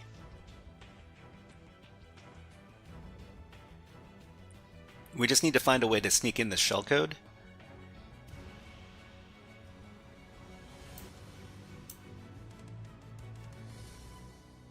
And then we can run the binary to open up a shell.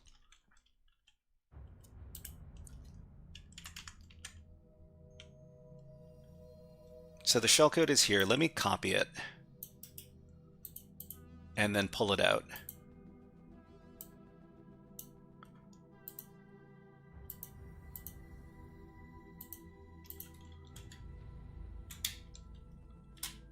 Okay, let's see. Here's our shellcode. Let's pull it out.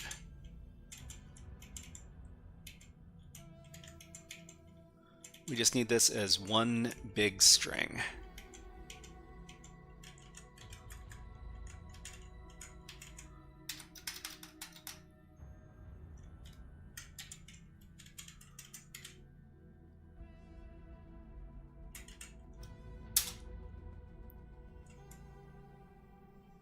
Okay, so let's grab this. So the length of this shellcode is how much?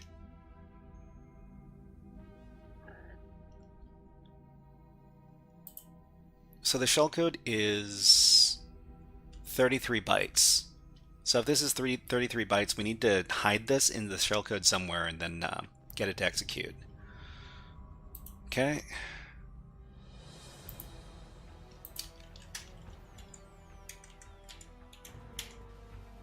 Here's the shellcode here. We can execute it with the Perl command. Perl.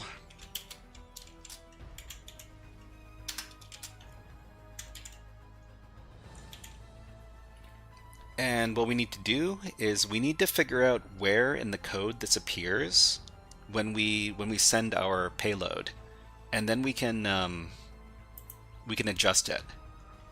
So we're sending 1036 minus 33. So 1036 minus 33 is 1003.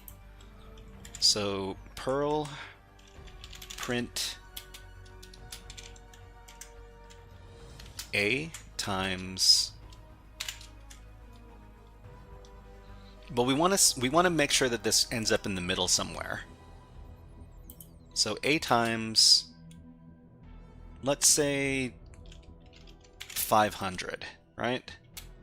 A times 500, and then append to that all of these bytes, and then append to that 500 plus. Oh, math is not my strong suit. Okay, so 1003, so it is 500,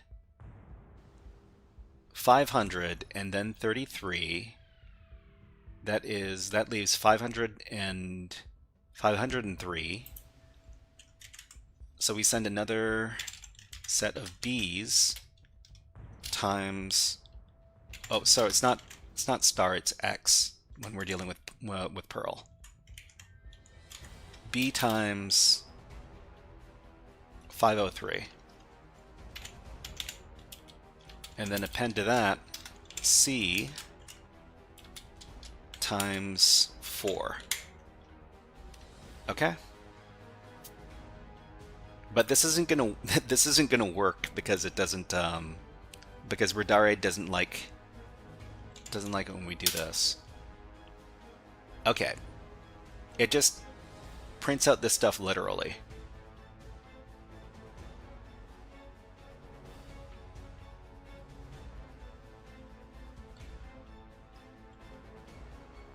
But when we send it as a payload, it should work, right? Try it in backticks instead of yeah, Casey. Maybe we'll try that out. Yeah. Okay, we'll go back into Radare. And then we'll do OOD. And then we'll do our backticks. This thing. Okay, so it still gives us the same message, and then it shows us that that it killed the process. So I don't know if we can do it like this. We'll try.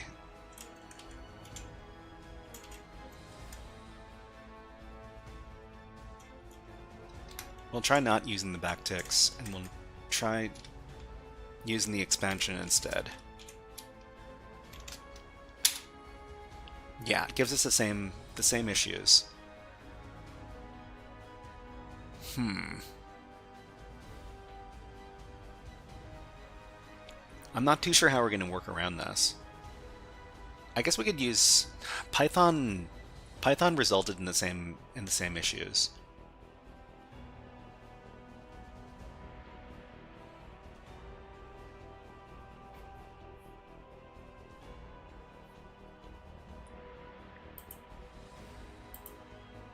Okay, let's look back. So what we want to do is redirect to reset, redirect to binary argument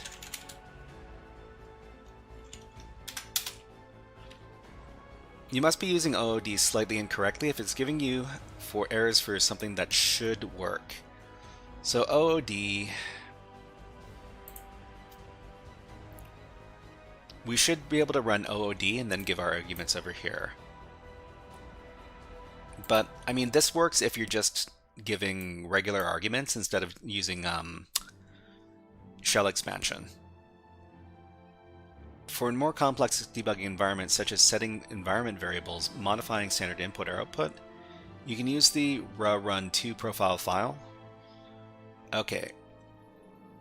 Then you can load this profile while starting R2. Maybe this is the way we want to do it. Well, I mean, we can't send like bytes. We can't put bytes in here. So the other way we could potentially do this is we could use like what was it? The Python Pwn module? Pwn tools.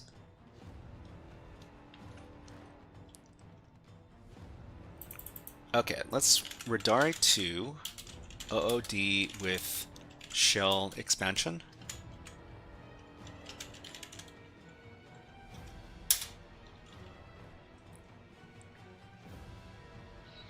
OOD is used to reopen the current binary in debug mode with specified arguments, and it supports shell expansion.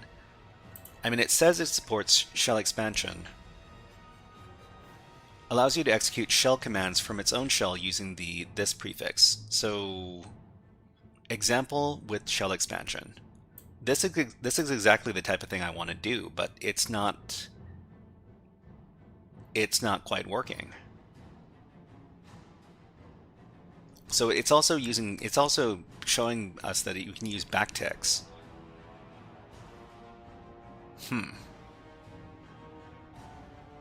Okay, let's try this exactly and see if it works.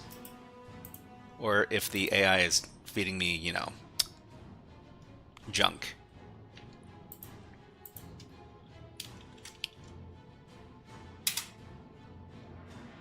Okay, yeah, that didn't work. Let's try the same thing, but with the other Python shell expansion.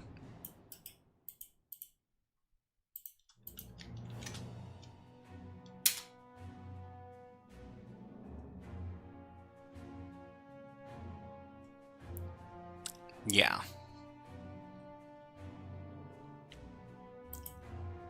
So an example of this working is the funny thing is that I suspected that this was related to length, but we were able to feed it this command okay. The echo command was able to do shell expansion just fine. Oh wait. This one also showed us that it killed the process.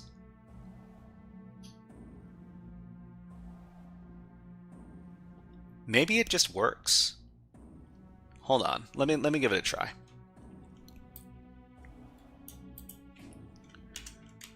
Okay, let's just send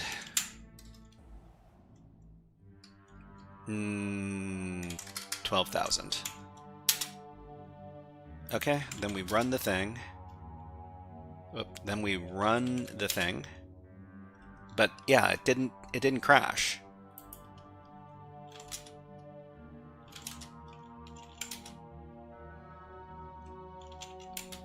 So OOD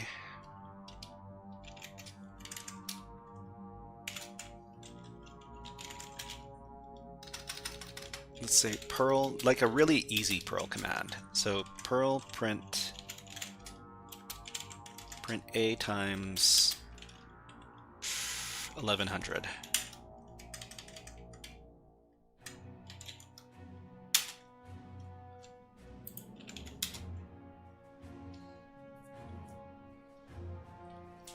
Why doesn't this work?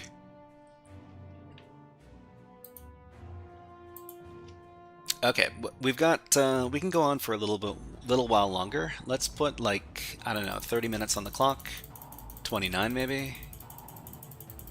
And we'll see if we can get to the bottom of this in the next half hour or so.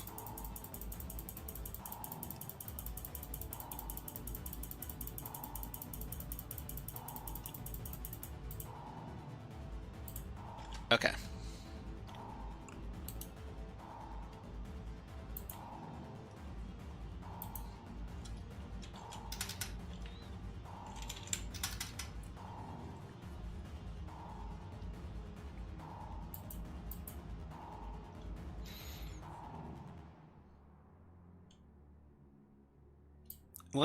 Okay, just for fun, we'll try feeding this error message over into the AI. Maybe it can interpret why this is going wrong.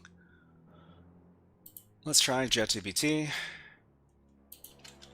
I am running the Radari 2 debugger, and I encountered an error message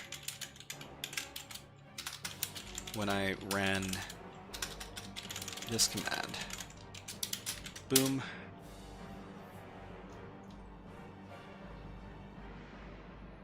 What does it mean by invalid E command?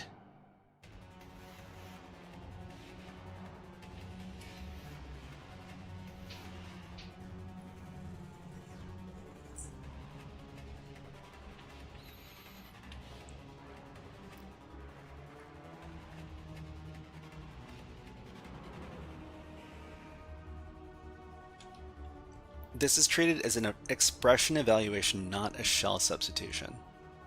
Well, okay, I mean, I'm actually looking forward to seeing what what comes out of this.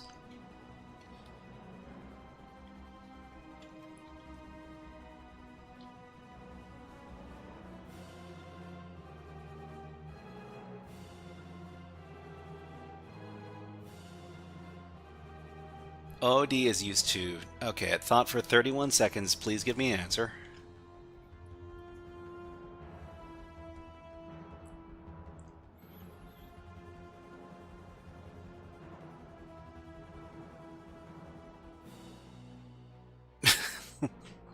It's slowing down my browser. Okay, let's reload the page.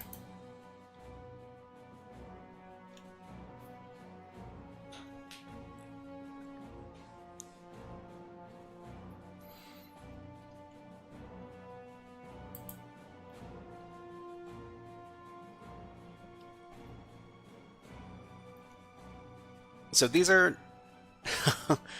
Falcopunko says asking AI for help with reverse engineering is the worst. Well, I'm not doing reverse engineering. I'm actually doing binary hacking. But PicoCTF, hello and nice to see you here. If anybody doesn't know, PicoCTF is another InfoSec streamer, and she is way funnier than I am. So if you're looking for some laughs and some cybersecurity, go ahead and follow her channel. AAA binary. Yeah, I guess so. Okay, let's... I think I might have forgotten to analyze all the stuff, but analyzing the stuff isn't super necessary in this case. Man, ChatGPT, so disappointed that you're freezing up on me. Okay, so we're trying to run this command right here and feed it into the binary. Maybe I can just feed it directly into the binary when I run the thing. This might be possible. So the way we would do it is like this. Oh, PicoCTF, I'm using a new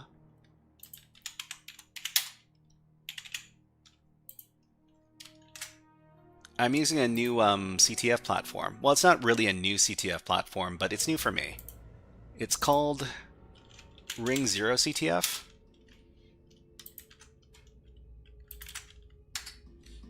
And it's right over here. They've got a lot of different challenges, and it's really nice. But I don't remember the last time I saw you working on a challenge that wasn't a Hack the Box challenge. But then you did do the PicoCTF challenge one time that I was demonstrating one. So you so you can do stuff that's not Hack the Box. Okay, let's go back. Where are we? Yeah, this thing's frozen up. Let's go to here.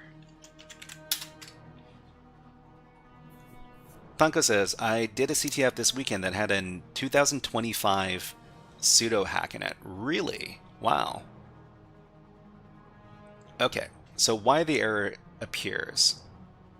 So this comes from Radar's own command parser, not from Bash. So in Radar 2, this and this have special meanings in its own expression language. So when you type this at the R2 prompt, it tries to interpret its own expression eval syntax. So it fails to parse it and gives this. And it says that the debug process got sigkill. Okay, so how to correctly pass this in as an argument? You have two... Why does it say two sane options? Option 1, do the expansion in the shell before R2. Okay? Inside of R2, you can just use this. Okay, well... With no extra arguments, restart it with the same arguments. Okay, sure. And, yeah. So the pseudo hack, what category was that in? Was that a binary hacking challenge? Or was that like a Linux pwn challenge or something else? I'm curious to know, thank you. Okay. So let's try running this as an expansion. And we'll feed this into Radar 2.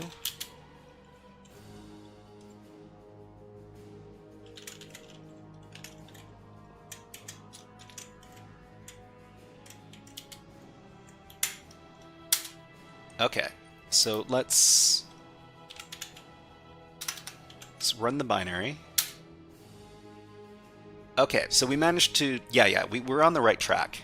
So we managed to feed the correct bytes into the binary now. The green official says, what are you doing? You doing PicoCTF? Do some G-stuffs. G-stuffs? Not too sure what you're talking about, green official. But hey, yeah, we're doing, what is it called? This other CTF platform, it's called Ring 0 CTF. Over here. Panko says, it took so long trying to figure out the issue with the file system permissions before I even thought about any CVEs. Okay, so it sounds like you were having some issues with G equals good. No worries, no worries. Good stuff. How often do you stream? Kitten Eater, hey, we stream every 3 times a week, and you can find our schedule over here at the HackerFrogs Reddit page. You can also do Discord if you like Discord. Okay, I think we're getting close. So all we need to do is we need to identify where in the code our shellcode landed. So we're going to do nothing at the current offset. I think last time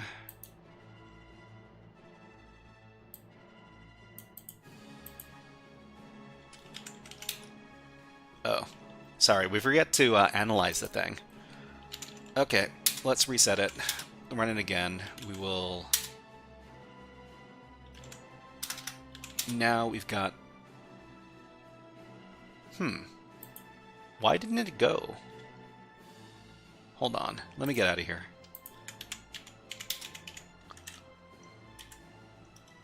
Run the thing, analyze the binary, AFB to see where, okay, we don't know where those are. Run the binary.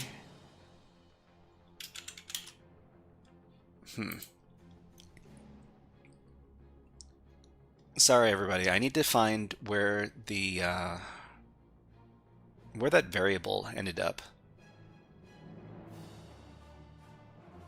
So the variable ended up over here.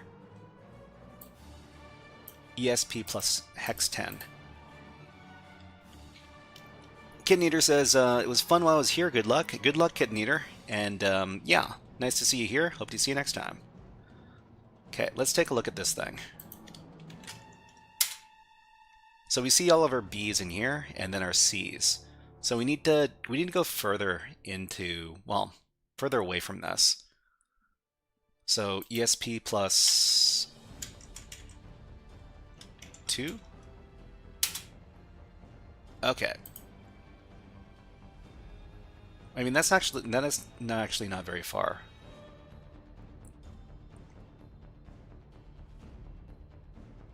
We need to adjust this way further up.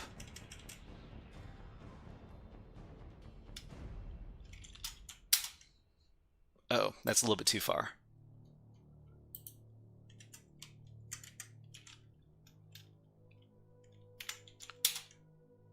Okay, okay. We're moving in the wrong direction. We need to go further back. Okay, so let's do ESP minus 30 hex. And then let's go further back. So we got all these B's here. We need to locate... We need to locate past where the B's are.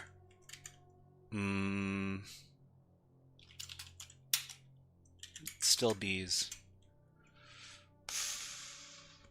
Where is it?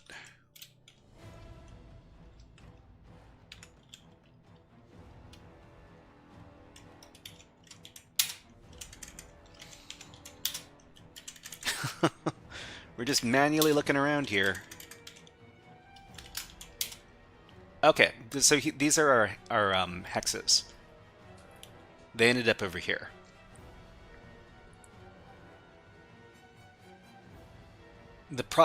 Oh, these are...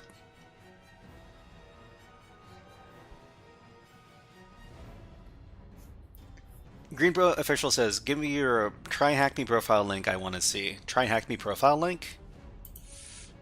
Sure.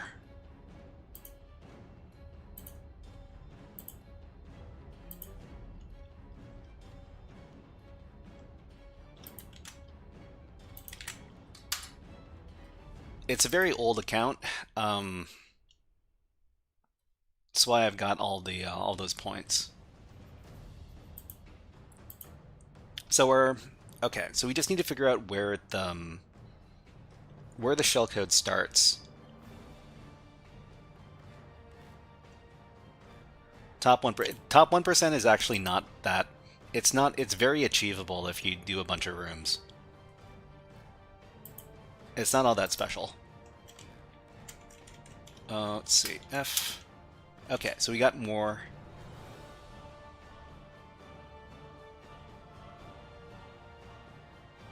More hex stuff. Something tells me that these hexes are not really going through okay. So this is correct hex output, isn't it? I'm kind of doubting myself.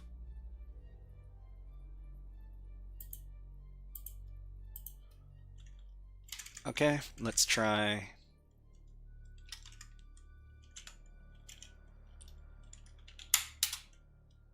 Okay, so this is where the hex output starts. Cypher says, I think rank and number of rooms is more important to stand out. Rank and number of rooms is more important to stand out. Probably. I mean, I used to be very serious about TryHackMe like a really long time ago. Something like 4 years ago or so. but it's not something I pay too much attention to now. Okay, so we just need to send 4 less A's and 4 more B's. So 4 less A's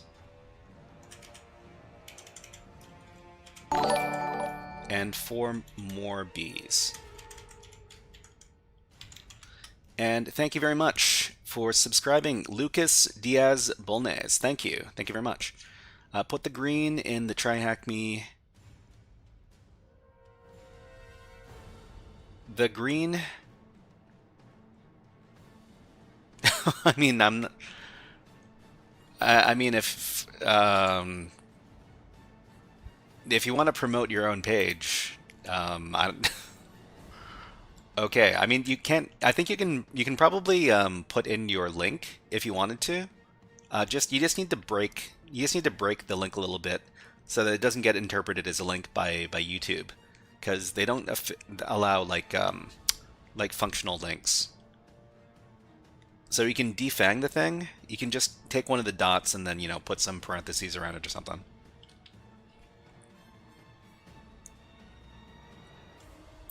Okay, so what were we doing? Yeah, so 4 less A's and 4 more B's. And then we should be okay. Let me just double check to see that this is the correct format. Yeah, this should be the correct format. Okay. Let's do this again.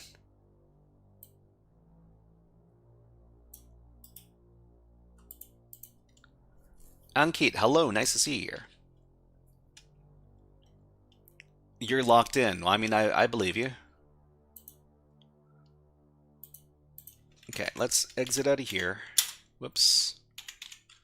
And we'll run the same thing. Oh, I guess we can do it here too. So 4 less A's, 4 more B's. Okay, and then run the thing. And what are we looking at? We're looking at something like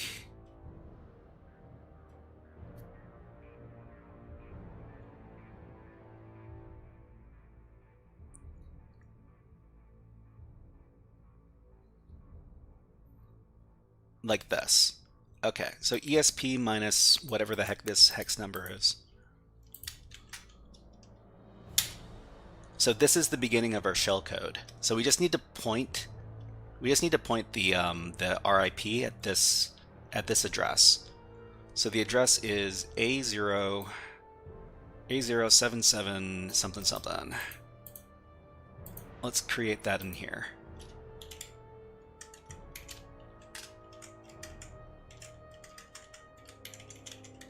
So all we need to do is hex A0, and it has to be in reverse order because this is little n the invite order. Hex 77, hex AC, and hex FF. So this is the address that we want to send the program execution to. Let's give this a go. We'll do this in the other shell. Over here, where we're actually running the thing. Okay, so level 1. So we want level 1, and then we give it the shell expansion for Perl. If this works successfully, this will give us a shell as the level 2 user. It crashed. It didn't give us our shell.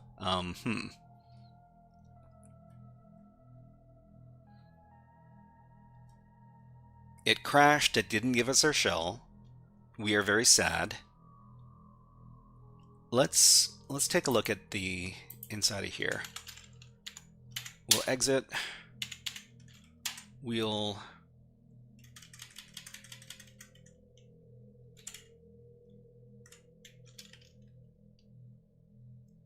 we'll run the thing with what we think is supposed to be the correct payload.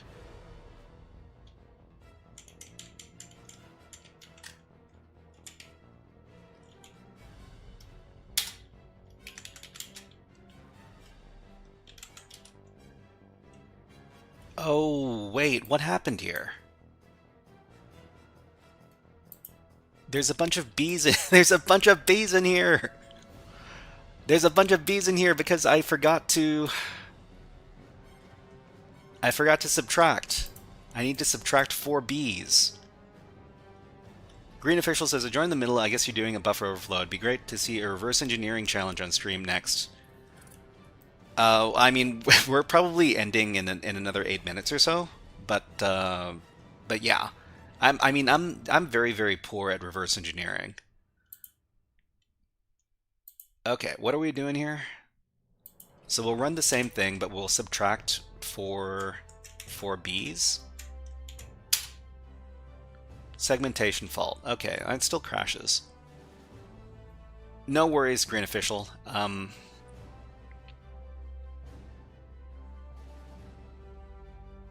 Oh, you're good at reverse engineering. That's cool. There's a bunch. I've got a bunch of like reverse engineering education resources. If you want to take a look. Let's see.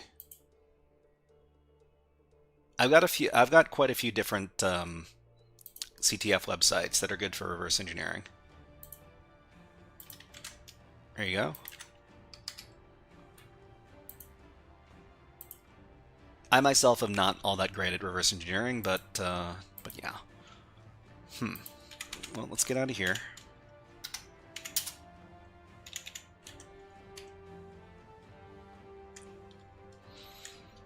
So we add this stuff. We remove 4 bytes.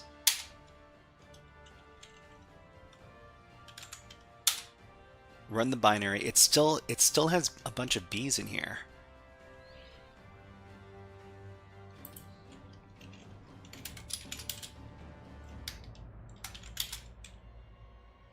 PX at EIP.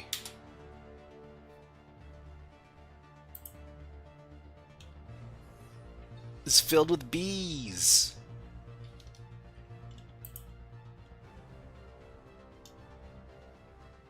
But why? Okay, so we send this number of bytes.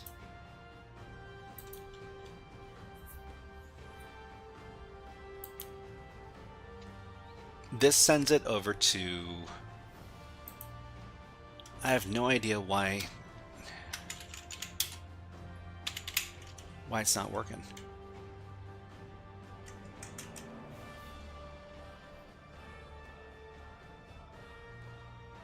Let me do some calculations. So 496, 503,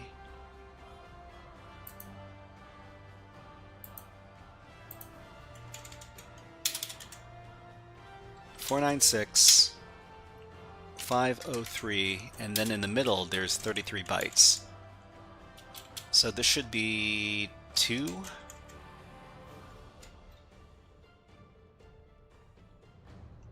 Two,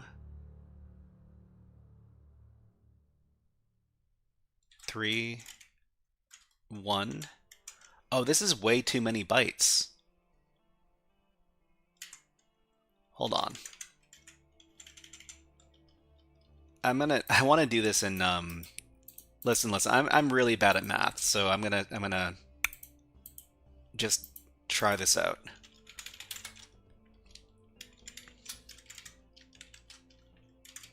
So 496 plus 33 plus 503.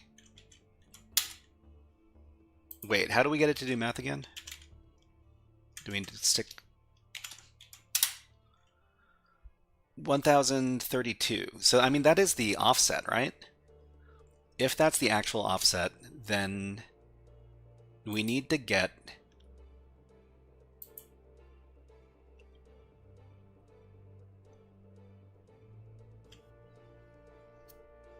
why does Why did the B's get put in there then?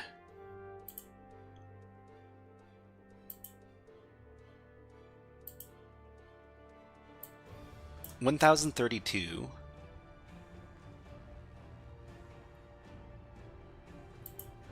Oh, you know what? I think... Yeah, these aren't being printed out as bytes.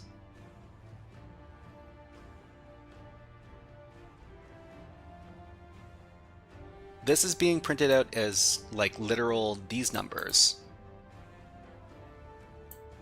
Hold on. Let me get this command.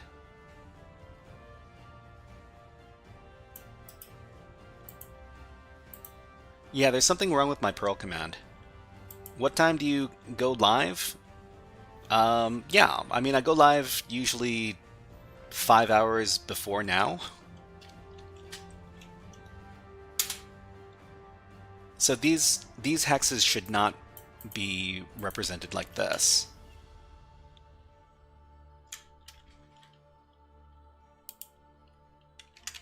Hold on, I'm gonna copy a command that I used for another challenge, just so I can figure out.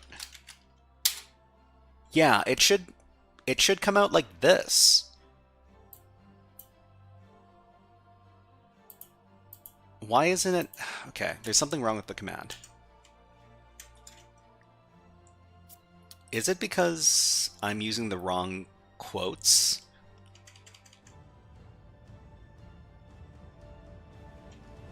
That's the only thing I see different in here.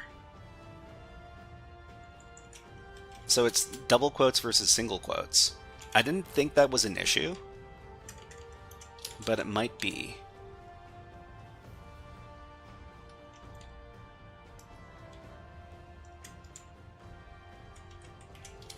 In which case we need to do this.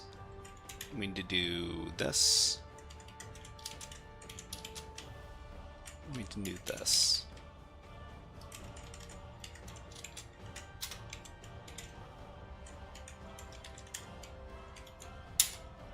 Yeah, this is what we want. This is what we want. Yeah, I thought there was something really fishy with the way that the bytes came out last time. It turns out that when you want to print out bytes, it has to be with these double quotes. That is a funny little quirk.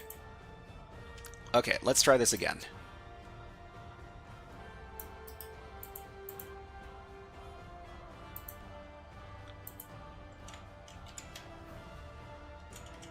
Okay, we need to exit from the debugger.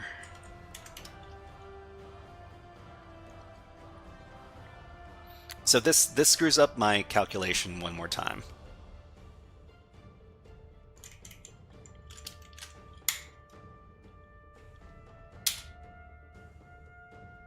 Okay, and then we need to run the binary. Then there's still a bunch of B's in here because the calculation is off.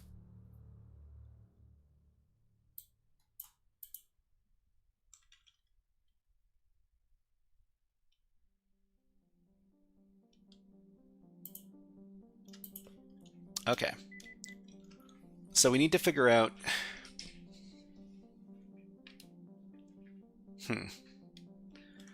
Oh, looks like I've run out of time. Can I go on for longer? I probably shouldn't go on for longer. But, hey, thank you. Thank you very much, everybody, for coming by today's stream. Even though the last part was just me struggling to do, binary hacking stuff. And thank you very much for, well, everybody who commented and helped out. And let's talk about what we're going to be doing next time. So we do this thing 3 times a week. So today is Linux Monday. Next time we're going to be doing Web App Wednesdays. We're going to be doing more cryptography challenges and then more cryptology challenges. And then we're going to be doing server-side request forgery over at Portswigger. And then we're going to be doing a new challenge called Light over at TryHackMe.com. So, please stay tuned for that, and if you're looking to learn about cryptography, yeah, we're going to be covering more classical ciphers on Wednesday. Alright, so let's go ahead and see if there's anybody cool on infosecstreams.com. It's my favorite site for learning about who is... Oh, Slyborg is on. Awesome. So Slyborg is another InfoSec student, and she's pretty cool. She's a beginner cybersecurity student who also does gaming and stuff on the side. Let's see what she's up to. Okay. Twitch on Kali Linux is not the thing you want to do, but we just want to see what she's up to right now. We hack la box. Okay, so it seems like she's doing hack the box stuff. And let's check it out. Okay, so she is doing Linux stuff, it looks like. And when you arrive on her channel, please give this message. So OSFrog, hip hop hack, OSFrog. Okay, I would really appreciate it if you give this message when we raid over there. Let's start the raid now. So raid, how do you spell that name? This over here. Let me copy paste.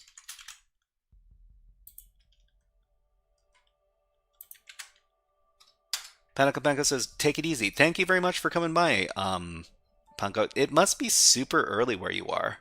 I hope you... Did you not sleep yet? Or did you just wake up? Because either way, I hope you're getting enough sleep. I really hope you're getting enough sleep. Okay, everybody, we'll be back on Wednesday. Remember to give the hip hop hack raid message when we raid into Slyborg's channel. Everybody, Wednesday, we'll be back. Okay, HackerFrogs out in 5, 4, 3, 2, 1.